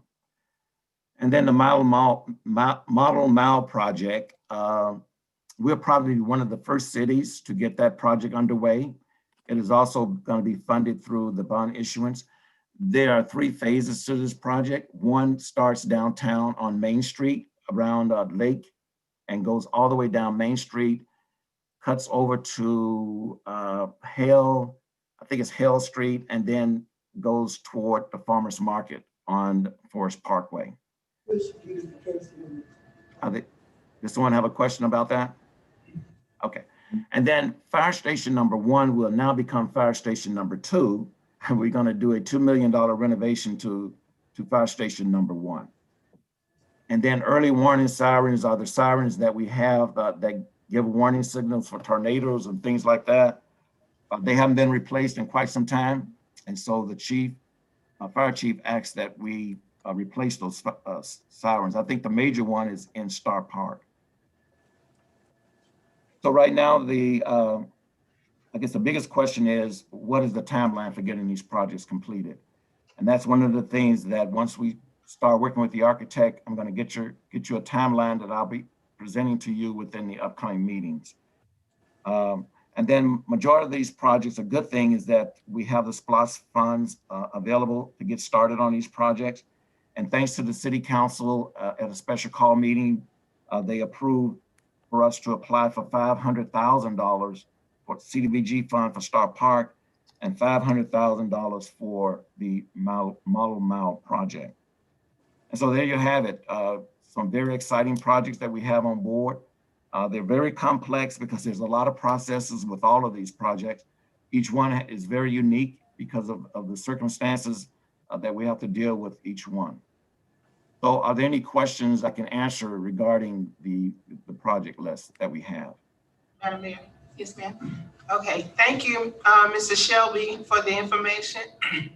For me, this is Councilwoman James. For me, my biggest question and I don't want to say concern, but I just want to, I know we have all these projects going, but I really wanted to hear the details of the Main Street project as well as the Star Park too, because there was a lot of misinformation regarding not having a standard and what's the layout and all that kind of stuff. So I really wanted to see more specifics, not so much that, yes, these projects are coming and this is on the books and we have the money, but really the details as to the Main Street plan that we have in place. And as we said before, you may not have been on the call earlier, we mentioned that there is a plan in place and we do have a plan, and I wanted that plan to really be presented out so that we can actually, as a council and a board, to kind of get on the same page as to this is what we have and this is what we're working with. And I don't know if I know you have something else to do today. I don't know if you. No, ma'am, it's not until 2:30, but this is important, and I'm glad you asked that question because there's 2 things that are happening here. I was listening to the conversation earlier, and I was hoping that I could tune in, but I couldn't. We have an LCI grant that we're looking at for the Main Street itself. If you recall, ARC gave us $150,000 to do the Main Street design guidelines. So that's one project. And then the other project is the streetscape project itself. And so there's 2 things that are happening here. One is the streetscape, and I'll speak briefly to the streetscape. These drawings were designed some time back when they did phase 1 of Main Street, the construction of it, the sidewalks, the lights, the landscaping. That's one project. So we're getting ready to extend that project all the way down to Jonesboro Road. Again, we'll be adding new sidewalks. We'll be adding landscaping, curb cuts. So that's the project that we're talking about here when we say streetscape project. Is that on both sides of the street? That's on both sides of the street. So if you look at the project, if you go down Main Street now, you see the decorative lights, you see the fountain, the water fountain, the plaza there. All of that was phase one. We're getting ready to extend that project. Just think about that project all the way down to Jonesboro Road on both sides of the street. This was already in progress before I got here. And I'm sorry, Shelby, let me interject real quick. I guess what I'm trying, because I know I've been here, so I kind of know the plan or whatever. But yes, what I'm asking is there a opportunity that we can get those plans back in front of the boards and in front of the council so they can actually physically see everything that was already drawn out, laid out, that we've discussed and we've approved long time ago, like you said, before you were even in place?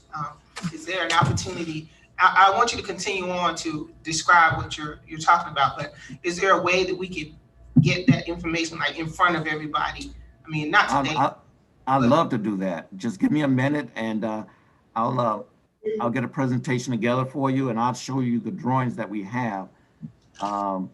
Yes, certainly I can do that.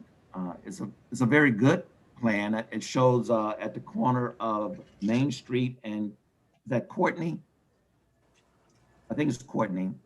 There's supposed to be another plaza that was designed for that area. So I would assume that the city council had some input in that plan, but certainly I'd love to bring that back, Councilman James, and show it to you. And if you think that we need to make some modifications to it, then that's fine. We'll do that. I just want to, just so that everybody is on one page and understand clearly that we do have a plan. That's a great idea. So I'll make that happen at an upcoming city council meeting. I'll make that happen.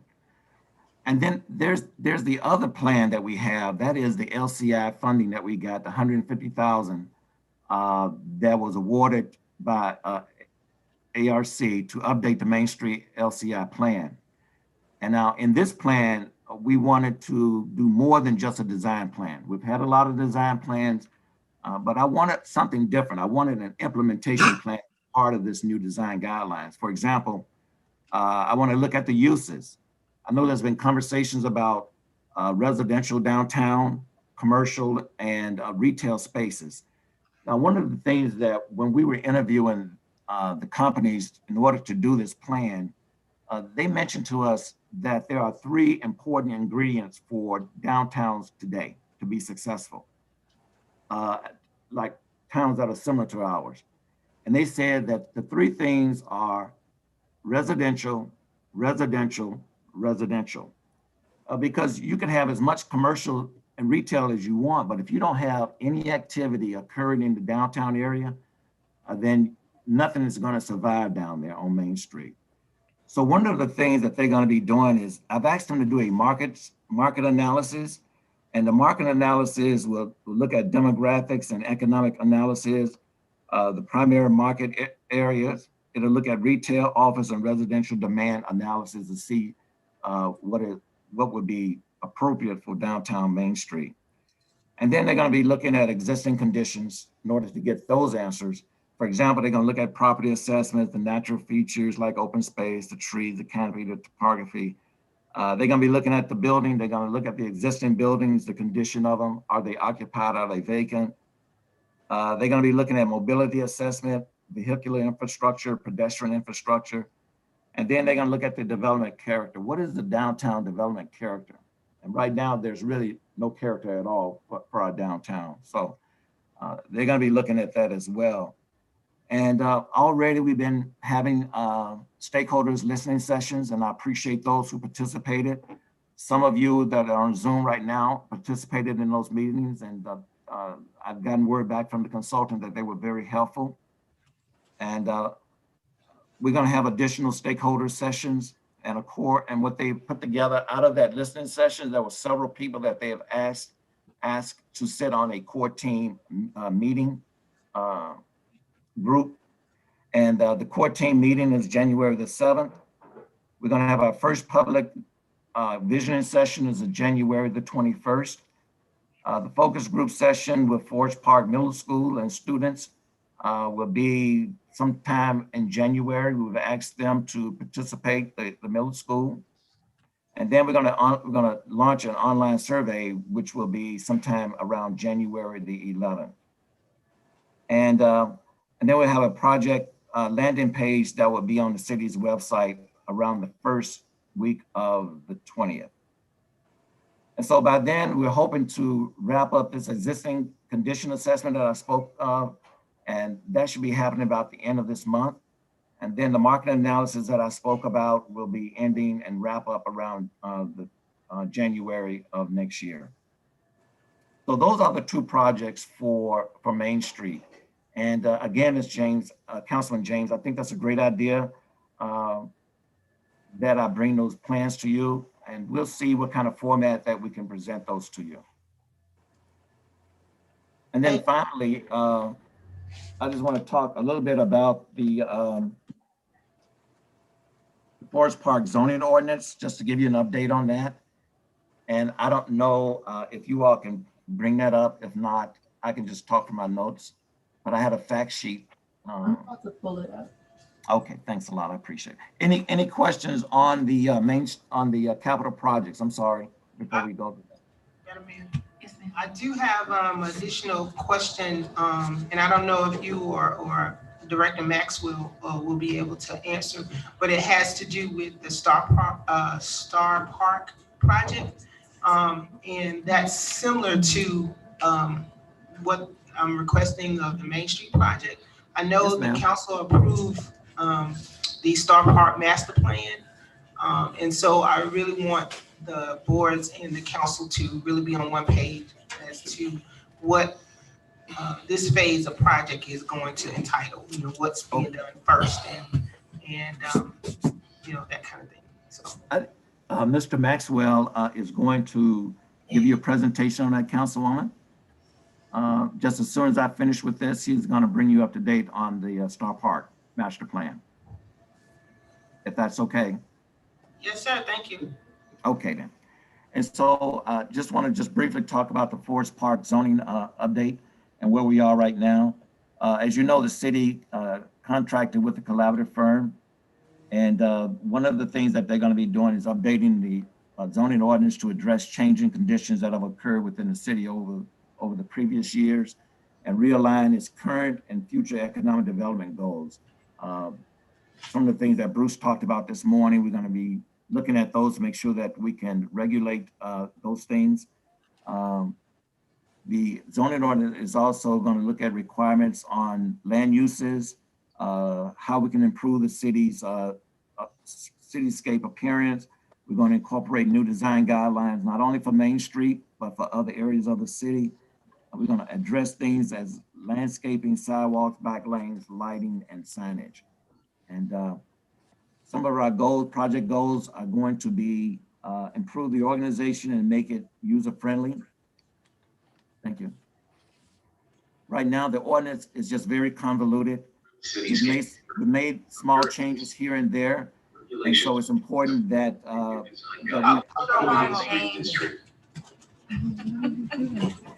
I'm sorry? Okay, you can resume.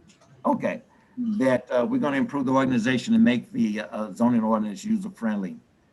And in order to do that, we're going to have many graphs and charts and illustrations. For example, if somebody say, well, what is a setback? We're going to have drawings to show you what a setback is. Well, what is a setback from the street? We're going to have diagrams for that. We're going to have new terms and uses. The terms and uses that we have date back to the 50s. So we're going to update those terms and uses. And then we're going to look at our zoning districts. For a town this size, we may have too many zoning districts. So we're going to look at those zoning districts to see if we need to revise those districts as well. And then we're going to integrate architectural and site design requirements.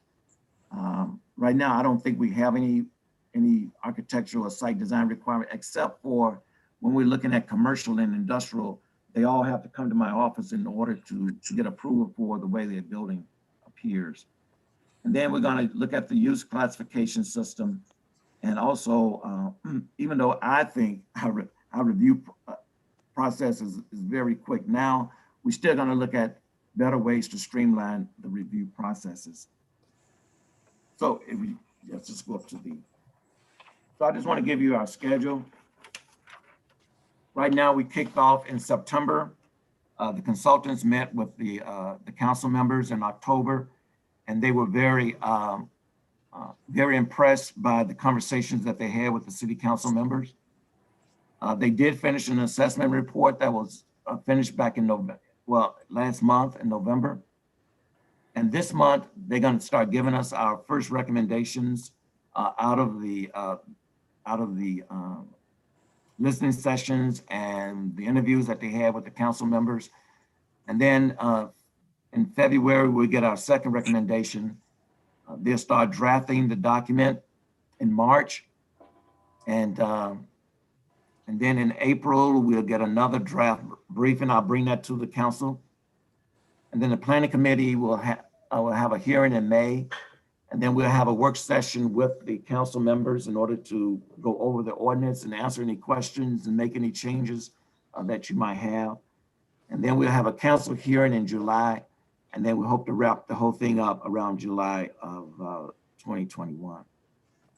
So as you can see, we have a lot of projects on board, and all of these things can be found on our website. The zoning ordinance is on the website at, and also the LCI plan, any upcoming events are on the website as well. So there's a lot of things happening. And I appreciate and thanks for your patience. I don't know what happened. I couldn't get through. I went to 3 devices at my house, and all of them, for some reason, wouldn't let me do the audio or the picture. But thank you very much, and I'll be happy to answer any questions you might have. If not, if you don't have any questions, then Mr. Maxwell is going to talk a little bit about Star Park. All right, thank you. Are there any questions for Mr. Shelby? Thank you, sir. Yes, ma'am. Just want a real quick comment. And I know we had talked about it when we were going through the zoning ordinance. To Councilman Gutierrez's point about the sign on Main Street, I know that a part of this ordinance is updating our sign. So I know that that's something that I saw that's going to be addressed. So thank you, Mr. Shelby. Yes, yeah, I guess you brought that up. There is a sign coming in, I guess, from on Jonesboro Road from the side is where we border with Atlanta. There's just tiny signs. So hopefully we can take more pride in our city and just get these signs up to. Can we? Also, I feel like can we discuss that? Sign also, right, Shelby? Is that a city? Is that a city sign you're talking about? I'm sorry. Is that a city identification sign? Yep. It's very okay. small. Like all right, we'll get with Public Works on that.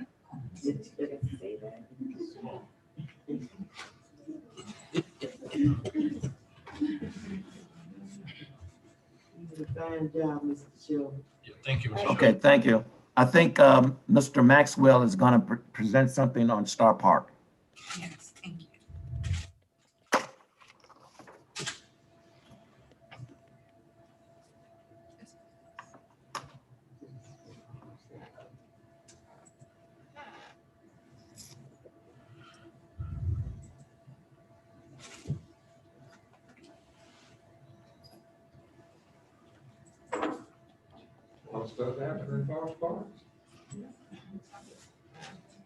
Hello?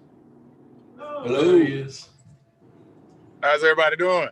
Good, good. Wow, sir. All right, okay. Well, first of all, I want to say I've been listening to some of the conversation about just pretty much some of the ideas people have about just the city of Forest Park in general. But I've always said from day one that in order to really grow the city, you have to have a A1 Parks and Recreation Department. Because when people want to come to the city, that's the first thing they ask about. What do you have for entertainment wise as far as the kids, the seniors, the adults? So that's where pretty much I come in at with the Star Park idea of some things I have in place at it. One, I think the Star Park is in a great location, being the center of the city. It is what I call the place that we should be showing off, because one is right there in the heart of Forest Park. And no matter when you come down or passing through Forest Park on Forest Parkway, we want them to see our park and our recreation center and see what we have to offer. So with that being said, some of the ideas I pretty much have to stay within the current Star Park master plan, I would love to pretty much look at upgrading and redoing the stadium. Down there right now, it's pretty much, it's way outdated. I would love to upgrade it to the point to where we have seating on both sides of the stadium for if Forest Park High School wants to use it as their official home field for their football games, or some of the middle schools want to make it official, because we are the only city, only town in Clayton County that can actually call a stadium their own. All other high schools play at a neutral field in Clayton County, but we want to give all schools the upper hand by giving them something they can call their own. So with that, I want to look at and pretty much a multi-purpose stadium with turf. That way it cuts down on the maintenance of keeping up the grass and keeping the grass cut. And they walk in pretty much not just a walking track, but a track along the outside of the stadium. So as far as the field, so we can offer track and field, and once again, team up with the local high school and middle school to pretty much get them involved. Pretty much redoing the stadium as far as the bleacher wise and the aluminum bleachers to pretty much give it a home side and a visitor side. Also with that, I broke the park down into two different phases. One is an active park and one is a passive park. Our active park, we would look at upgrading our baseball fields to more state-of-the-art lighting, fencing, field as far as grass wise, our concession stands, our scoreboards, all of that upgrading to pretty much 2022, 2023. Right now, it's still in the late 80s. So it needs to be upgraded if we're planning on moving forward with the city. We cannot leave our Parks and Rec department behind in the 80s and 90s and expect everything else to bloom around us. So looking at upgrading the baseball fields to pretty much bring them up to a standard where we can, once again, team up with our local high schools and middle schools to give them a state-of-the-art facility to use. Not just that, but look at local tournaments. We're right there by the airport. A lot of people I've spoken to, they really want to be involved with the city because we have access to the airport to bring in teams that want to participate in these big tournaments. I've talked to local citizens, and all they've talked about was how baseball in the past was the cornerstone of pretty much South Atlanta. All of them, like, they grew up playing baseball. They got their first job refereeing baseball here in the city of Forest Park. So that's what we're trying to get back to. Pretty much putting Forest Park on the map as far as just facility-wise and sports-wise. That's pretty much our active side of the park.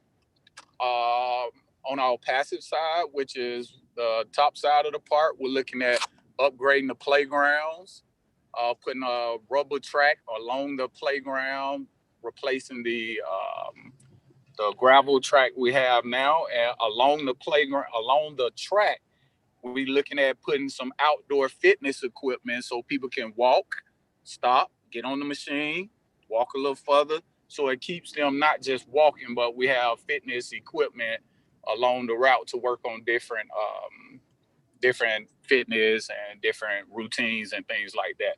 We want to upgrade our playground system to accommodate all ages and all skill sets. We want to actually focus on a playground area for kids with disabilities and special needs, so they can also get that physical activity that they need, while also being able to interact outside with the general public. We also want to look at upgrading the Star Park pool area, the clubhouse out there. I want to add a splash pad that'll connect to the pool to give kids, smaller kids that don't want to get in the water, an opportunity to experience being outside in a pretty much a water atmosphere. We want to add a clubhouse to it to where we can rent out and have parties. That way people can rent out for birthday parties and actually have access to the pool and splash pad, things on that nature. We're also looking at adding a state-of-the-art amphitheater, to the point of where we can continue to do our amazing festivities, shows in the park, tailgating, all that stuff, pretty much concerts, and just adding a more state-of-the-art amphitheater area. Also, we're looking at putting the basketball courts back inside Star Park, putting multiple courts outdoors and multiple tennis courts, because I have people now that's using all so-called tennis courts, but they also want to bring some tennis tournaments to the city of Forest Park once we upgrade our facilities to accommodate things on that nature. We're also looking at trying to purchase that area down by the daycare right there at the bottom of the park, so we can actually open up that space to make it a multi-purpose field for our soccer, rugby, and pretty much more parking for the stadium. Any questions so far? Yes, I Yes. got one. Got a lot of questions going. All right, not everybody at one time. Now. Everybody at one time. You got Tariq, you have a lot of great ideas I see you got up there. But one thing I don't see is something for dogs. I see folks bringing dogs to the park, walking while they're running. Do you got a little area you can make a doggy park out of? Because you know, they're not even supposed to have animals in the park, but people bring their animals. And Morrow just made one, and it's a great example. If you want to go see one, what it would look like, Tyree, it's right here. Once we're able to get that area in the back by the daycare area, I'm looking at turning the soccer field we have now will be more, an added dog park over there to the side of it. Tariq, I just want to mention that dog park is in the master plan. So yes, it is.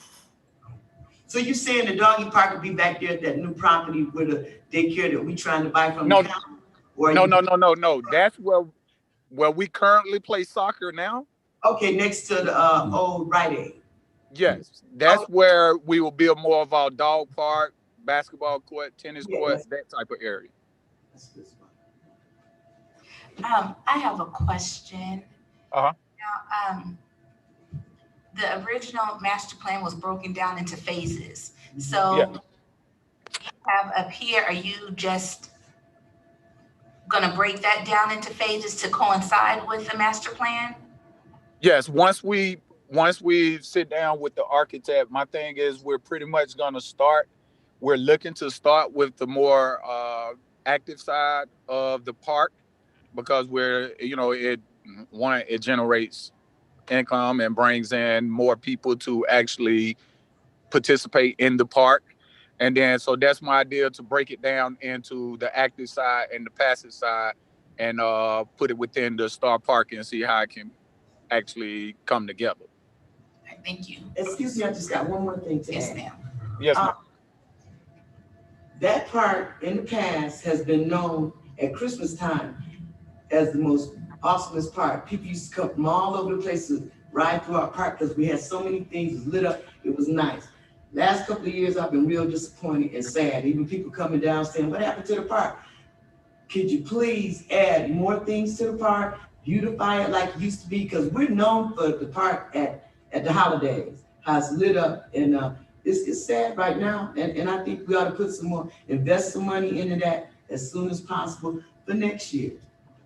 Well, yeah, with the lights, I get with Public Works with the Christmas lights and try to do some upgrading and see what type of ideas they have as far as upgrading the lights with the Public Works department, and give some of my input on that. Yeah, so I'll get with Public Works on that. I have a question, sir. Yes, sir. In discussion about the master plan, there was all kind of discussion about changing Hines Ward and Georgia Avenue. And is that not going to be considered anymore? Well, we're gonna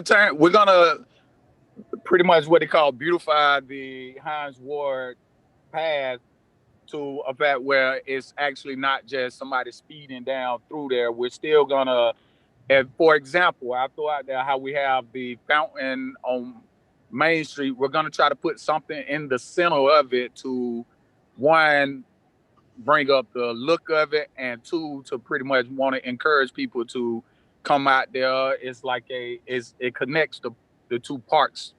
Pretty much it'll connect them. We can still have what we do right now. We do car shows out there.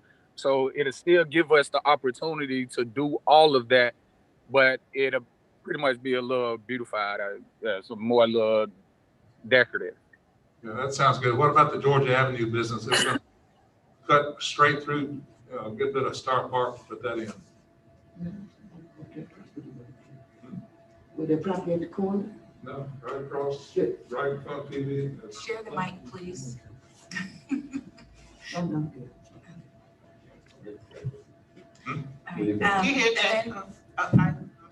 I was just questioning whatever happened to the Georgia Avenue business that we're going to cut across and change some of the parking lot stuff at the top. I'm not necessarily in favor of it, but it was just a big part of the plan, I thought. To change, you said Georgia Avenue? Yeah, they're going to bring it all the way to the other side of behind the rec center there. Who is they? I'm sorry, this is the first time hearing of that. Yeah, this is the first time I'm hearing about that. Hey, Mayor, this is Shelby. He's absolutely right. That is part of the master plan. And Georgia Avenue, as stated in the master plan, says that it is to define the edge of Star Park. And not only that street, but Bridge Street is actually supposed to get upgraded as it goes through the park. I know Tariq wants to do like car shows and things and that. So we'll work with the architect to sort of give him that look or that feel that he wants. But yeah, he's absolutely right. In the Star Park master plan, it says that Georgia Avenue will be the defining edge of Star Park, and that it will get a different type of treatment than what it is right now. Excellent. Yeah, so any other questions? Madam Mayor, so one of the things that I was gonna ask, and I understand that sometimes when we approve a plan and we you know, we say this is kind of what we're looking for. It's fluent in that, you know, I know when we approved this, Director Maxwell, you wasn't the director at the time, and so I very much respect everything that you brought to Forest Park. I want to make sure that the master plan that was approved, that if there's some things that you feel like need to be updated or changed or what have you, that you come back so that we as a council are fully aware of, you know, all the different dynamics that may have changed. Because I know we were gonna get rid of some of the baseball fields and, you know, make it a unified park in that it doesn't seem separated from one side of Hines Ward to the other side is kind of more connected. I know we were talking about, you know, making sure that the trail that walks is not like a circle that we walk. They don't walk in a circle and that kind of thing. So I want to make sure that the whole concept of the Star Park master plan that the council have approved is you know, still the working process that we're going to be doing, or if there's some update. I don't, like I said, I don't have a problem with making some of the changes that need to be made. I just want to make sure that we're aware of it. Even when we begin to see the ground moving and we begin to make things happen, I want to be able to say to my constituents, yeah, this is phase 1, or yeah, this is phase 2, or whatever the phase is, and this is what's going to go here. I don't want to be not able to let them know what exactly is happening, if you understand what I'm saying. Yeah. So when I said the track will connect both sides. It's not going to be right there where it is now. You'll be able to walk around the whole park. If you get what I'm saying. Right, I understand. No. All I'm saying is that if the master plan is being updated, and I don't know, I'm hoping you've been able to, kind of look at what was the final master plan that the council approved. And if there's something that you see in that master plan that needs to be updated or modified or whatever, that you come back before the council and say, this is what, okay. So that's, I can do that. Because I've looked at it, and once again, and I appreciate you giving me that, that insight. So I can look at it and tell you exactly my ideas compared to what's on there and my opinions, and then bring it before you guys and let you guys hear what we have and my vision of what I'm trying to do. I'm more of an in-person than more of a Zoom. So I rather, so I understand exactly what you want. And for me as a council person, it just helps to when someone asks me a question, I can definitely say, like, if they say, well, you all don't have a plan, I can say, oh yeah, we do have a plan, and I know exactly what that plan is. So that's kind of where I'm coming from with that. Okay, what I'll do is I'll break down everything that I want to do compared to the master plan, and I'll break it down into phases like the mayor spoke about. I'll break it down into the phases. It may not be the 5 phases that once I get with the architect, some of this stuff may not need 5 phases. It can only be broken down into 3 phases, and pretty much. So I'll get with in between working with the architect and looking at the Star Park master plan, and I have something to present to y'all pretty much in January. Thank you. Thank you. I had a few comments. Thank you, Director Maxwell, for the presentation. Sharing what Ms. Lois Wright said, I definitely want a dog park, so I'm glad y'all addressed that. I haven't seen the master plan. It was approved before I got here, and I haven't seen it yet, so okay, thank you. So I guess I'm going to just repeat kind of what I said. I would like just some art on the stadium. This is something that was brought up in my team committee, and they said that was one of the places they identified was the field, and adding maybe some art around there just to make it more friendly for the eye. Another thing was some art around the rec center and the city buildings where HR and everything is at over there. Going to Morrow City Hall when I had to go vote over there, which hopefully I'll be able to vote here in Forest Park one day. I really enjoyed looking at the building, just what they have around the building, all that art. So, and then the baseball fields. I love your passion for baseball, but I just think we have too many of those. I would really like to see just some type of skate park. A lot of my students always ask me about that, and that is something that I told them that I would advocate for, not just for like skateboarding. Yeah. And it doesn't take a lot of land to do it. I know there's one on the trail, the big Atlanta trail. What's the name of that trail? Yep, the Beltline. Yeah. So just something for them to do. I really like y'all to consider maybe adding something like that. That would be pretty dope for them. It's just not like a place for them to go skate and let out some of that energy, but also to just to hang out and be there. So that was that. That was it for me. So thank you, Tyreek, again. Yeah, no, with the baseball fields, we gotta keep in mind with the different age groups, they can't play baseball on one field. If you make one field, you're pretty much putting yourself in a box and only can do that one age group. So that's why multiple parks and rec have multiple fields, because you got they play on different sizes with different age groups. How many do we have? 3? Now, actually, we have 1, 2, 3, 4. We have 4 to 5 baseball fields, which accommodates everything that you would, if anybody wanted to come in and do so, it accommodates everything that we're, all the different age groups.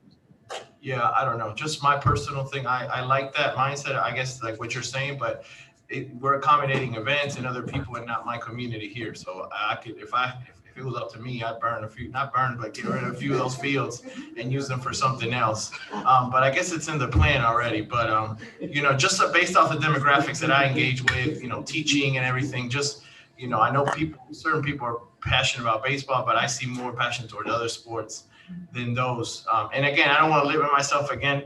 And I see your mindset about hosting all these things. That's great. But, you know, you can make 5 fields at Gillum and use that area. They used to host the Little League World Series Here. That's Wow. how baseball is huge. That's how big it is.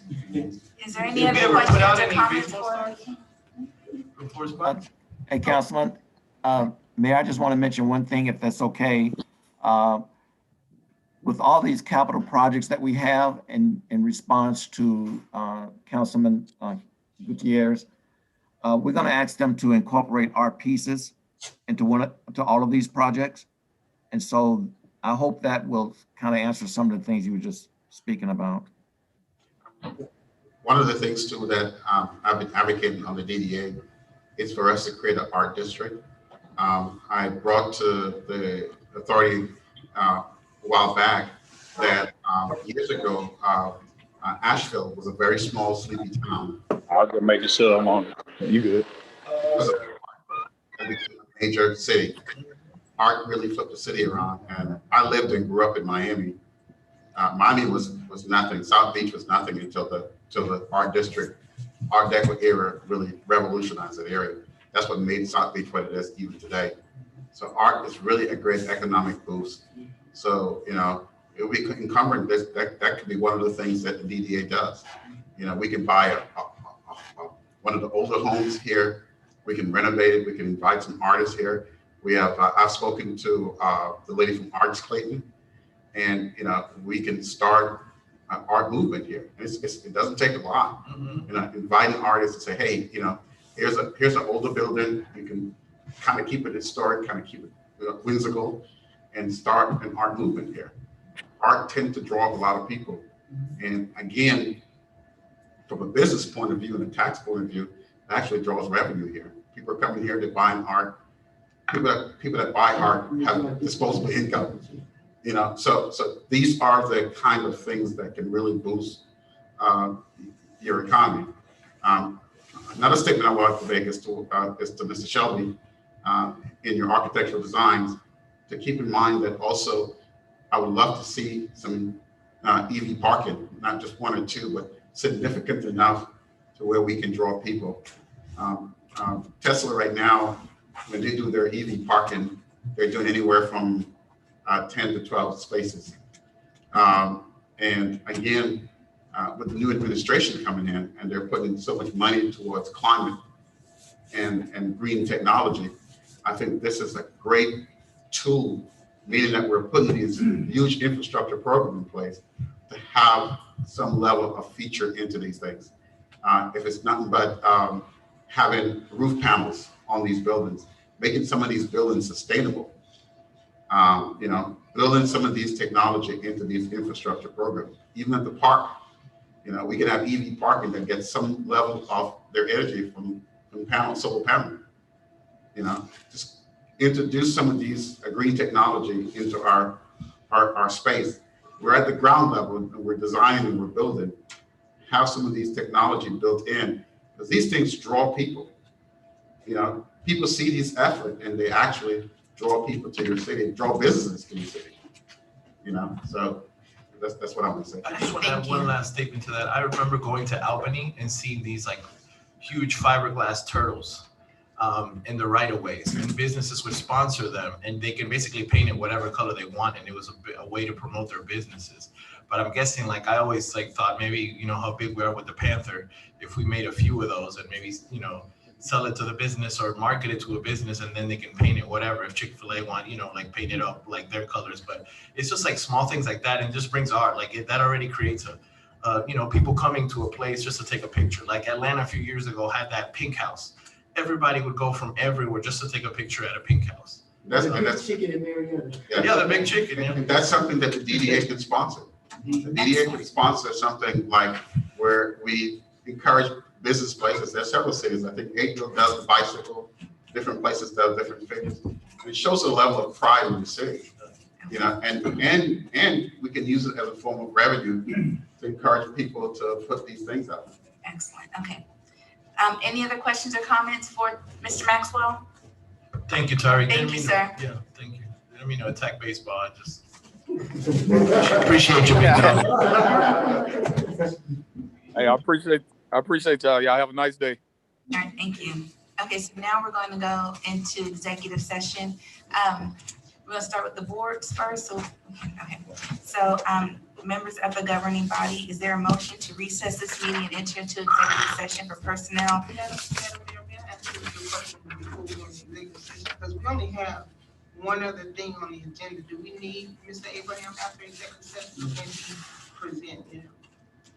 So he doesn't have to wait. Do we? Yeah. Oh. So is there a motion? So moved. Okay, is there a second? Second. All right, any further discussion? All in favor?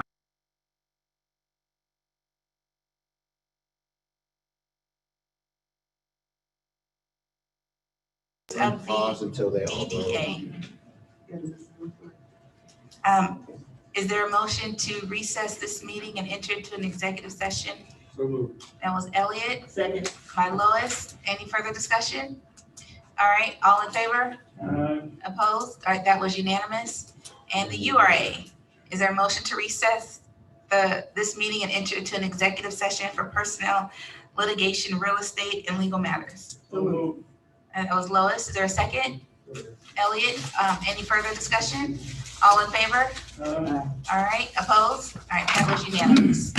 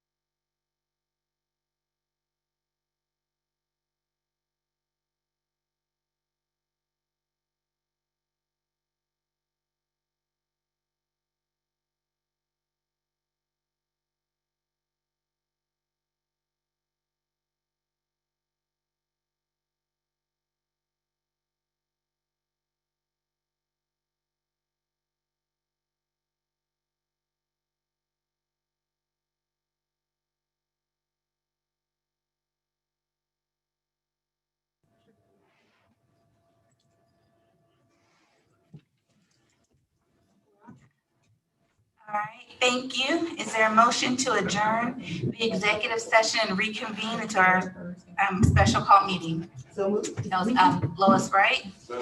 Oh, wait, they do it by board. Yeah, let's do it. So for, if you'll start with the DDA, the URA, and the city council. Okay, DDA members, is there a motion to adjourn the executive session and reconvene into a special call meeting? That was Lois. Is there a second? Second. That was Elliot. All in favor? Aye. Opposed? All right, that was unanimous. Now DDA, is there a motion to adjourn the executive session and reconvene into our special call meeting? That was Elliot. Is there a second? Second. That was Ed. All in favor? Aye. Opposed? All right, thank you. That was unanimous. Now governing body, is there a motion to adjourn the executive session and reconvene into our special call meeting? So moved. That was Councilman Mears. Is there a second? That was Councilman Gutierrez. All in favor? All right, thank you. That all was unanimous. And so at this point, we've got to adjourn the DDA and the URA. Okay, so at this moment, is there a motion to adjourn the DDA for the DDA members? That was Ed. Is there a second? Second. That was Lois. All in favor? Aye. All right, that's unanimous. Madam Mayor, if we could just let the record show that the DDA adjourned at 3:23. Thank you. Now URA, is there a motion to adjourn the URA portion of this meeting? That was Ed. Is there a second? That was Elliot. All in favor? Aye. Opposed? All right, that was unanimous. Same thing, Madam Mayor, if the record could reflect that the URA adjourned at the same time. All right, thank you. Y'all have a good evening. Merry Christmas. All right, y'all, boys. Happy New Year. In case I don't see you Yeah, again. happy New Year, happy holidays, everybody. Be safe. Not you, Hector. No, I'm part of the board. See y'all.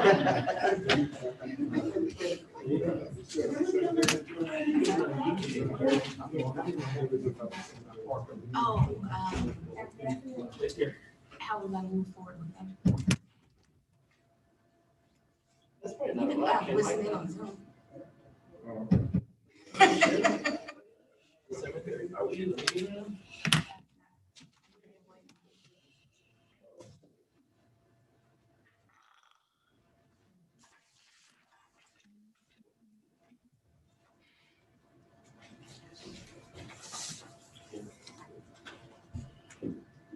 So we have finance updates.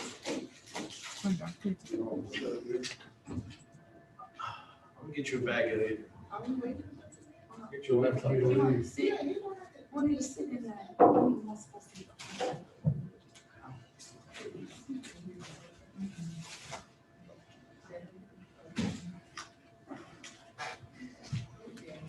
Okay, we talked about flexing. Look at that queen ass. Flexing that.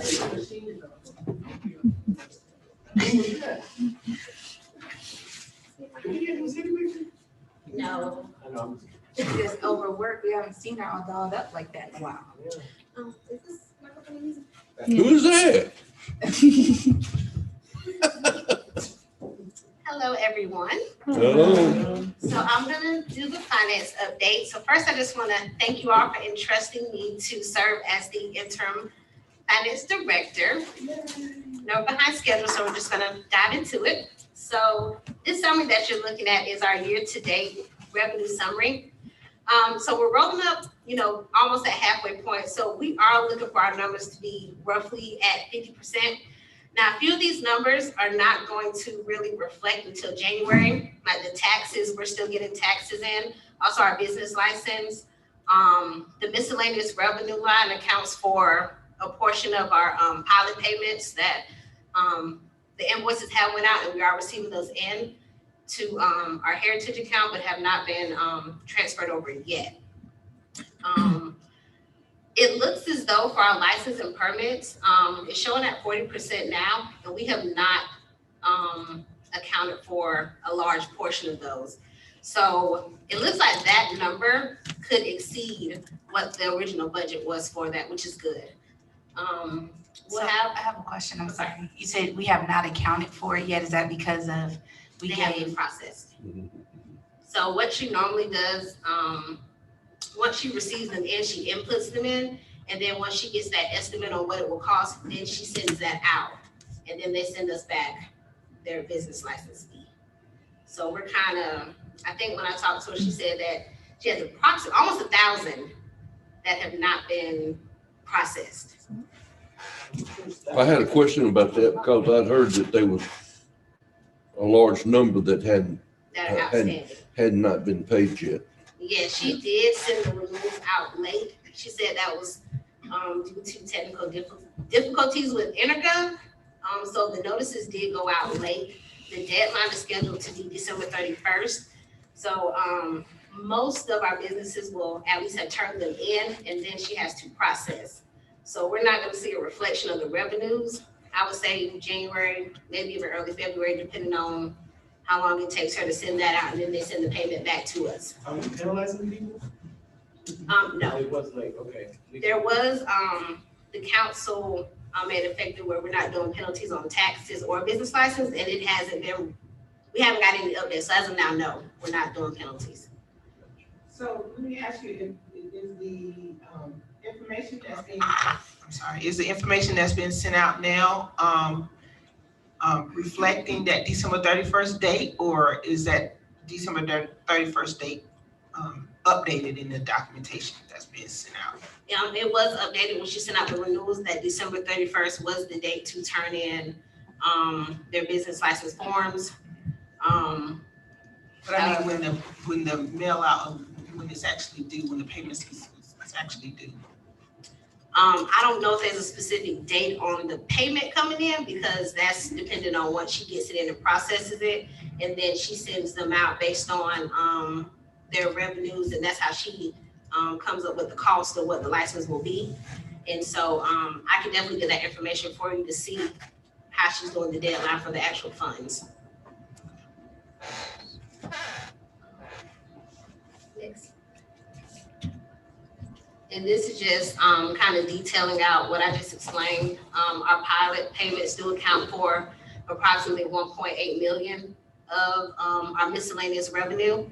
And again, those invoices have been sent out, and we are looking to receive 100% of those funds. So that'll be coming in. A decrease that's minimal, but money that I don't think that we'll recoup is charges for services with Parks and Recreation. Due to COVID, and I'm not sure if Tyree's still on, but due to COVID, there's just certain services that they weren't able to offer that were revenue sources for us. Looking at the big picture, still a minimum number, but those are just some funds I just don't think that we'll be recouping. Our expense summary. So if you look at the percentage, the year-to-date percentage budget, this is just a total for each department. And again, as we're pulling up to the middle of the year, most of these numbers should be roughly at 50%. And overall, the departments are doing really good, staying under that 50% mark. So they are on track as far as spending money. The technology line was with, we had an unexpected occurrence with AT&T. So that is still not over 100%. But just higher than projected for us being at the halfway point of the year. All the other departments are under 50%, which is good overall. I have something I want to bring up to the council, and Mike, I don't know, it's a slight complaint. For my food truck event that I host at the Fountain, I bought the lights for that event, and I feel like that's something for the city, not specifically for Councilman Hector Gutierrez, because that's not even part of my ward, the Fountain, and it had to come out of my capital outlay money, which I have, a lot of ideas and projects that I want to use that money for that are going to be reflective in my ward. Would the council be okay, Mike, or is there any way that the city somehow can put this in the city budget, and y'all can tell me if you disagree with it, but the bistro lights are there at the Fountain. It's something you can take out, but the public works put a lot of work, and they just look beautiful. Like if you go out there and see it, it's an event that anybody can go over there and host an event. Any other council members or whatever you want to have, we now have there the illuminated area because these lights, and it looks beautiful. So I wanted to see if I can get my colleagues' support to take that out of my capital outlay money because it's for everybody, not just for me. There's nothing that prevents council from there's nothing that would prevent the council from doing that if that was the will of council. And you could reflect that and replenish your fund and take it out of inappropriate fund, whether it's lost or some other fund that that could be paid out of. I also want to find out, because I know we have the capital overlay funds, but I thought we were gonna draft up something, I don't know, how to use it and all of that kind of stuff, because I know that there was some capital overlay funds that were used for another project that I don't even know what that project was. Of course, it wasn't my overlay, so, but still just being accountable to the funds that we use. Is that not something that we're doing, or are we just, just using it as we see fit? Mike, can you address that? So we have prepared some guidance. I can recirculate. Yeah, just throw that mask away, Mike. We have prepared some guidance. I can recirculate that as it relates, the difference between, capital expenditure per ward versus what you're using your sort of regular ward funds for. So I'll recirculate that. It's just general guidance, and then, the preference would be that, for whatever projects that are identified, that, you turn your staff loose to actually do in terms of whether it's a procurement issue, turn it over to procurement, whether it's public works type thing, you work with the city manager to make it happen, those sorts of things. And can we, I guess some point, I guess this is for the council, have a report that we do maybe annually or quarterly, just to kind of see where all of us are as far as our. I would love that. Presenting also, I think that'd be good for the community to see like what we're doing with that project. But are we okay? Do y'all agree on dropping those lights back on the city and Councilman Gutierrez's poor little What I can do, because we would have to do an actual budget amendment, so I will prepare that for the next meeting, and then we can do like a. Laquita, you're amazing. Thank you. But I guess to the question, like, whose responsibility is it to keep track of that stuff? I mean, if there is a question as to the use of those funds, who is keeping track? As to the actual accounting, that is, certainly would be finance in terms of, what's coming out of which ward's fund or whatever. But as to the use,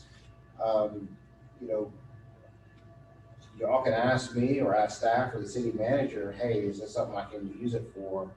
There haven't been a lot of inquiries about that, but I'm not saying that we would keep track of that, but certainly the expenditure, there would be a track of that. I would definitely think it would be under the city manager's role to just kind of make sure that if someone requests to have something done, that it follows whatever the guidelines that we set. Like I said, I didn't realize we had any guidelines. I think prior under the former city manager, there was some things that transpired in another ward that kind of leads to question what happened, and we're not aware of it. And I think that it's important that we are held accountable to. I think we need to keep up. We need to track it somewhat. We don't hold it to the penny, but we need to see a check and balance.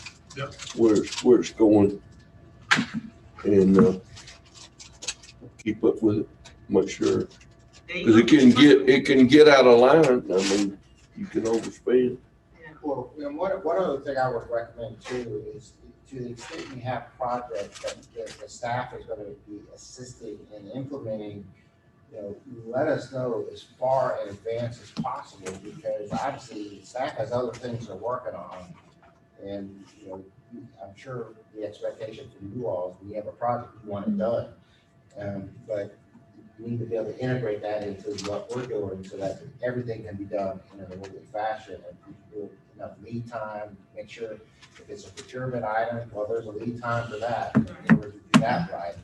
So, and I think it makes us accountable, even though we might want it done now, it is a process that has to go through. And it allows us to, make sure we're following whatever those guidelines are. So we definitely need to make sure we got those guidelines. I mean, but I also want to say that I guess they're, it's not like we're just throwing money out there. You guys are, if anybody asks Mike, Mike is telling them, yeah, you could use it for this, or no, you can't use it for that, right? Yeah, Just to make sure I don't keep a log of those Gotcha. inquiries, but, But everything is straight, okay. Well, sometimes things are done without Mike's knowledge. So that's where the guidelines come. I don't know, I'm eager now that since you mentioned that, like, what happened that brought that type of question? Gotcha. Yeah, any other questions about the expense summary? Overall, like I said, we're at 35.5% of our total that we allotted, so that is very good. We do have a few independent line items that I went over, but again, overall, compared to what we budget for, the departments are doing a good job of overall staying within their budget. This is our current organizational chart. We did have last time, I think we all spoke on this, we had a few vacant positions. So we did feel we have Mr. Arthur Jeter, who's been heaven sent to us, a lot of expertise. We've also filled our financial service technician position with Ms. Fatima Fernandez. She is bilingual, so she has been an asset to us in her short time being here, being able to service our Spanish-speaking customers. So we are very thankful for her. Ms. Shonda Melson, she has worked with other cities with utilities. So she's an expert in that field, I would say. So she has definitely been heaven sent for us as well. We do have, once we've looked at what was approved and the shifting of the positions that we did notice that we did have a vacant position for payroll with Lori being moved to finance manager. And also our finance director position is vacant. Are we promoting for those, or are we currently, I guess it's a Ms. Brown question. Are those positions, are we looking for people yet or no? Not for the payroll position, because not for the payroll position, and we are in process of advertising for the finance director. Okay, thank you. So it is pretty much well known that the finance department is probably the department that I would say needs the most improvement. Since I've been in the department, especially without our finance director, I've had a chance to kind of really, try to figure out like what's going on. I'm sorry. And try to just analyze, what can we do to bring this department where it needs to be. Two of the things that I really have kind of narrowed down on is what I would say technology and also our staffing. Forest Park is growing. You all have a lot of amazing projects that are coming that we hope to bring in more revenue than what we have now. And it takes a knowledgeable team to manage these funds correctly and accurately, as I'm sure we would all love to have that done. With that being said, definitely not asking you all to make a decision, but looking into 2021 to consider. Mr. Jeter, like I said, he is heaven sent, but with our capital projects, there is a large workload that will be coming to him with having to bid out projects. And not only on the capital projects, but also when our existing departments want to do things, those things have to be bid out as well. And those can be lengthy processes. I also proposed, and this can also be just, again, a thought, to maybe either reclassify that payroll position or try to hire at least a staff accountant. Again, if you go to the next slide. Forest Park is growing. We have a lot of major projects of what I would consider to be called special revenue accounts that are being managed. I do feel like our operational positions are staffed efficiently. However, I do feel like we do have a lot of what I would consider special revenue projects that do do require a little bit of expertise, and having one person handling all that can be a lot. I do feel like the director does not necessarily have the time to do that with trying to be in meetings, and also you do want your finance director to be at the table, of a lot of meetings because finance touches all departments. So sometimes they don't have the time to really be in the office doing all the hands-on work because they do need to be at these meetings where, you know, finances are being discussed or planning for the future of Forest Park and, you know, trying to forecast revenues and things like that. So I would ask to just consider that going into 2021 as we prepare for our upcoming budget, to look at the staffing of the finance department and to, you know, rearrange and do things that might make sense and be a real big benefit. And those are just some other things that we kind of work on that are heavy loads. The more we get grants, those grants have to be managed. Also special projects from other departments and our bond issuance. The last thing that I would ask you all to consider is looking at an investment in technology for the finance department. I think that would be a big game changer along with looking at the staffing. New accounting software, business license software, online payments for sanitation and taxes for our customers, and also time entry software. So let me ask you on that software piece. Didn't we allocate some money, some funds for upgrading the software? Because I don't think the council has a problem with upgrading, you know, whatever we need. I don't think specifically with finance there was money allocated. Okay. Specifically for that. I thought Ken was complaining about some type of software. but nothing was done. Oh, okay, all right, yeah, So I would say, you know, if you all know of technology, and I'm gonna go back to something else when you're done as far as the business license is concerned, but if there is, you know, software that you all know that's gonna make your jobs better and to make us more, you know, where we need to be in 2021, then, you know, bring it to us, because I'm sure we can go ahead and move forward on that and add that to the budget or whatever needs to happen. I just want to echo that, yeah, the technology piece, I want to make sure that because that can be very time consuming. If we have a system already that can be an entry online, like I was going to ask about the bids, do those come in online? Or these are paper like 1930s? I think Public Works, not Public Works, I'm sorry, Planning and Building. I think they may have, I know sometimes they have some that mail in as well, but I think they do have the capability to submit information online. Trying to upgrade the software to reflect. Okay, I don't want stuff to fall through the cracks and say, oh, we're gonna work, like, let's put it, you know, I mean, I believe, I'm so strongly about having the adequate tools to have your job that I believe you don't even have to wait till the budget, but, you know, if everybody says you wanna wait, we can, but if we can.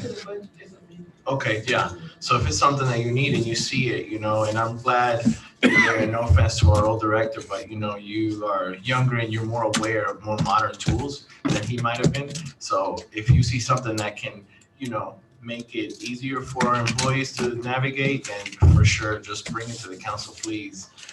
That way we can make it happen, because the business licenses, that's been a constant complaint that I've had from our business owners, the process, how long it takes and all that stuff, which, you know, some of them sometimes might just not be completely valid, but it's something that it's been consistent from a lot of people, so. Thank you. I do truly believe a look at the technology and also the staffing structure of the finance department, I think it could be a real game changer for the department. So I would really ask you to consider. So that's all I have. If you all have any other questions, We'll need you for executive session.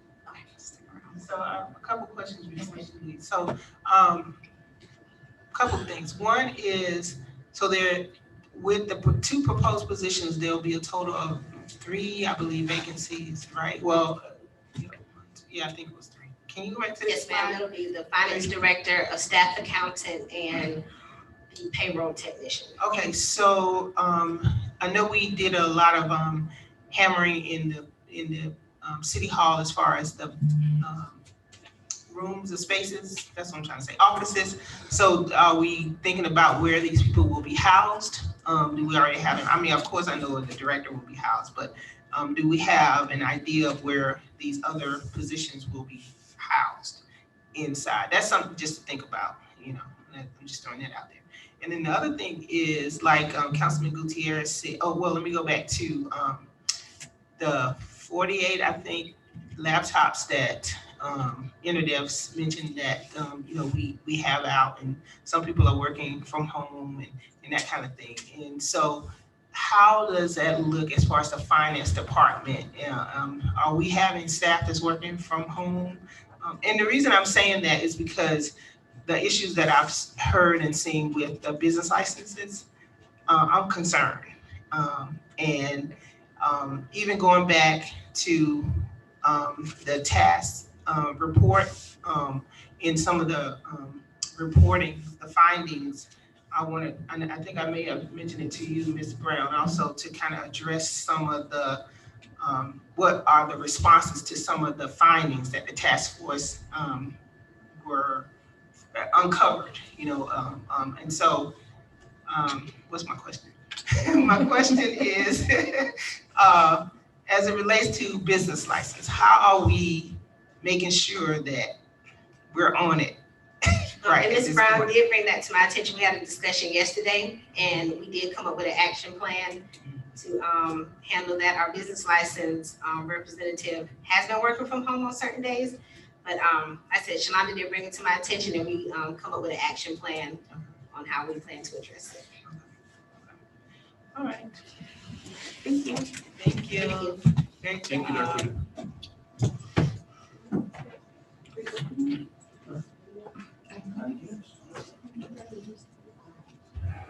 I thought you did all that in executive session. The majority we've already discussed, but if you want.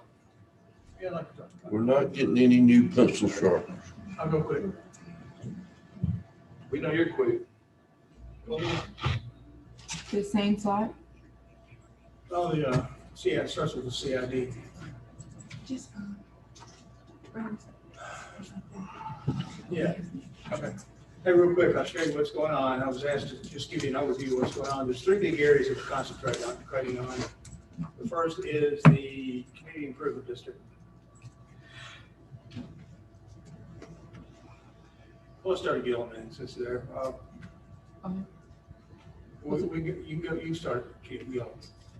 Yeah, as Mike talked about a while ago, there's a couple other things that are happening down there. We're working with public safety to get a site next to Kroger. I'm negotiating with Kroger to get them to donate a site.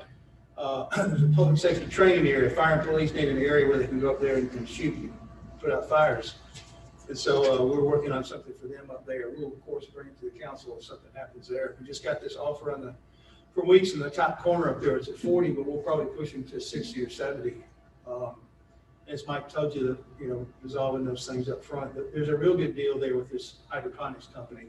They really want to be here because they want to be close to Kroger. So they're in 20, 30 acres. So we'll have to find them something in Gillum. So Gillum is just as hot as a firecracker. There's just a lot going on. And from here also, I'll work at a studio deal that you talked about. Okay, that's Main Street. Just so you'll know what's happening on Main Street. We've had 2 offers on that building up there. Where are we? Far left. Yeah, is that we left something off. Across from the library. Yeah.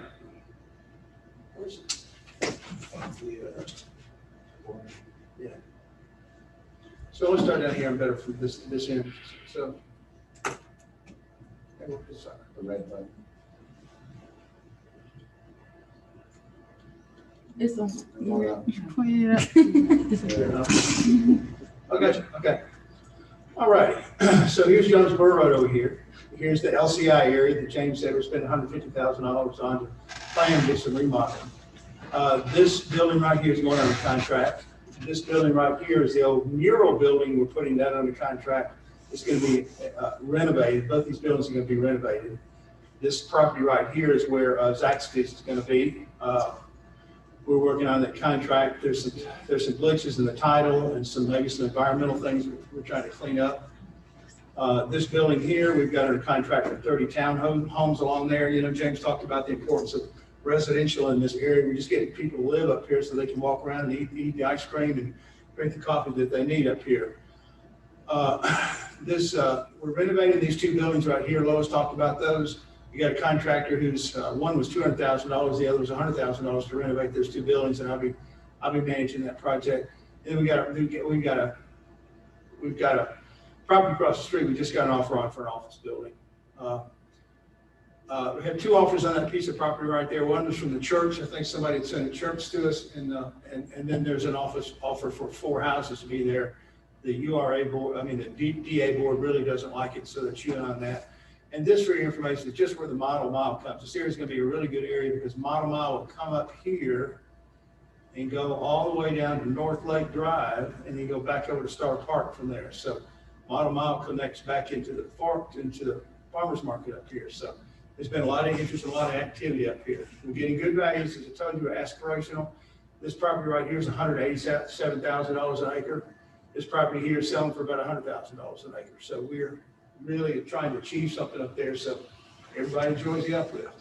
Let me ask you something regarding Main Street, and I don't know if it's city property. As a matter of fact, I don't think it's city property, but they just bulldozed something on Main Street that's across right beside the plumbing building.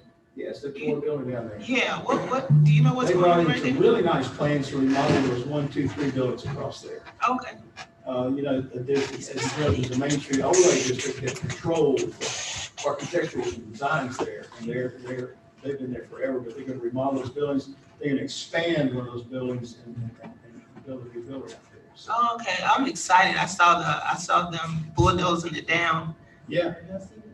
There's another building over here that we're putting TAD money into. It's JoJo Star's building over here. They've got it's the old mattress building that they're remodeling, and we're going to help them pave the parking lot and finish the sidewalk out there. The city sidewalk was never finished, so they're putting an exercise company into that. We just heard that from the TAD thing. So Main Street's got a lot going on right now. We're running out of industrial. Well, we really don't have a lot of industrial over in Gillum, but here's just an example of what we're looking for.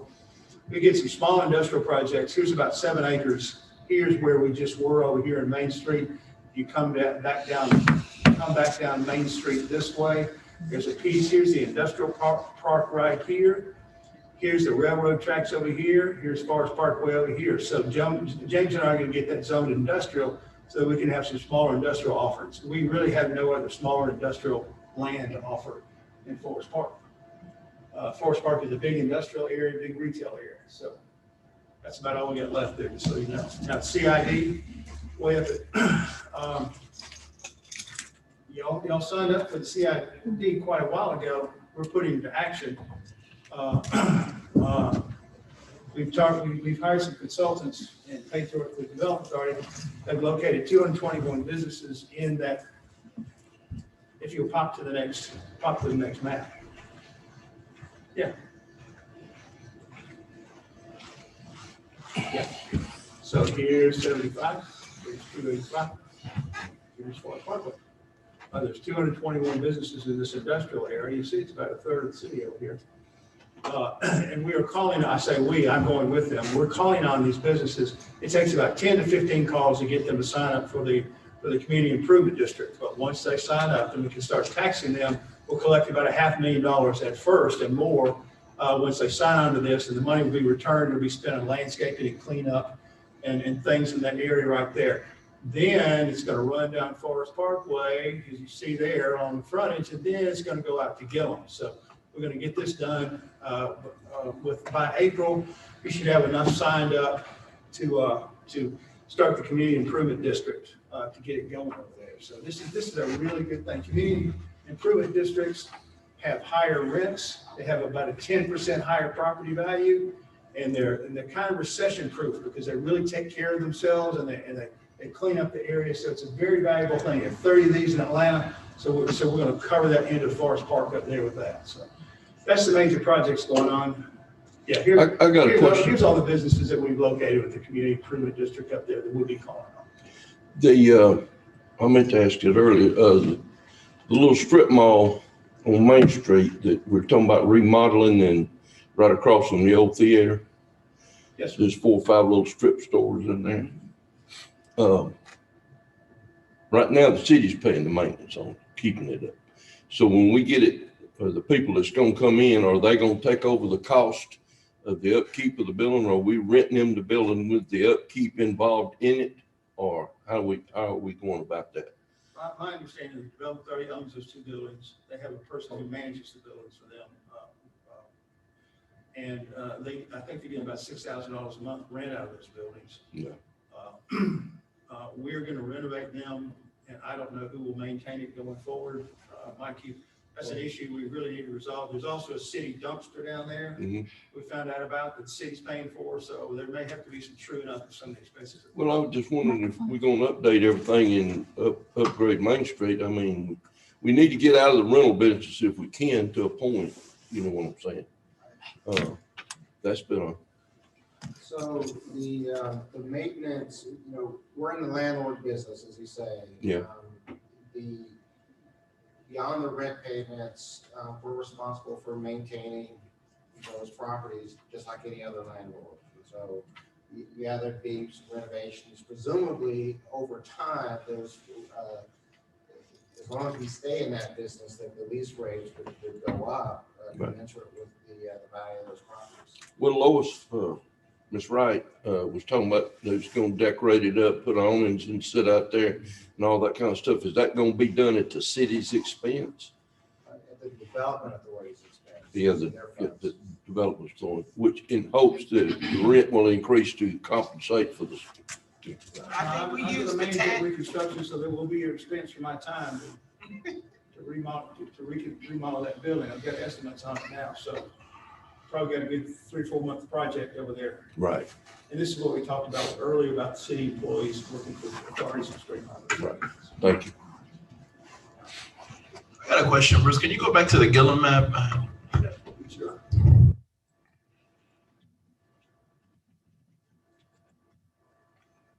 So I see some areas there that don't have squares or potentially can't be sold. Would it be possible to maybe have a trail in any of those places?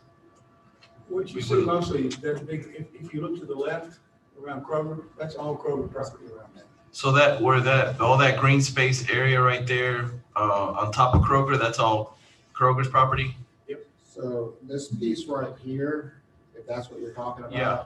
that's where the big Ocado facility is being constructed. It's not reflected on this map. Okay. Well, let me ask you this now. I just want a trail. We have a pistol range over there in the top left-hand corner that the city spent a lot of money on that's not being used. I just wondered if you knew and think, were we going to pursue that further or? What we've been talking with public safety about, fire and police, is a training area up there for both of them. Mhm. They need some land to run trucks and do fire drills and put out fires, and the police need more training area up there. Right. That's bad land. It's got rocks on it. It's got, we understand, David Welch doesn't even want to buy it. If he doesn't want to buy it, no one else will buy it. So they have a small facility up there now where they do have a shooting range up there. And it's still Well, active. that's what I was wondering. That was built in the last regime and it was going to be open to the public. We got a wrestling ring? There's a pistol range, shotgun range. It's up there in the old pill bottle. All they had was trying to get somebody to run it, function with it and get it. But the last time I was over there, it was complete. All it needed to do was just have somebody to run it. So we and don't open use it up to the public. Don't we use it for training? I thought PD still used it. That's what I thought. But I stand to be corrected. Well, I hadn't been over there in several months, but last time I went over, it was hard to get over there. You had to put it 4-wheel drive to get in it. But once you get up where it's at, it's a nice facility. It's already got the shooting bank, everything back there, and it's something like that. I mean, they paved the stalls, redone the inside where the used to store ammunition and stuff. And, we need to utilize that or something. We'll find out about it. We'll dig into it when we start learning. Right now, James Shelby is working on putting the financing together for these things and also working on the design of these. And he'll drill deeper into what sites he can go where and how much it costs. And that's it for me in those 3 areas. Very good. Thank you. Thank you, Bruce. You're welcome. Commissioner Landers next. You want to lose today, Bruce?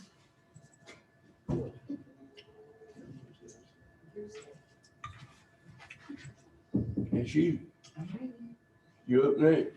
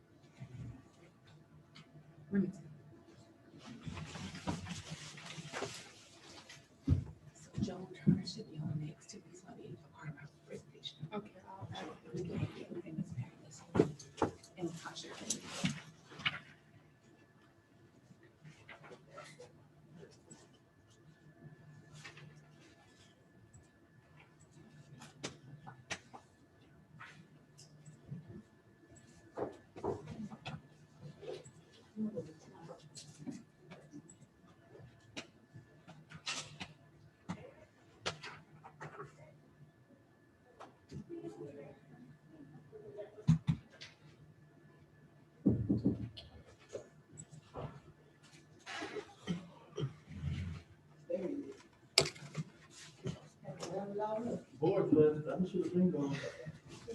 Left my people. With my new club.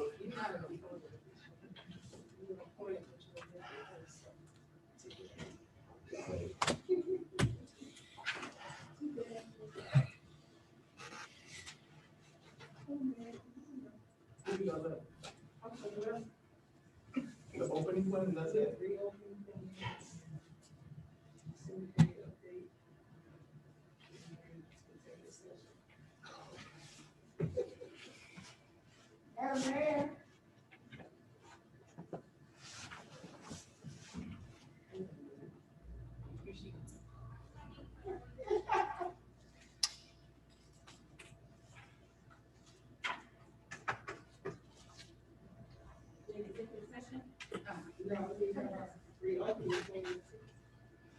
You got the flag.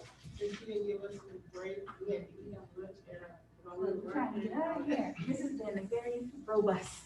That's the word of today. Yes, ma'am, you have the clerk as well. Good afternoon, Mayor and Council. Good evening. Good evening. I'm sorry, good evening. That's funny. This is the City of Forest Park proposed reopening plan, effective January 2021. Purpose.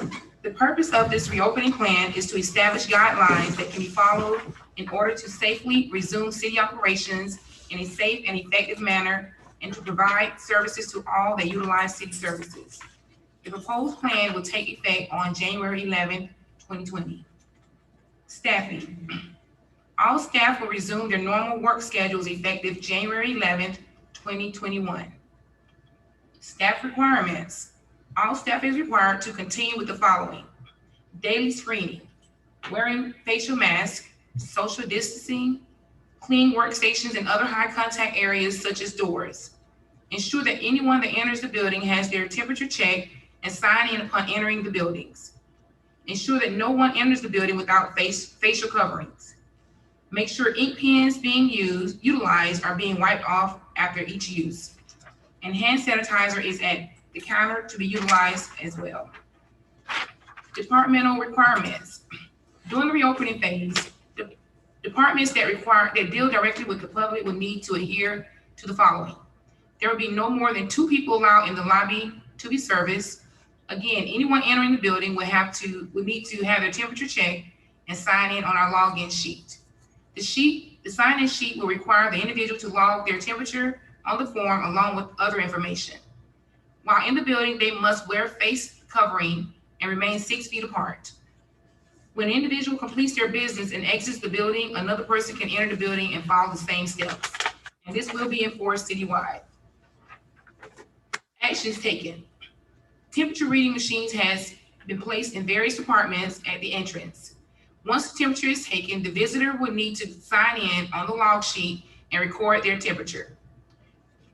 As you see on the screen, I have a sample visitor's entry log that indicates that they will need to put their name, their phone number, and once the temperature reading machine gives them their temperature, they'll need to log that in on the form as well, and the time they entered the building.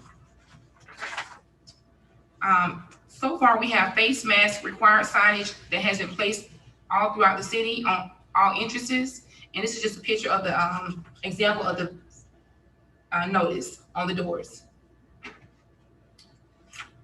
Also, we have already established or implemented the liability signage that has been placed at the entrances of all buildings for the city, and that is a picture of that as well. In City Hall in the Finance Department, we have the 6 feet social distancing markings that has been placed in City Hall, and that is a picture of that as well. Modifications. I have requested that we check into, with the Finance Department, I request that we check into getting the drive-through window in the Finance Department operational. Staff is in the process of getting quotes to see can it be done at a reasonable cost. I think this would be a great addition, and it would give the citizens options when it comes to taking care of their business needs. Also in Human Resources, we will be setting up 2 stations that would allow individuals that are not able to access the career portal at home, they would have the opportunity to do the same in person. This will also grant employees who need information checked as far as their benefits or any other information, they can come into City Hall and sit at the station and get that information as well, using those two stations. The Public Safety Unit will provide a presentation, which is the Fire EMS, will provide a presentation that will include a COVID flow chart and sanitizing procedure for the city buildings. I have worked with that staff to come up with a plan of action to ensure safety of our employees daily. So as soon as I get done with this, we'll have Joe turn on. We will continue to track the numbers and revisions. Revisions may have to be made with the proposed plan based on those reports. In conclusion, the plan presented will allow for the city to reopen in a manner that will be safe for all. With the COVID flow chart for staff and sanitizing procedure for city buildings in place now, we should be able to provide services to our citizens in a safe and efficient manner. So if you have Joe Turner to speak. I'm here. You doing? Everybody hear me okay? Yes. Good afternoon, Mayor, Council.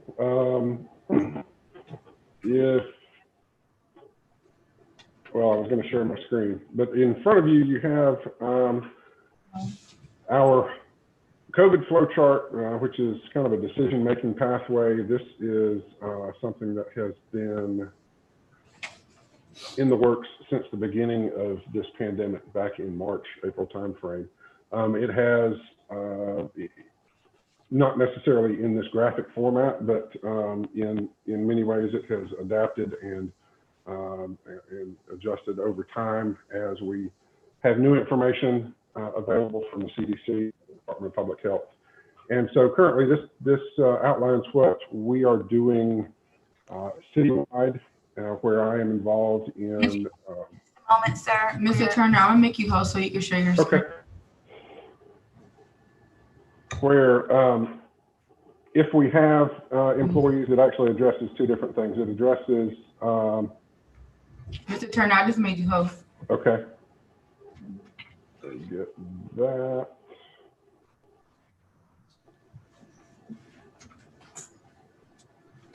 Okay. Nope, that's not the right one.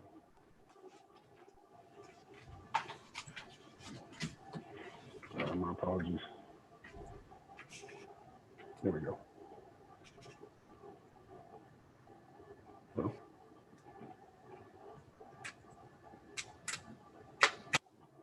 Do you all see the flow chart? Yeah, we can see the screen. Okay. It looks a little bit different. I have two screens. So there's kind of two pathways. One is a sick employee, whether they call out sick or they show up and become sick at work. The other is a suspected exposure where there is no current symptoms. So let's start to the left side first, and the most significant issue that we're dealing with, which is the sick employee. Either they call out sick to work, they come in and with some type of symptom, and or they become sick while they are at work. The first decision that needs to be made, and one of the first phone calls I get from most directors is, I have this employee who has these symptoms. And it takes a conversation, sometimes not just with that department head, but also with that employee to determine how sick is that person. Because with the most sick individuals and the most high risk individuals, we want to refer them most immediately to either their primary care physician or an urgent care center, or even the emergency department if no other options are available. So that would be the most severe of cases, and to make sure that we're taking care of our people the best way that we can. Now, most of the situations, quite frankly, all of the situations that we have had in the city thus far have been more minor symptoms. It's been a cough, it's been congestion or runny nose, or sneezing, or the gastrointestinal issues. And those fall here in the symptomatic sick employee, don't want to come to work and run the risk of spreading, we need to find out, is this COVID or is this something else that's causing their symptoms? So the approach is that we initially isolate, and then we set them up for immediate rapid testing. Since the beginning of November, I believe it is, middle of November, we have had access to the Clayton County District Health Forest Park Annex, which is at 685 Forest Parkway, just up the street from where you are now. And with a phone call, I can get any of our city employees set up to go by there and be tested with a 15-minute rapid test. Now, if this test comes back positive, then they are sent home immediately with instructions on how to monitor their symptoms, how long they need to be out, and which will be a minimum of 10 days, how they monitor their symptoms, and when they're allowed to return to work. Before we get there, if their test is negative, then we want to confirm that that rapid test was an accurate test. So a PCR test is immediately obtained, which is just a second swab in a different process. This is the one that takes 2 to 3 days for results to return. And they are sent home also to asked to follow up with a primary care physician, an urgent care center, or someone of that nature that can give them some diagnosis other than COVID, or help them with a diagnosis that is non-COVID. Typically upper respiratory infections or the flu or something of that nature. If that PCR test comes back 2 to 3 days later and it is positive, then we go back into the COVID positive box and they continue their isolation. Any positive stays in isolation, preferably away from also family and friends, not only coworkers, for a minimum of 10 days. During that 10-day period, they're also monitoring their symptoms to look for improvement. A lot of these individuals have not had fever. The highest they've had is 100.2 or very low grade, so nothing that's clinically considered a fever. But they have the other symptoms. They have the cough. They have the congestion or the runny nose or the shortness of breath. And so we're wanting to see when those begin to improve. Typically in that 10-day period, those symptoms will begin to resolve as long as any fever that they did have has resolved as well for a minimum of 24 hours. Then they are able to, we're able to make a decision of them being able to return to work. The minimum 10 days, the fever-free for 24 hours, and an improvement in symptoms are the criteria for that return to work. There is no further testing because once they are positive, once they are infected, that individual will test positive on subsequent tests for upwards of several weeks to even several months. So repeat testing of these individuals is not a beneficial diagnostic tool. If they are negative initially and their PCR test then comes back negative, then we fall back on what is this follow-up evaluation by a primary care physician or an urgent care center to say, okay, if it's not COVID, then what is it? Is it an upper respiratory infection? Is it the flu? Is it a simple cold? Is it a sinus infection? They are treated for that. They are requested to obtain a return to work note from that doctor that states that it is a non-COVID diagnosis, and they continue to monitor their symptoms or monitor for symptoms for a period of 14 days. If they do have symptoms, they may stay out if they're significant enough to keep them under the weather. If they are not significant, they may come back and wear a mask to protect themselves and others until those symptoms completely resolve. So that's the symptomatic side of this flow chart from the determination that they are sick through return to work. The other side of it is the potential of exposure or the suspicion of exposure. And this assumes that there is no presence of symptoms, no development of symptoms during this time period. This is the side that has most recently been updated by the CDC. Previously, if you were exposed, we would send you home. You had to be home for 14 days and not develop any symptoms before you could return. Now we're looking at a little different strategy. So if there is fear or suspicion of exposure, the individual quarantines themselves. We're able to set them up with a PCR test. Again, this is the 2 to 3 day test through the health department at a different location down in Jonesboro on Battle Creek Road.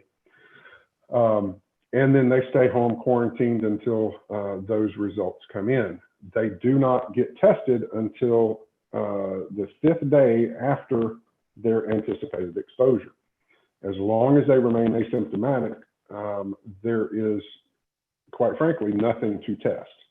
So at that 5-day mark, we send them for testing.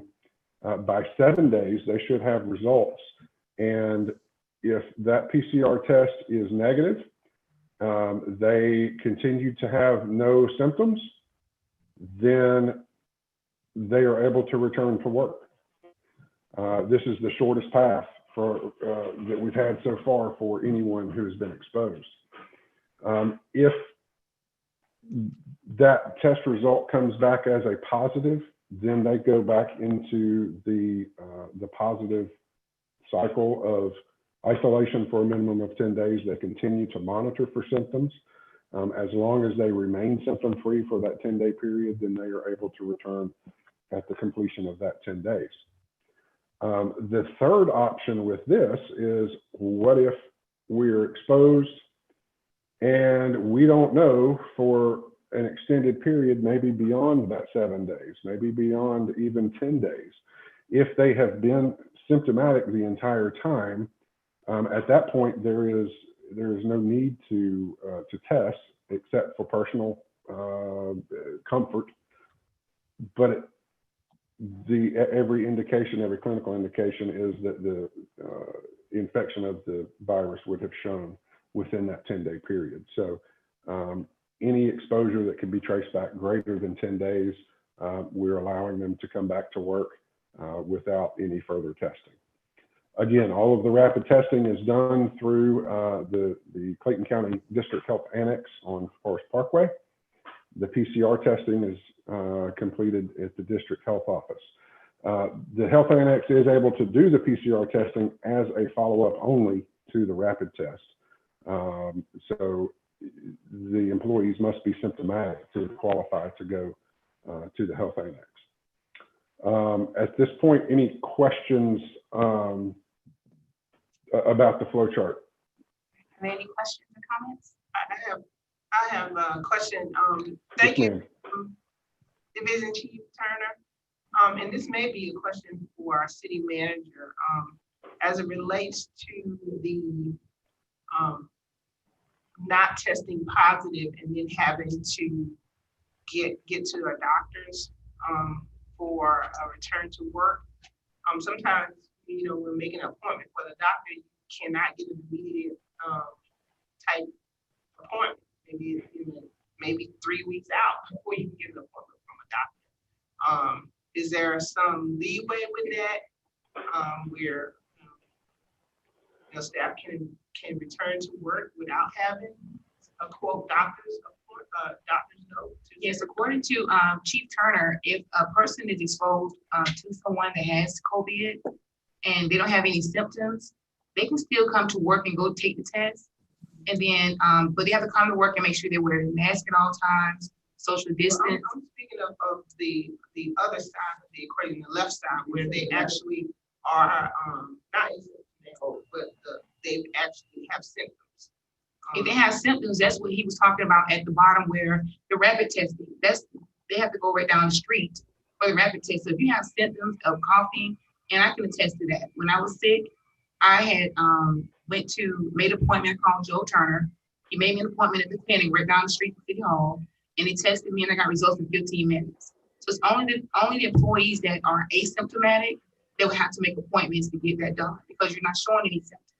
But anyone showing symptoms, you go right down the street, we'll set the appointment for you, and it's done in 15 minutes. Right, but see, that's what I'm saying. There's a thing on the flow chart here that says, you know, you go get the rapid testing, and if it comes out negative, you still have to go to get a doctor's.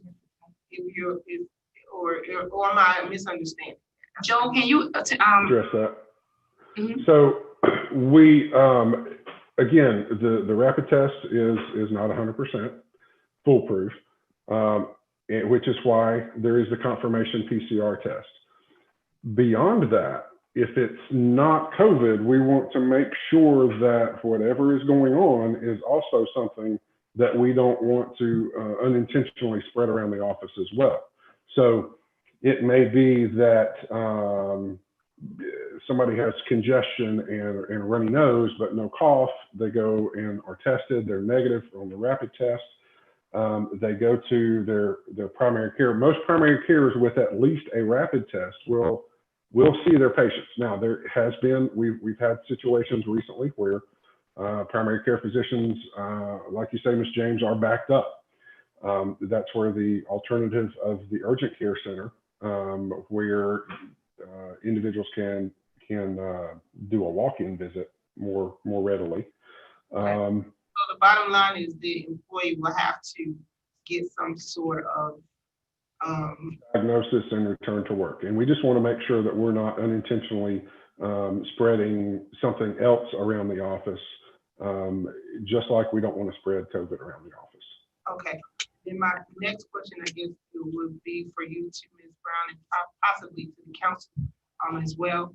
I know that, you know, in the beginning we had this, Mike maybe you can help to address it too. We had this fund that was set aside for employees being able to, I guess it's the payroll, I don't know. Anyway, it was fun that we allowed employees to get to be off.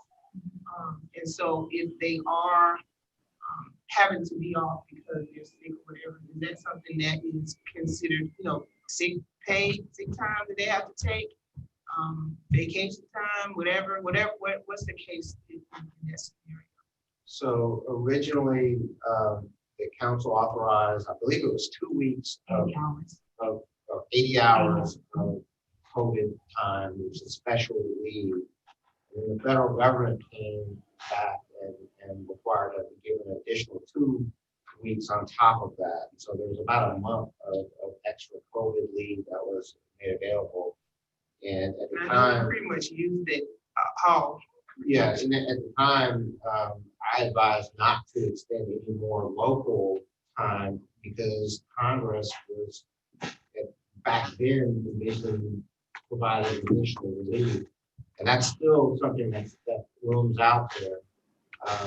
So I don't know sort of where that stands. I know there's a conversation about, well, look at how many employees actually use it, how much leave is still available, and make a decision on that basis before you authorize more. And so we haven't talked about it for a while, so I couldn't speak to where we stand today. But that's sort of the timeline. We did offer 2 weeks, and the federal government required an additional 2 weeks.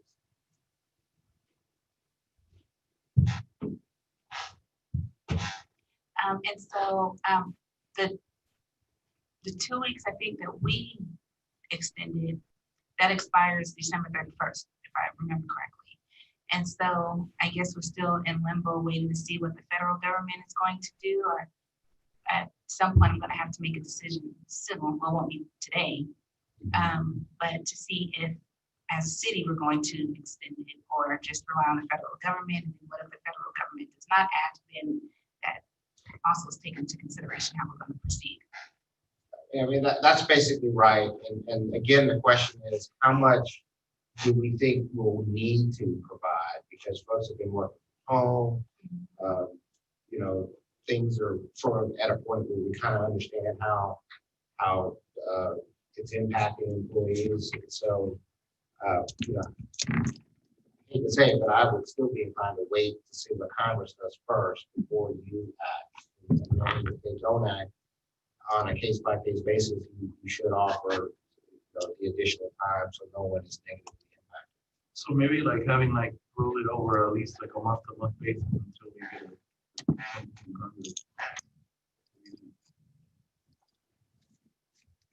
It is, the time is not on the book for anyone. It's only when you need it. So if a person doesn't need it, it's not on the book for them to sitting out there. So it's only when you need it. It's a special code that I had Lori to create when I was in HR. It's called a public health leave. So you have to meet certain criteria to even use that leave. So if you extend your deadline, the government ends on December 31st as well. So if a person does get it in January, then you can have an employee that does not have the leave to use if they need it. Exactly, they'll use their own leave compared opposed to using the leave that we had established prior. So it's not out there just sitting around. If they don't use it, then it's gonna sit on the books for 80 hours for them. It's only when they need and they meet certain criteria. Got you. And I also kind of do have a problem with us making them use their own leave. We haven't gotten to that for anybody, right? Yet, Ms. Brown? No, not as of yet. We haven't gotten to that point yet because the mayor had made the decision to give the public health leave for 80 hours, and then the government turned around and gave 80 hours. So everyone had enough time to cover that. Okay. Okay, my next question as far as the reopening plan. Along with this, can we consider reopening our council meeting? Limited base, limited amount of people. What do you think? Well, if we're open to the public, then that would include our council meetings. So I guess we would need to establish the maximum amount of people that can be in this building, in this space. I'm big enough to mic only because the guidelines that are established in terms of the distancing and all that. For instance, for council chambers, we would have to make an assessment of how many people could fit in here responsibly, including staff, et cetera. And then whatever is available, then we could talk about having a system for making sure there's fair access to those meetings. Under the plan, it looks like it's 2 people are allowed in the lobby at any given time, and presumably some similar type of arrangement would be in place for the council chambers. And I was gonna say, wasn't there something put out on the amount of people, the gathering, indoor gathering, maximum or something? I believe it's still at 50, but I would have to go back and double check. But that's 50 if we have the space. Well, that's what I'm saying. I think even with, if you just look at this room, the spacing, I don't think it would accommodate 50 people, so we'd have to figure that out. Let's go, our code, I think it's not many. I don't think know it's exactly what the number is. with the seat, and then just take the rest of the seats or just take them out. I don't think it's rocket science. I mean, I think they have signs on there saying don't sit here or whatever. And I think the staff will come and stay in that area if we open up to it. And typically our meetings, we didn't have a whole bunch of people who came to our meetings. So I think we should make a plan that happen possibly second meeting in January. We can vote on it. Or do we have to vote on it? It's something we have to vote on. If we're reopening, we're reopening. Well, we haven't specifically voted on it before because we're operating under essentially the emergency powers of either the city manager or the mayor. And so, now you can vote to direct if we open, and that's a different issue there. But, my recommendation is we could fall back to operating under the emergency powers. You have a city manager bring a plan, and then we all consider that.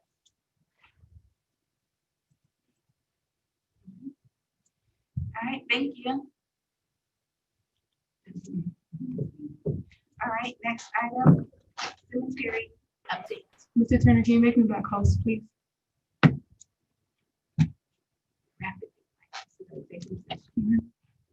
Chief Turner, can you make her back host, please? Okay, thank you. I'm sorry, repeat. Want to talk about the sanitizing process procedure? Can you make me back host on Zoom? So like when you go to participants, you'll see panelists and where it says city for. Oh, make her back host, Joel. Go to, okay, I can do that. Oh, Joel, you have to do it. She gave you screen sharing options. There you go. And, yep. Thank you. Thank you. Yes, ma'am. Yes.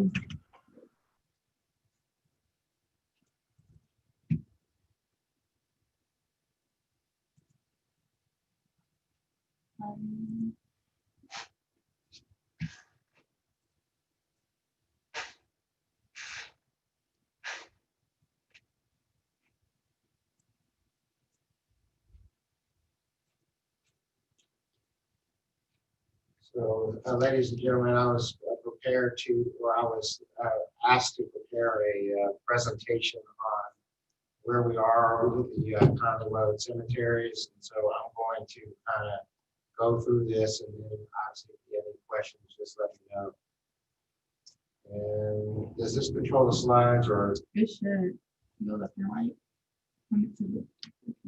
It's okay. Can you, yeah, the next slide. So, what is the problem? And you all are familiar with this, so I'm not going to kind of read every piece, but basically the issue with the cemeteries on Conley Road, they just haven't been maintained, and we don't know who owns them. Well, we know who owns them, but we don't know where they are, where to find them. So we don't know who to reach out to make them fix the problem. But you've heard from the community, they want something done. Next slide, please. So this is an overview.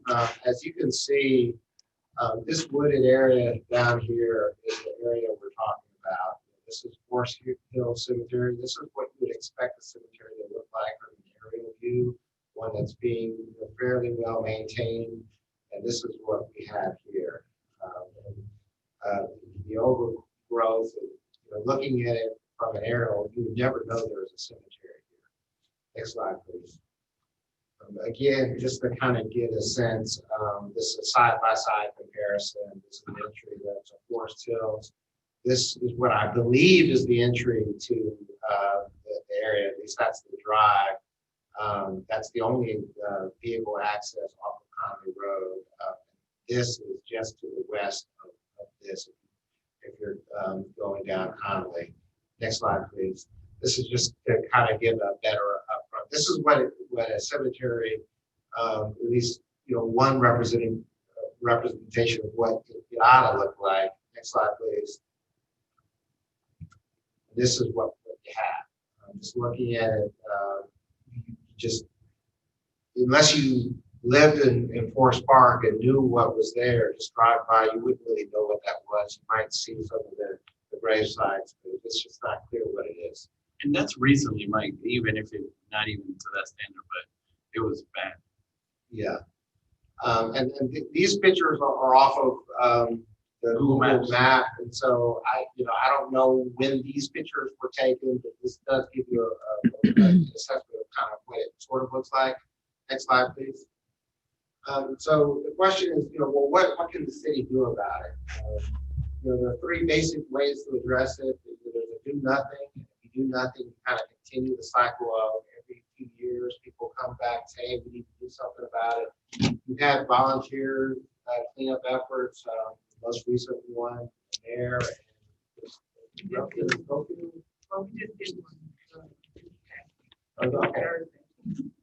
So you have these periodic cleanup efforts, but it's all volunteer driven or driven by city efforts. So I don't know that that's a really viable option. Just do nothing. Second option would be to take over the cemetery and maintain/operate. Maintain would just be keep the grass cut, keep it nice and presentable. Operate is a subset of that, which is to the extent there are available plots, they go in the cemetery business. I'm not recommending that, but that's that would be sort of in that second option where the city's taking it over and taking ownership of the problem. The last option that's here, and I'm sure there are some others, would be to take control, but to work with another entity to manage it on behalf of the city or the community. Next slide, please. There are various pros and cons, and I can email this to you. Again, I'm not going to go through this, but obviously, if you do nothing, there's no cost or no long-term commitment. It kind of is what it is. But obviously, the con to that is it just festers, and we're going to continue this issue. Option two. Next slide, please. The pros. You're restoring the African American cemetery that has some history to it. You're resolving community concerns, and you're beautifying the city to a certain extent. But there are cons related to that in terms of the financial commitment, somewhat substantial upfront cost potentially, depending on how you do it. And then there are management issues if you decide you're going to operate this. So those are things you have to think through. Option three. Well, next slide. Skip over a slide. Next slide. Maybe they're out of order. No, go back up. Oh, it's out of order. It's right here. We'll have that after. In any event, option three. Actually, let's go back. Let's go back. We'll do it this way. So, how do you take over a cemetery? The statute provides that if you have an abandoned cemetery, cities and counties are authorized to basically spend money and if necessary acquire it altogether to address the problem. And so the acquisition is through eminent domain. Go through that process. Eminent domain in this scenario is very easy because you don't really have someone on the other side to work through. So you just kind of go through the motions of the legal process and take title. But the statute allows you to do this and spend money. One thing I would point out, it allows counties within the entire county and municipalities within the city boundaries are authorized, but it says jointly and severally. So you have the option to, work with the county on this. This isn't something where it would just have to be the city by itself, but obviously that would involve some dialogue with the county to gauge their interest. But if the county doesn't want to do anything, then obviously you have the authority to act on your own. Next slide, please. And so these are if you remember the aerial, the big wooded area, on the ground, it's actually 3 separate parcels. We had title run. The first the property is vested in a gentleman by the name of John Harper. And he acquired title in 1977. It was actually a legal matter that he was in a legal dispute with the Grand United Order of Oddfellows. And as a result of that whole thing, Mr. Harper was awarded title to the property. We don't know where he is. You can certainly look, but we're trying to find someone from 40 years ago or their heirs. And that's just not likely. Even if we found them, unless they won the lottery or something, it's not likely that we'll be able to extract their assistance in terms of fixing the issue. And even if we did, that's just one parcel. The second parcel is titled in the name of deacons and their successors, the Primitive Baptist Church. And a number of months ago, I was trying to find sort of where this is and who this is. And there's so many different Primitive Baptist churches. That would be, another situation. We're trying to find out who they are. And if you look at from the deed, it's dated 1874 and reported in 1951, you can get a sense of the issue. And then the last one was kind of a similar type thing. Deed was 1893 deed for this Macedonian Burial Society. Mike, really quick. So there's a primitive church on Main Street, right next to 1000 Main Street and across from the cemetery there. And when I went there to inquire about the other cemeteries, their pastor had past, and so they had like guest pastors coming in. So I don't know if we want to go to them now that we have this information and pursue it, but I'm sorry, one more point. Like what we're trying to do today with the cemetery, the genesis of it, I guess, was from the colored cemeteries as it was labeled in their county records. But really this decision is for all the cemeteries because historically the city has maintained other cemeteries but neglected this one. I'm glad you mentioned that because I didn't say at the outset that this presentation only speaks to those three. But Mayor, you're exactly right. There are other cemeteries that we maintain, albeit on an informal basis. There's no formal requirement or agreement that's written somewhere where we're required to do that. But this scenario that's painted here speaks to taking some formal action and ownership one way or the other. And then this is what the process would look like. The next slide, please.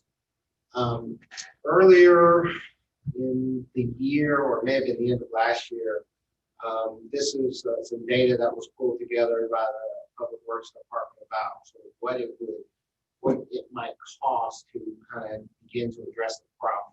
And these are sort of the one-time things, or some one-time expenses, and then what an ongoing maintenance would look like. So the thought was, well, we should get a sign to put out at that entryway. Recall from the picture of the little drive area, so people would know what it is. The recommendation or the thought process at the time, instead of 3 signs, just do 1 sign in that area. But if you did 3 signs, that'd be roughly $7,500. Again, scale it down to 1. The maintenance, and again, this is just grass cutting, keeping the brush down, and some limited tree work, that sort of thing.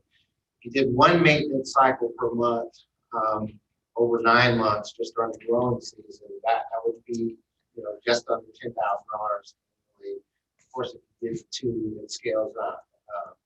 So that is again just bare bones maintenance. That's not well, maybe I shouldn't say it like that, but I'm guessing it would not be to the level that you see, for instance, Forest Hill Cemetery would look like. This was just to make sure it's just not completely, a jungle. And we'll talk about the ground radar later in a little more detail, but one of the things that, if we were to pursue that third option, there's a requirement, or there would be an expectation, maybe not a requirement, but an expectation that we get an inventory of where all the grave sites are, because there are marked sites out there, but there's concern that there may be some unmarked graves as well. And then you want to have a sense of what is the capacity for any future interments should that be an issue. Next slide, please. So the option 3 you mentioned before, the pros are essentially the same. The cons are the same as well in terms of the cost issues. And you see down there below where it says no management issues, that should have been a pro in this scenario, because this scenario is a scenario where we're taking control of the cemetery, but then working with a management company or some other entity to operate and maintain it on behalf of the community. So next slide, please. So in that scenario, I would include this as a question mark because there's certainly no commitment from Forest Hills, but there were some preliminary discussions about what would it take. And one of the things they would want to have is ground penetrating radar to locate all the grave sites, including any unmarked sites. Then we would need to work through the issue of if the city took title, transfer full ownership to Forest Hills, and so they would manage it as an enclave within their existing operation, or would we just transfer management where they would just manage it for us using their services? So those are questions we would have to think through. But if we went that route or with some other organization, we might be in a better position to manage this over the long term. Next slide, please. you can press play, before you press it, I just wanted for folks who weren't familiar with ground penetrating radar, this is a 2-minute video that where another community had the same kind of issue where they had a historical cemetery and they're trying to figure out sort of what they had. So I'm hoping it works. So if you can press play, please.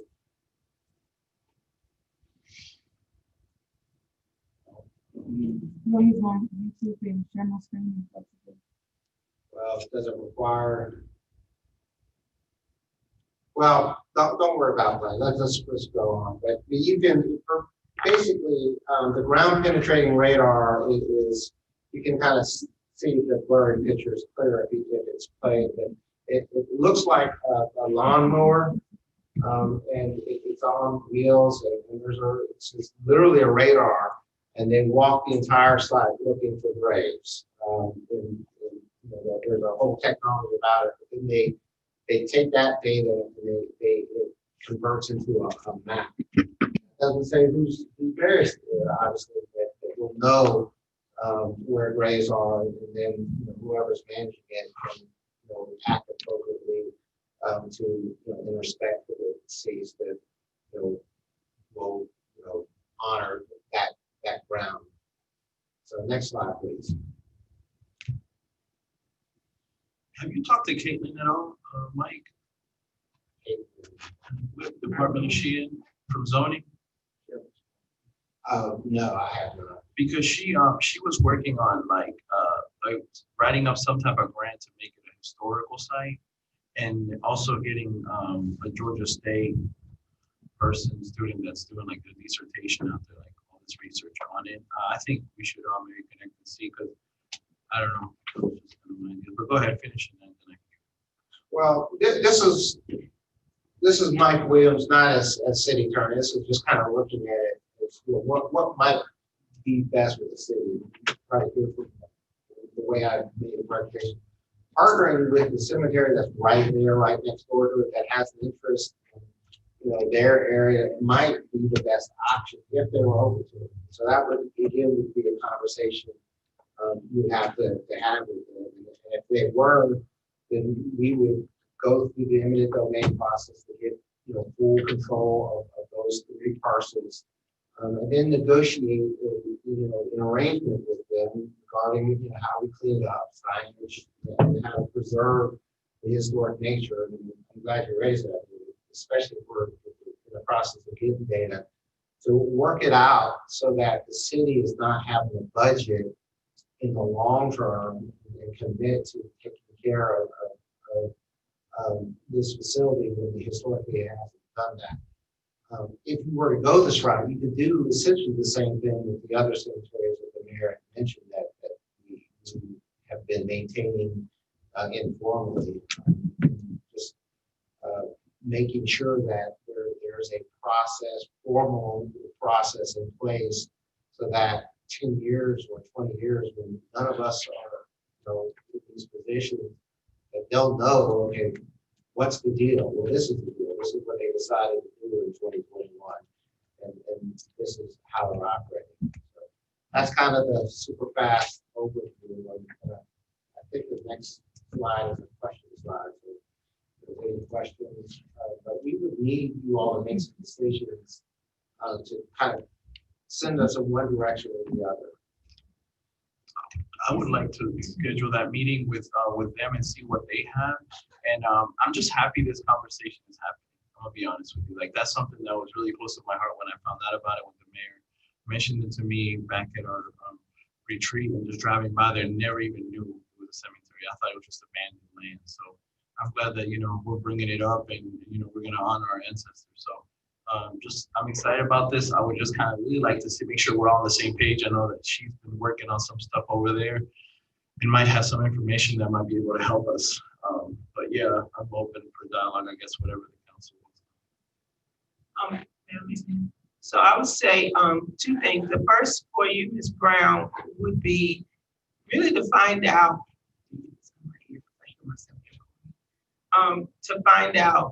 how our public works department is doing the other cemeteries.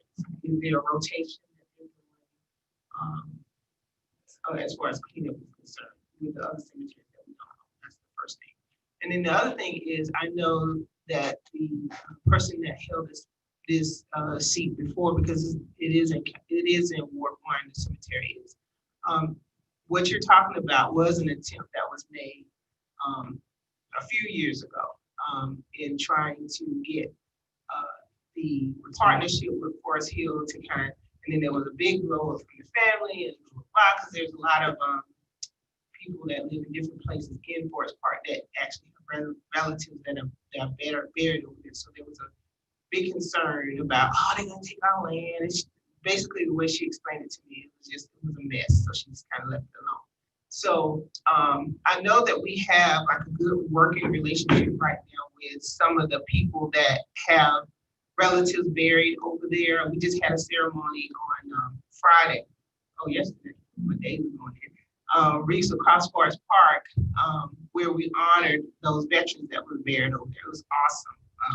We had Clayton County Sheriff's Office helped with cleanup, and then our Public Works Department sucked up all the leaves, and then our Recs Department came in and there's pictures, I'm sure. Anyway, it was a wonderful, beautiful ceremony. So I would say that I don't want to do nothing, but I don't want to do eminent domain until we get all of the entities that kind of feel like they are a part of this cemetery in on the conversation, because even the information, because you had presented this, or you had given us this information before about the title searches and the names that are on the list there, but even the names that are on the list for the 3 parcels that you see, because I know one parcel kind of, because there's 4 cemeteries actually over there, and 2 of them kind of went together into one parcel.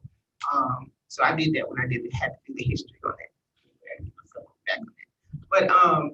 But anyway, the point of what I'm trying to say is that I don't want to do eminent domain without actually having the people in the conversation.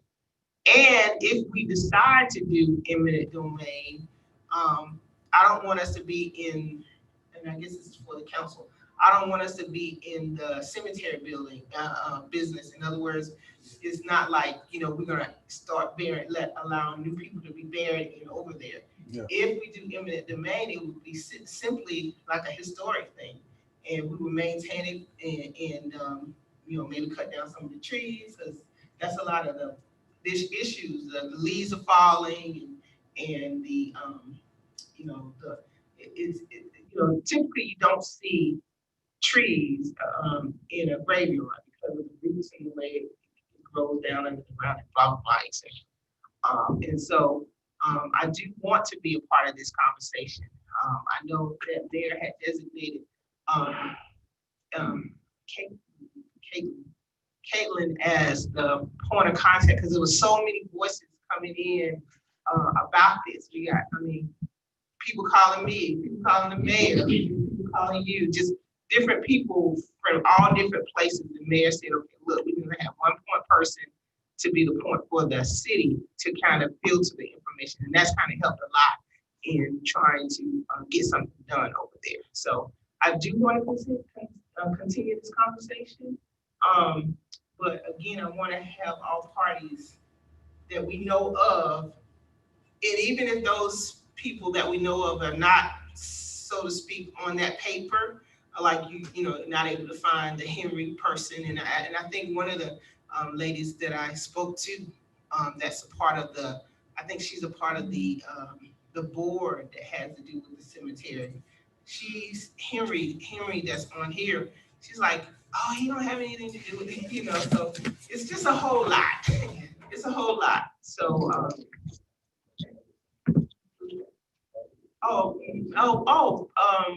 Director Jinx. I remember. Yes, ma'am. I've been sitting here nice and quiet all day long. All day long. I even brought me a chicken biscuit this morning for lunch. Can you speak to the other cemeteries and how we do the cleanup, or is that something we just we'll wait to just kind of get the information from Ms. Brown? The original cleanup that you talked about 10 years ago, we did do the one on Conley Road, and we did do the one on Elam Church Road. The one on Main Street is the only one that is on a regular scheduled list that's done by the Parks Department. So how many cemeteries are we talking about? 4? The 3 that's together on Conley Road, we did a massive cleanup one time, and we did 2 smaller cleanups in the past year. That's the one that they had the ceremony Friday. Elam Church Road was done one time about 10 years ago. The big cemetery across from 1000 Main Street is the only one that we maintain on a bi-weekly basis. Okay, all right. So. You said we don't do The Main Street one, do we get money from any churches or anybody, or do we just as a city just pay for that one? If you pull up the county tax record, it says Forest Park Cemetery. It doesn't say the city of Forest Park, but in the past 29 years, we've always maintained that cemetery. Do we own it? I don't know. You can look on tax records and it just says Forest Park Cemetery. Don't tell that to Alan, he might try to sell it. I do have a question. This may be for our interim city manager, but signage, like there's nothing indicating that the cemetery exists. I think Mike alluded to that. And so I know, like, going back to even when Chief Clark was the interim, we had this conversation about using signage up there. I know you gave a quote for free. It's 2,500, give or take, but that's also a function of how nice of a sign. Yeah. You know, if you explore some other options, you may want to wait until you see, you know, maybe do not a temporary sign, but sort of a shorter term, not the full signage now. Those are a long time. So, you know, one scenario, if it's taken over as an enclave that's operated by Forest Hills, we have an agreement where, you know, they maintain it as such, but you have separate signage at the entrance so that it's not perceived as being taken over and just, you know, the historic nature goes away. And so waiting until we know how that would pan out before we get a nice permanent sign might be more. But, you know, again, these are all things that we can discuss. We may want to have that with Zoom. I mean, we could do a town hall meeting and invite all those folks that you know of and start the dialogue or restart the dialogue. I like that idea. Thank you. All right, thank you. And so we do have one last executive session. And so I would like a motion to reset the meeting and enter into executive session. I motion to reset the meeting. Litigation, real estate, and other matters. Okay. Motion, is there a second? Second. Councilman Diaz, all in favor? No. Yes. All right, thank you.